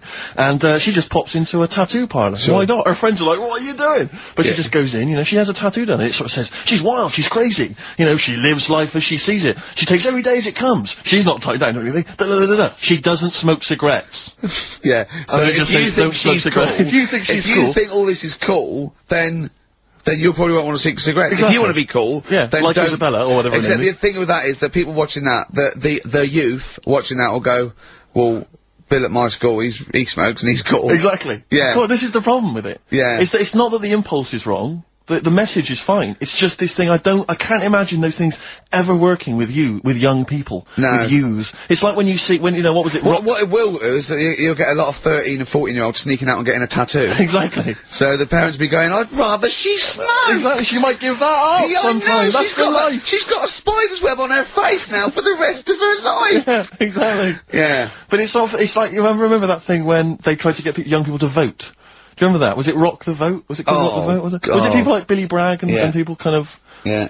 I don't know who that appeals to. I don't know, you know, some youth, is kind of smashing up a bus shelter, Yeah. throwing bricks at old He people. goes, and "Oh, then, wait a Billy- minute, Billy- was that Billy Bragg? Pretty bad, yeah. I just can't, I don't believe it ever. I think it was Mick Hucknall was another one. What's that, Mick? Oh dear. Well, I remember the ones where you just, if you were gonna go off with a stranger, your cat went, well, don't. Yeah. Ask mummy first. Yeah. And I remember I was trying to jump in cars left, right and centre, but my cat, when I was like 5 or 6, would go, and I go, good point. Yeah. You're right, he could be a nutter. But I seem to remember the Charlie Says. It was Charlie Says, wasn't it? Yeah. Charlie Says. Charlie Says. I always find them really unnerving. He lived in that really eerie kind of world where you never really saw cartoon. anyone. Yeah, but it was Yeah. very kind of, it was very eerie. It wasn't very kind of comforting No, world. they hadn't spent a lot of money on the cartoon, No. had they? No. But it was, I always got the sense with him that he was probably really quite lonely. But I like the fact is that, And that he had a cat, Mummy and the was cat so could talk. pleased, but by the time I came out, they'd gone off and I missed the picnic, but Mummy was so pleased that I'd asked her, she gave me an apple. No, I think and she said- Charlie got something he liked, he gets a fish, Yeah. right? I was thinking, an apple? No, I seem to remember it being that, I'll get an apple anyway, get me some sweets. yeah, or a tattoo. I always thought there was a con when your parents got you, some clothes you needed for Christmas. Yeah, I'm yeah. not falling for that. Exactly. I'd go, look, I'm getting the clothes anyway. I want battling tops. But the Charlie Says, I seem to remember when they asked him to go off for the picnic, by the Yeah. time he'd asked Mum, because she was on the phone, Yeah. I don't know who she was chatting to in the middle of the day, Yeah. the kids had gone, One of her, and I seem to one remember of her that, clients. exactly, I seem to remember that, he said, don't worry, it was fine, because Mum took him and Charlie on a picnic. Not as good. Who'd rather go, with your mates, Yeah. or with your mum Or on mum a and your picnic? cat. And your cat. Yeah. I mean, Yeah. I don't think they were friends. Mum, the Scotch egg stinks of fish. Well, I had to bring it for Charlie. Don't bring raw fish in the picnic basket. But I think they weren't friends with us, they were just local kids who go, let's go and ask that weirdo with the cat if he wants to come down the park. Let's go and ask the weirdo who thinks the cat can He can talk, yeah. and then run away when he goes to ask his mum. When he goes off to ask his mum, they're just going, Yeah, oh, yeah. ask your mum, ask your mum. Yeah. Hello, hiya. Alright, we're the local lads, the cool local lads. We smoke, we got tattoos. Do you want to come and play with some puppies in the disused mine? Ask your mum first. Quick, run. Exactly. Look, he's talking to the cat. Look, he's talking to the cat. They were just round the corner spying on him. They were just laughing, there was no picnic. Did you ever go on a picnic, Carl? Was there places to go in Manchester, or was it like Quarryland, mostly? The problem with those adverts, like when I was growing up, they'd sort of give you ideas, because remember the Charlie's one, right? And we were on holiday, right? And I met these 2 lads who are knocking about with, like, mates and that. And that advert came on, and we thought it'd be a good idea to wind his mum up, because this advert had just been on saying, you know, kids are going missing in Wales, right? Yeah. So we said, oh, this will be a good laugh. We put the kid in the wardrobe, his mum came back from shopping, we said, oh, he's gone missing, we haven't seen him for hours. That's terrifying. I know. That's How an old were you? appalling How thing old to were do. you? About 13. And what was his mum? She must have been, She was, yeah, she was going mad, and that's when we thought, oh god, we've gone. Will we say anything? Will we pretend we don't know where he is? Open the wardrobe, Yeah. he'd suffocated. Yeah. That's Yeah. horrible, Carl. I know, but Such a it's just cruel what you thing. do, isn't it? It's just what you do. Well, no, you do. What do you mean? It's just Well, what you do. But what was it? Was he in the wardrobe? Was he listening to this? Why didn't he go, Mum, it's alright, when he heard her crying? No, she wasn't crying, she was just panicking and, like, screaming a little bit and that. Screaming a little bit. Okay, we'll tell her when the screaming starts. Exactly, yeah. And then, what's the other thing? Like, on the same, like, you know, all this was going on when I was growing up. And, one time we're on holiday, and my mum says, right, if you're going on the beach, it's a big beach. But, you know, if you're going to go out and play there, I need to know where you are. So where are these bells? Where this cowbell round your neck? She gave me a balloon. Good idea. A balloon, and it just, you know, sort of attached to my arm, so wherever I was playing in the sea and that, you can see the balloon and that. Brilliant. But then the problem was, everyone else thought that's a good idea. Cool. And it was just like loads of kids with balloons and that. Oh, I ruined it. So that didn't work. Yeah. I had to bin that idea. Weren't you in a car park once? Oh, no, it was New Year. And, we were all gathering up. You know, like in Trafalgar Square at New Year, everyone gathers and they have a big kind of party and stuff. Well, in Bristol, they do something very similar on a smaller scale. And I was there one New Year, I was with my friends.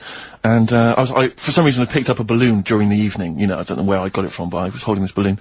And these girls came up to me and I thought, yeah, nice. You know, maybe a little New Year kiss. They came up, they said, hey, are you gonna be here for a while? And I said, well, yeah, I probably will. They said, it's just that we've arranged to meet back at you at midnight. What do you mean? Because I was so tall and had a balloon, I was towering above everyone else. I said, what? They said, we're going to meet back at you at midnight. They said, don't worry, you can go about your business because we can see you wherever you are. This is where Nelson's column is. No. No, this is in Bristol. Oh, right, okay. Yeah. And so I'm sort of wandering around, and then at midnight these two girls turn up again, and some of these lads come and meet them, and they're sort of laughing and joking. I'm thinking, oh, they're probably going to invite me back to a party. I watched them get in a cab. They went off. They had a wild night. But then I did have a balloon, so it was a great New Year for me. I did have a balloon. Oh, should we have a little bit of Tupac? Yeah, if you want. Yeah. There's a great lyric in this. It's picture me rolling, right? But at the end, he's saying about look at me now. I'm you know drinking Remy and I'm in a Rolls Royce. And he goes, oh yeah, I forgot the DA. Can she see me from here? Can you see me, ho? And I think this is like District Attorney turning on the radio and Tupac going around going, can that ho see me? She's going, yeah, I can see you. Yeah, it's brilliant. Tupac. I'll tell you what, we should get rolling. Rockbusters. No. Alright? No. Well, he has done it. He just said that he was worried about it because we said it's the last one. What do you think, Carl? I just don't think I mean, can I just say now, Carl, seriously, I'm only responding to what we're getting on the email, which is people do not want Rockbusters. They really... There's one guy here he says, it's James Pooley, he says he's preempted Carl by giving my answers to this week's quiz. I don't know what the clue would be, but his answer is no van ear. Nirvana. Yeah, good. Nirvana, yeah. That sounds like one. Number 2, he's just guessed. I don't know again what the clue would be, but the answer is Kid Creosote. Yeah, that's good. That's a typical Rockbuster. That is brilliant. That's a better game. And the last one is Harry Seacombe. Yeah, that'd be good. So, I mean, maybe we should reverse it so people and we have to come up with a clue for them. And we win the prizes. Yeah. Have you got prizes ready as well? It's all there, but... Oh, I feel sorry for him now. Read what the prizes would have been. I'd rather just give them away to the first person to email in, frankly, than have to go through the torrent of Rockbusters. Oh, God! Look at Carl's face! I wish we could... Oh, can't we get this on telly just for Carl's face? Hey, I'll tell you what we could do, Steve. You know, like Smiley Miley and that used to take the Radio 1 Roadshow out? Oh, man, that would be amazing. Come on. Should we take it out? Hello, Bournemouth! Yeah, how many miles have I done? Don't care. No, exactly. Should we do this? How many miles have we done? Well, XFM's down the road. Yeah. 1. Yeah. Should we take it out the road just so they can see Karl Pilkington? To be fair though, I mean, you're not really keen to leave W1, are you? Well, we wouldn't. Right, so where exactly would we take the roadshow? We'd do it outside. Outside the building? Yeah. Right, okay. And what would we do? It's called a roadshow because it's in the road, I imagine, isn't it? And we'd give away t-shirts? Throw in t-shirts and then we'd have a band. We'd have band playing. What was that band playing tonight? I forget, something Diesel, was it? Yeah. See, instantly forgettable. I mean, that was my point, really. we could have them on. Yeah. Great. Yeah. We'd get a couple of celebrity pals down. Someone from, Big Brother 2. That would be ideal. Well, Josh, the other little gay fella. Yeah. He'd come on, just wave. Yeah. I'm beginning to like the idea. Yeah? It's brilliant, yeah. So we'll have Josh, something Diesel, we're playing the Bull and Gate tonight, whatever it is. Yeah. Right, I'll throw out some t-shirts. Yeah. And then, Carl will do a live Rockbusters? Yeah? Well, I don't know, do you want it? I just think that ruins it slightly. It would just bring the whole afternoon down, Rick, I think. We get it sponsored by someone? Yeah? No? Well, I'm just trying to No, sure, inject a bit of... Read the prices, what they would have done. There's a PlayStation game here. I guess it's maybe not been released yet. It's a little demo of that. What's this? The American Song Poem Anthology. I don't exactly know what that is again, but lots of songs on there and a couple of compilations, arbitrary compilations, the Club Anthems compilation, the best summer holiday album ever. Wow. You've certainly sold it to me, Steve. The best air guitar album again. Brilliant. And an old edition of Only Fools and Horses. So, you really haven't put the effort into the prizes, Carl. So if that's the prizes, if that's the whole point of the competition, and they're the best prizes you could conjure up, in God's name, how bad are the clues this week? That's why he doesn't want you to do it, Carl. Alright, we won't bother. Forget it. Doesn't matter. Good. Excellent. Well, that's resolved. Brilliant. That's excellent. What we have got, though, is Educating Ricky, haven't we? Well, another one of my little things. Oh, it's brilliant, then. So how long's this gonna last before you wanna ditch this? Well, we'll see. A couple of weeks. Not like that, Carl. It's all one. It's one love, man. We're on the same team, man. Yeah, we're just one voice, man. One true voice. Like those lads. Yeah. They could play. Right, well, the Educating Ricky, They could right? play. Well, why don't we play a record and come back with Educating The Ricky? Wind, Cat Stevens. We need beautiful to get the Beautiful jingle song. queued up as well. Yeah, I'll get the jingle queued up, No, yeah. I haven't got Neil Young lined up yet. No, not you, I'm Cat Stevens. I gave it to you. I know, we're not playing that yet. Can we just play a record? No, I This is told sounding you to. rubbish. Well, I This is told you squabbling. to. See, so why aren't you playing the record I told you to play? Because we've just had something chilled, right, from Tupac. Let's lift it up a bit now with a little bit of blur. Right? Come on, play it. Oh, how much you off? I just have. Crazy beat there on XFM 104.9. Right, we're gonna, do Educating Ricky instead of Rockbusters. Incidentally, on the subject of Rockbusters, we've just had an email from Phil. He says, I could do with this week's rather shoddy array of prizes, as I'm doing a car boot sale tomorrow, and need a bit more tact to fill the table. Probably send it to him. We might as well do it anyway. Yeah. But Educating Ricky, it was a feature. Well, actually, about a year ago, I started a feature called Educating Carl, because we found out he had 1 E at O level at history. I'd educate him on things like Rasputin, things that I thought he'd be interested in, you know, Winston Che Churchill, Guevara. some of the greats, some scientific facts, and then I said, it's your turn, and he started telling me about people born without legs, some people have got a funny eye, there's a woman whose tongue's longer than her arm, and really, you know, turning the screw on education. Yeah. So, I don't know what he's got for me today, maybe a dog born a cat. Let's have a look. We've done that one, we've done that. And is there, because often we should point out there's sometimes a crossover between Educating Ricky and Cheeky Freak of the Week, Yeah. just in terms of subject matter. Yeah, so, we've done Cheeky Freak of the Week, we've done all the freaks. What have we done with the Freak of the Week? There's a dog. There was a woman that had the back legs of a dog. What was last week? It was the girl who was born with 4 eyes, 2 mouths and 3 legs. Sure. You weren't that impressed, I thought if we've got to that and it's not impressing you. Yes, we are a let's tough spin audience, it, I let's admit. spin it, let's move on. Is there Yeah. a jingle for Educating Ricky? Educating Ricky, oh god. You've told me Educating Ricky. Very similar to some of the other jingles I've done. Well, they're made by the same people. Yeah, yeah. Right, Okay, what have we got it's just, I mean, Educating Ricky is just stuff that I learn in the week and I think that's interesting. I keep it up here and then I share it with you, right? And, some interesting stuff. One of them, right? You know, Mount Everest. Go on. I need more. Right, well, there's a problem. Yeah. Because people are leaving rubbish up there and that. And, like, whoever owns it is saying, he's saying, forget this. They're leaving a mess and all that. But do you know why it's called Mount Sorry, Everest? what was that? That's one, is it? That's one. There's rubbish on Mount Everest. No, How many people go up there? I know Are we that's talking right. about people dumping old tellies and washing machines? Who's fed up? The Yeti? What are you talking about?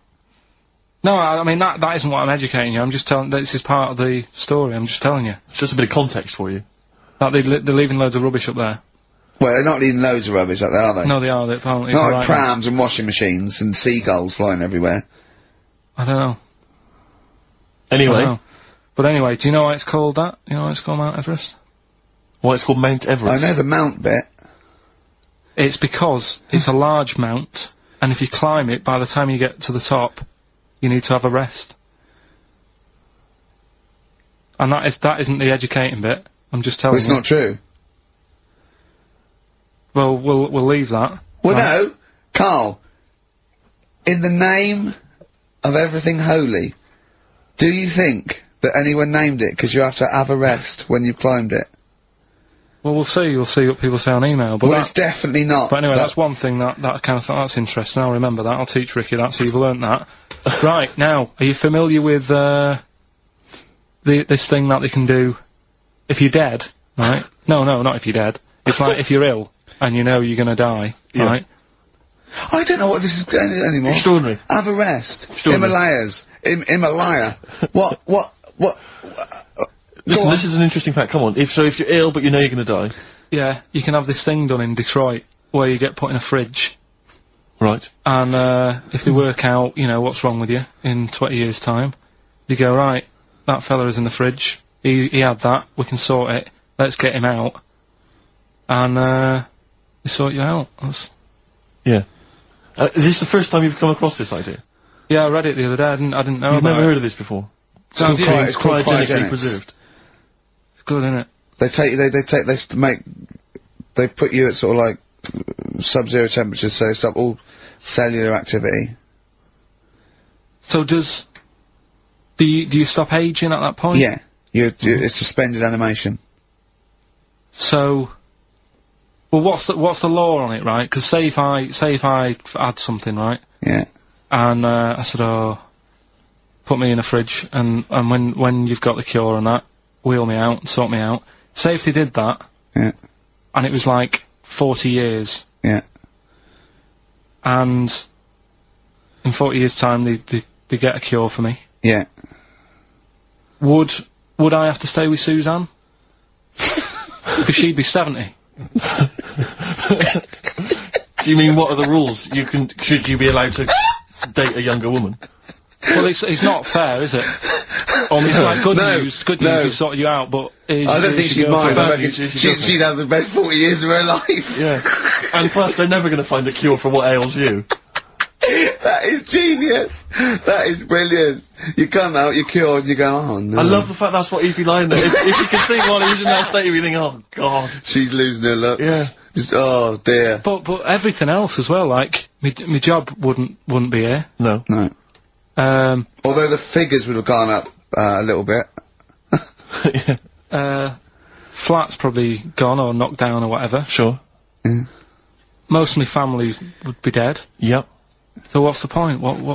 How do you know about it? Who's done it? Well, famously Walt Disney, apparently. I mean, Walt Disney actually did die, but had his body preserved so that should they one day be able to bring back people from the dead. They need Walt Disney. Hang on, who do we have? But with him, nothing is going to change, because when he comes out, Mickey Mouse will still look the same. Sure. Plug and all that. Play a record! I don't know where your mind is! Play a record!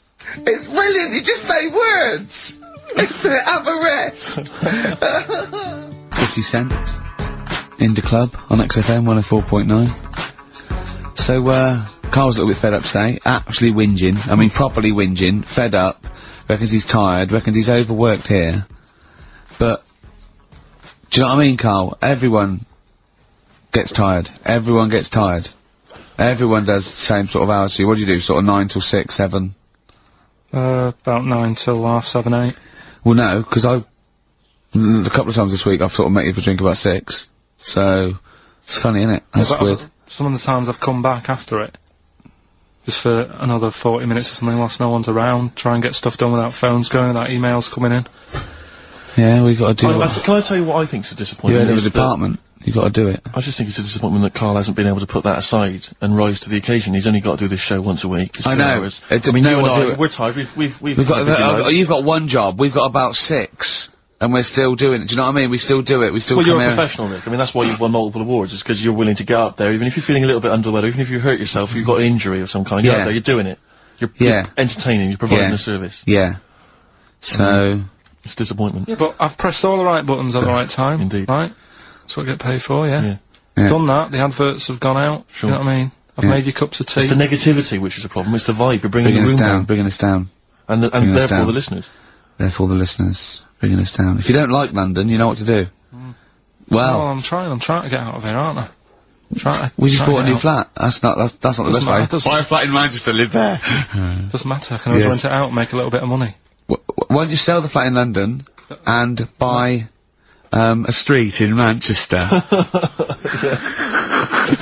Pilkington Avenue. Brilliant. You could literally be the lord, the king of that street. people could come to you like Solomon with their problems. Yeah. Well, he's come up from London. He's got London ways. Now, interestingly, have you heard? Do you remember the famous King Solomon story that there are two women arguing over whose baby it is, and they present this to, they say, "This is my baby." And the other one goes, "No, this is my baby." So he knows one of them's lying, but he doesn't know which one. And so what does he do? How does King Solomon solve that? How does he figure out whose baby is his? First, what would you do? They're both white fellas, yeah? Both what? White fellas. Two women. Right, it's two white women. To be probably, they probably weren't, completely white. Yeah, whatever. Yeah, they're of the same ethnicity. No, I'm just working out. Right, alright then, so alright. And don't think about what King Solomon would necessarily do. Yeah, it wasn't that easy. No, there's not one tall, skinny white one with big ears and so's the baby, the other one's a little short Chinese bloke. It's two women for a start. Yeah. Two women, okay. The baby to look at could be either. He doesn't know which, but he knows one of them's lying, obviously. And is the one lying saying it's hers or saying it's not hers? Right, okay, this isn't worth it, Steve. I'm gonna tell you what he said, and you tell me if you think it was good or not. He says, well, then what we do is, as King, he said, what we do is, I'll take a sword, I'll cut the baby into two, and you can have half each. And one of the women says, no, don't do that. And one of them says, yeah, that's fair. Right. Do you see? So which one was it? Sorry? Well, no, my guess is the one that didn't want it done probably was the mother of the child. The one that didn't mind having the baby cut in half probably wasn't a mother of the child. Why don't you think, you bald little mank twat? Play a record. Well, I'm just, alright. Although, it's not a very good solution. No, that's I think the woman who was lying could have come up with something better than, cut it in half. What she should have done is, I'll give it to the other one as well. Yeah. Jaded from Aerosmith on XFM 104.9. Just trying to pep things up. See, I know you're up there. I mean, we've got lots of work to do. We're filming soon. We've got loads of things, admin, DVDs, everything like that. We come in here. This is Poxy. This is not a drop in the ocean, the sort of work and money we earn. Right, really? If we do this to keep charitable status. And yet you know, Carl, come on, what's the matter with you? Are we doing Rockbusters? I'll tell you what, come on, Rick, I'll tell you what, because it's your special day and I want you to have a great time today. We're going to do Rockbusters if you cheer up, miserable. It just got ratty then. Go, no, don't push it on me head, don't put it on me head. Right, what were you trying to put on me head? I was trying to put a pear on your head to knock it off with a ball, like William Tell, but it was, because your head is so round and the pear was round, I tried to flatten it a little bit, and I didn't know it was a juicy pear. So, I thought it'd be like just to crush it a little bit, and then he went mental because he had juice running down his face. Oh. Why is it my fault? The pear's a faulty pear. Exactly. Get proper fruit in here.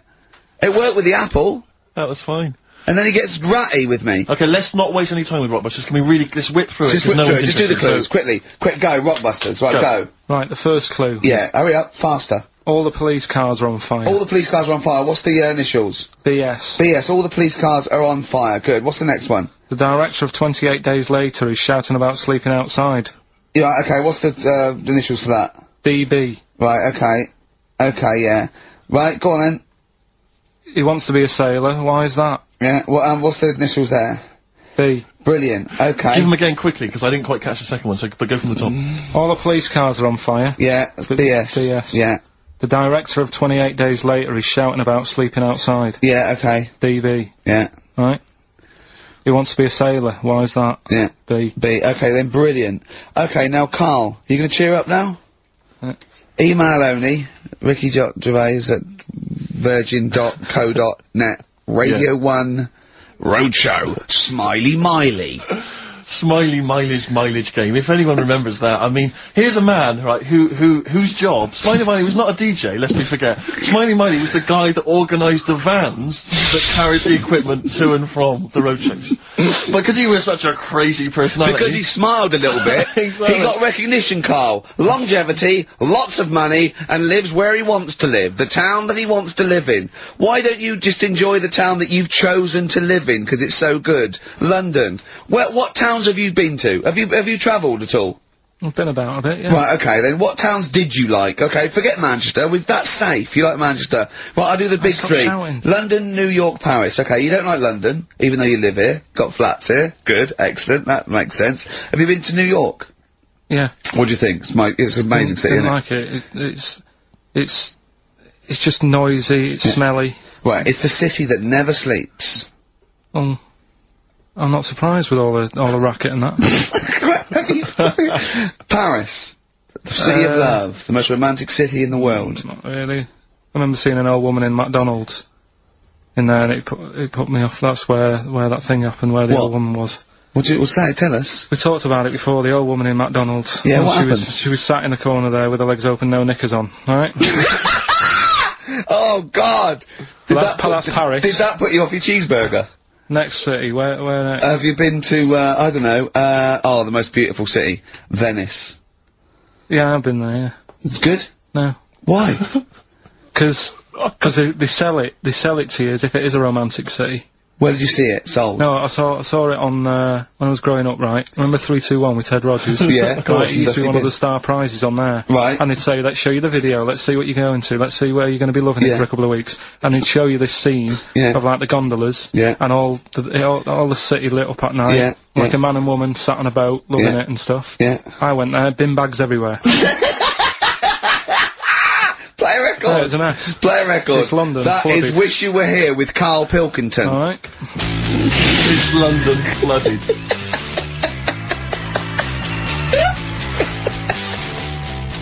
Black Rebel Motorcycle Club. Stop. On XFM. Carl's back. He's cheering up a little bit. Because, I think he's vented his spleen a little bit on, cities around the world that aren't as good as Manchester. So, has any of your family lived in Manchester? Because they all moved away, didn't they? You came here. Your dad's moved to Wales, for Christ's sake. Well, your family are all around the... Brother joined the army to get anywhere. Just take me anywhere. We don't know where he is. His sister's moved away, so no Ireland. one... Yeah, there you go, you see? So, that's just one family. That's one family who love Manchester. Exactly. Alright? Tell you what, Steve. Go on. I did find out in the week. Yeah. World record, right? Person with the longest trump. With the longest what? Wind. Fart. Right. Right? 2 minutes 42 is the world record. Okay. Right? Well, I'm immediately thinking about a relative of yours who I'm sure did longer than Who that. still lives in Manchester. Auntie Nora. Now, Auntie Nora did it for 5 Reportedly, minutes, wasn't it? Starfighter for 5 minutes. But, unfortunately, she was the only person in the room. Whereas I think, which one's alive, Ross or Norris McWhirter? I don't know, actually. He has to be there. Yeah, I think he actually has to He'd be have to be there. Would you want to be there? Well, he'd have sort of equipment, and looking at his watch, going, finish, you go, yeah, he goes, well, that was 4 minutes, Did she 59 go from like a seconds. size 10 to a size 6? Did Just she show some old dresses? like a hovercraft. Exactly. In a big dress. Yeah, Just slightly off. Yeah. So, it has to be invigilated. But again, you know, how was the Guinness Book of World Records one invigilated? I mean, who was supervising that? Who was He said, monitoring that? I can fart for 2 minutes. They went, well, we've got to see this. Went round. And, he just probably let it rip. It's probably circular breathing. He's probably sort of sucking in air and swallowing it as he's going. And it's a continuous one, isn't it? It's not like... Yeah. I mean, it said, you know, that's how Nora's happened, me Auntie Nora. She had a little bit of wind, it went on for like 2.5 minutes. Sure. That's when she called me ma'am. As it was still going on. And said, there's something not right here. I'm leaking. She said, oh, can you send, your dad round? You know, my dad. Yeah. Sent to me mum. With a cork. And, With a lighter. I think this would be the best one I ever. want to show the kids something. he said, I'll be there in a bit, get the windows open. But what it was down to, because I was talking to Is my she mum the and one dad with the about split tennis ball? Yeah. Can we not talk about that again? I was talking to my mum and dad about it, saying, you know, why do you think it happened and that? And it's because she never chucks food away, right? And she'll sort of mash it all up, and she's got all these ice cream tubs in the fridge that are just full of, Cabbage like, water. old, mashed up food. Really? And she prepares everything. Right, she doesn't work, she's retired now, she's got nothing to do all day, but everything's got to be ready Still for calls her. in sick. Do you know what I mean? Everything's got to be done. Even though, if you're going round to her house, and you're going there for tea, it's like, what time are you coming? And it's like, well, I don't know, maybe 5, maybe 6. Yeah, you're Well, no, late, I need because to you're know, late I when you need have to to meet know. us at 5 or 6. Do you know what I mean? That's But what... so, when you say she mashes up food, she literally takes the remnants of a dinner, could be sort of some... anything. And just smashes it all up into a... Yeah. And then what does she do with it? Put it in the fridge, and she's got in the fridge, it's like January, February, March, she's got all these ice cream boxes that are just full of... But she doesn't... She reheats it and eats it. Oh, then she, I puts it in thought a she was pan. just keeping it as a No, no, souvenir no, no. of each meal she'd had. No, put it in a pan, warm it up. Oh, And that's that's what it intense. is, it's just... A lot of vegetation, is it? Yeah. Why has it only happened once, or does she save it up once a year, just let it go? I don't know. She is mad, Yeah, she sounds potty. She doesn't answer the phone anymore in case there's a burglar. Checking if she's in. It's like, well, answer it and then they'll know you are in and they won't come round. Yeah. Mental. Well, Mental. they can't be sure then, can they? What do you mean? Well, if there's no, okay, well, maybe it's someone just... They are in, but they're hiding, whereas if Auntie Nora goes, it's Auntie Nora. We can she'll be farting. We can sneak in when she does a loud one. Because we'll be aware to tell you, what's stopping it? It's got a valance round it, it's got caught on the cat. So, have we got a recap on Rockbusters? No, just has anyone got the right answers? Has so anyone far- got the right answers? Let me just check here. Here's one from someone who just says, he's given an answer, answer to number 1, I, number 2, don't, number 3, care. Right, okay, is he close? Has anyone got 3 answers? I can't find one with 3 answers. So, again, you've done something wrong, Carl. No, no. This isn't radio, play a record. There you go, someone's got it. Give it to them. Fine, okay, give us the clues again, we'll give the answers straight away. Yeah. No fanning around. Yeah, Right. it's really pointless. Number 1, Yeah. all the police cars are on fire. BS. BS. Yeah, what was that? I can think of something. Go on. Blazing Squad. Brilliant. Okay. Right. The director of 28 Days Later is shouting about sleeping outside. Yeah. That's Dan Yell Bedingfield. Right? Danielle We're never- Bedingfield. Right, we'll never let him do this again. I told you I washed my hands of it. I know, but I Why just did you thought... let him? Why do you... Because he was grumpy. But this is what happens. Look what's happened. Danielle Bedingfield. That's what happened. The director of... So Danny Boy, so Dan, right, all that for Dan, but shouting about being... Dan Yell Bedingfield. Right? What's the last one? He wants to be a sailor, why is that? Yeah? Beyonce. What does that mean? Beyonce. He wants to be on the sea. Play record. You're never doing it again. You've I just can't- signed your death warrant. What have we You're done? never doing Rockbusters again. And if Monkey News about that, we ban that as well. We've And we're unleashed it. serious this time. So Joe in Catford. Stuff off to you. Oh, I can't believe what we've He's done. even doing the shout out. You won. Well done on that. What have we done, Rick? What have we done? There's a little sailor fella. He wants to, join the Navy. Why? Beyonce. Beyonce. Knowles. Is his surname? Yeah. Midshipman Knowles. Now, Carl, we're going to do another edition, I think, of Wish You Were Here, because that really cheered you up, didn't it? So on. Where else you been? Have you been, you've been around Europe, haven't you? You've been to any hot country? Have you been to Greece? Greece. Turkey? Done Turkey, yeah. Yeah. Been to Turkey. Little fellas. Little midgets working in the canteen in the hotel I was in. Okay. Astley Suzanne as well. Okay. Have you been to Scotland? Once for the Edinburgh Festival. Go on. That's where I looked out in my hotel room, saw a traffic warden putting a ticket on some bin bags. Brilliant. Because they'd gone into the road. So that's Turkey, Scotland. What about places here? Have you been to the West Country where we? Have you been to my neck of the woods, Bristol? I haven't been out. What else is around there? Bath? Been to Bath, yeah. Yeah, what do you make of it? Once you've been, probably don't need to go again. Because it's sort of old and they don't change anything. Okay. Do you know what I mean? That'll be So the once you've Roman been- spa Yeah, he's yeah. talking about, Right. I think. What about Brighton? Not gay people. Right, okay, thank you. Next week on Wish You Were Here, we'll go to some other places where there are gay people. Fascinating. And Brilliant. Another extraordinary insight there. Carl, could we have some monkey news? Well, just before we do monkey news, right, can I do a little, psychological test on you? On me? Yeah. Okay. It's brilliant, this. Someone emailed it in. Brilliant. Right. Little story with a question at the end. Okay. Right? Right. This is going to be so annoying. No, it's not, honestly. Well, it is, because you're going to think it's science and it's going to be trite. Alright, well... Go on. Right. Little story first, right? There's this funeral, right?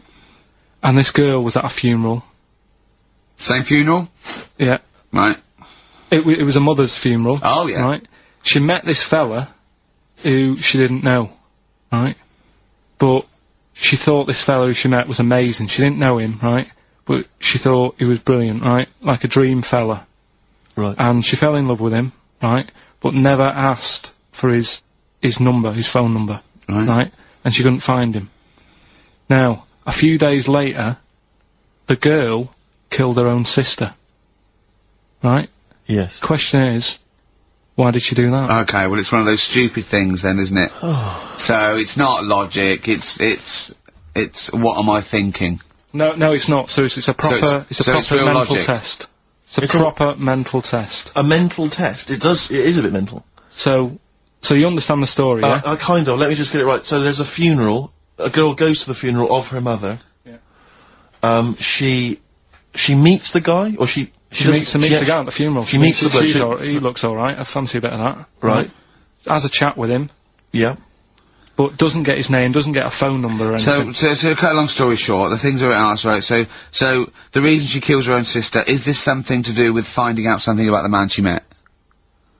Well, just answer the thing. Just, why did Oh, okay then. I'll answer it then. She went mental. He was a spy called Derek. What do you mean, just answer it? Anyway, I'm testing Steve. Right. Well, she killed her own sister because her sister had stolen some money from her and was sleeping with her husband. Is that it? Well, I don't know, Carl. It's an answer. It's an answer. What's the answer on the paper? So, Well, come on. come on! Well, the answer is No, an answer is... that she was hoping that the guy would appear at the funeral again. He'd go to the funeral. Right, that's not a proper psychological test. It is, It's one of those here. stupid little shitty things. It says It's here. like a man goes into a field and dies. Why? His parachute didn't open. That's what I'm thinking. I'm surprised It's- you learn anything. Oh, Honest to I God. love I'm that. surprised you Romeo learn and anything. Juliet. Oh, Juliet's a fish. It said she was hoping that the guy would appear again at the funeral. If you answered this correctly, you think like a psychopath. This was a test by a famous fella, right, who used it on killers, and most of the killers got the answer right. Did you also think that? Was that the but answer the- you gave when you No, first I read it? didn't know. But I wondered what you would have got. Good, so that's proof that I'm not a psychopath. Yeah, but that's the point, but it's a psychological test for looking at something very, very specific. What's up with that? Well, what was the best that could happen? That he'd got it right, so he is a psychopath. What annoys me is you're not happy with that test, but before you wasted 3 minutes trying to balance a pear on my head. What were you getting out of that? Let's play a song and have some monkey stuff. Joe Jackson. Is she really going out with him on XFM? Right, it's the time that most people, I imagine, have been waiting for. Monkey news. Play the jingle. Okay. Oh, chimpanzee that monkey news. Right. Come on. Come on. Should be ready, Carl. That's we've amazing, done- isn't it? It's like, Nicholas Witchell. Ooh, the bomb. No, that's not the first. Come on! No, it's always difficult, innit, to sort of find something that's good each week, right? Last week, we did the chimp. It is for us, yeah. We had the chimps who were running a health spa. Yeah. Right? We've covered the one who nicked a car to go on to Spain. Yep. To Wow. sort his future out. All shite. The hairdresser, I think we've done that one, the little monkey hairdresser. This week, we're looking at monkeys, that they use in... Do you know, like, monkeys, they know how, like... I've lost the will to live, Steve. Oh, well, I don't want to do it. Right? Well, come on, come on. What are monkeys good at? What a monkey's good at? Yeah. Well, running small businesses, cutting people's hair, and driving cars. Yeah, they loved Spain. Oh, and foiling bank robberies. Yeah, they're great. Well, something else they're good at, right, is like weighing up the situation.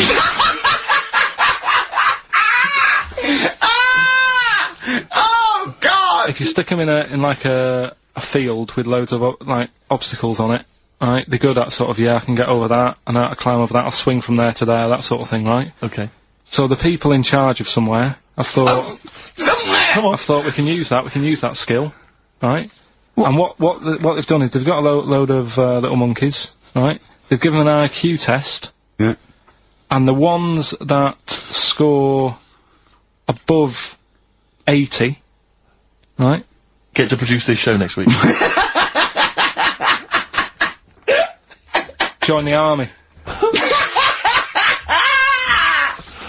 Right. How do they join the army and what do they do? They just, what they do is they set little obstacle courses up for them, they do that, they do a cross-country run, they do, the IQ cross-country test. run? Yeah. Okay. And then, once they've done all that, they make them a little uniform, made to measure little uniform. Slightly longer arms, shorter legs than usual, yeah. Yeah. And, basically then they taught how to use a gun and that sort of thing. Yeah, of course they are. You're talking rubbish again. This came through literally, pretty late on, so... So you've not had a chance to corroborate all the facts, as usual? Just have a look. Right, it's the bit I'm looking for is, well, A, why are they doing it? Why are they doing it? Yeah. Why do we need monkeys in the army? And secondly, why are we giving them guns? I'll just check to see if any of that I love that we only let gays in recently. Yeah. Yep. Talk amongst yourselves. Yeah. Just have a look. I can't read it, there's too much pressure. But it's rubbish. But it's rubbish. They don't get, it's the way that there are things, there are animal cores, right? There are horses, there are dolphins, sea lions, there are lots and lots of animals in the army, but they don't have to pass an obstacle test as such, and they're not taught to fire guns. You've straight away assumed that there's going to be loads of squads of men, and then just one little monkey in the middle. Like, he came second on the test. He's in, boys. What do you think, Steve? You've read it? Well, as ever, Carl, this is an arbitrary email sent by one of our listeners. You know what Ricky and I think of them. and so we're not really basing this on hard evidence. We're basing it on the ramblings of one of our listeners. Rubbish. Once again, lazy, rubbish, uncorroborated, nonsense. The stupid test that you got wrong. Rick, that sounds like monkey news to me.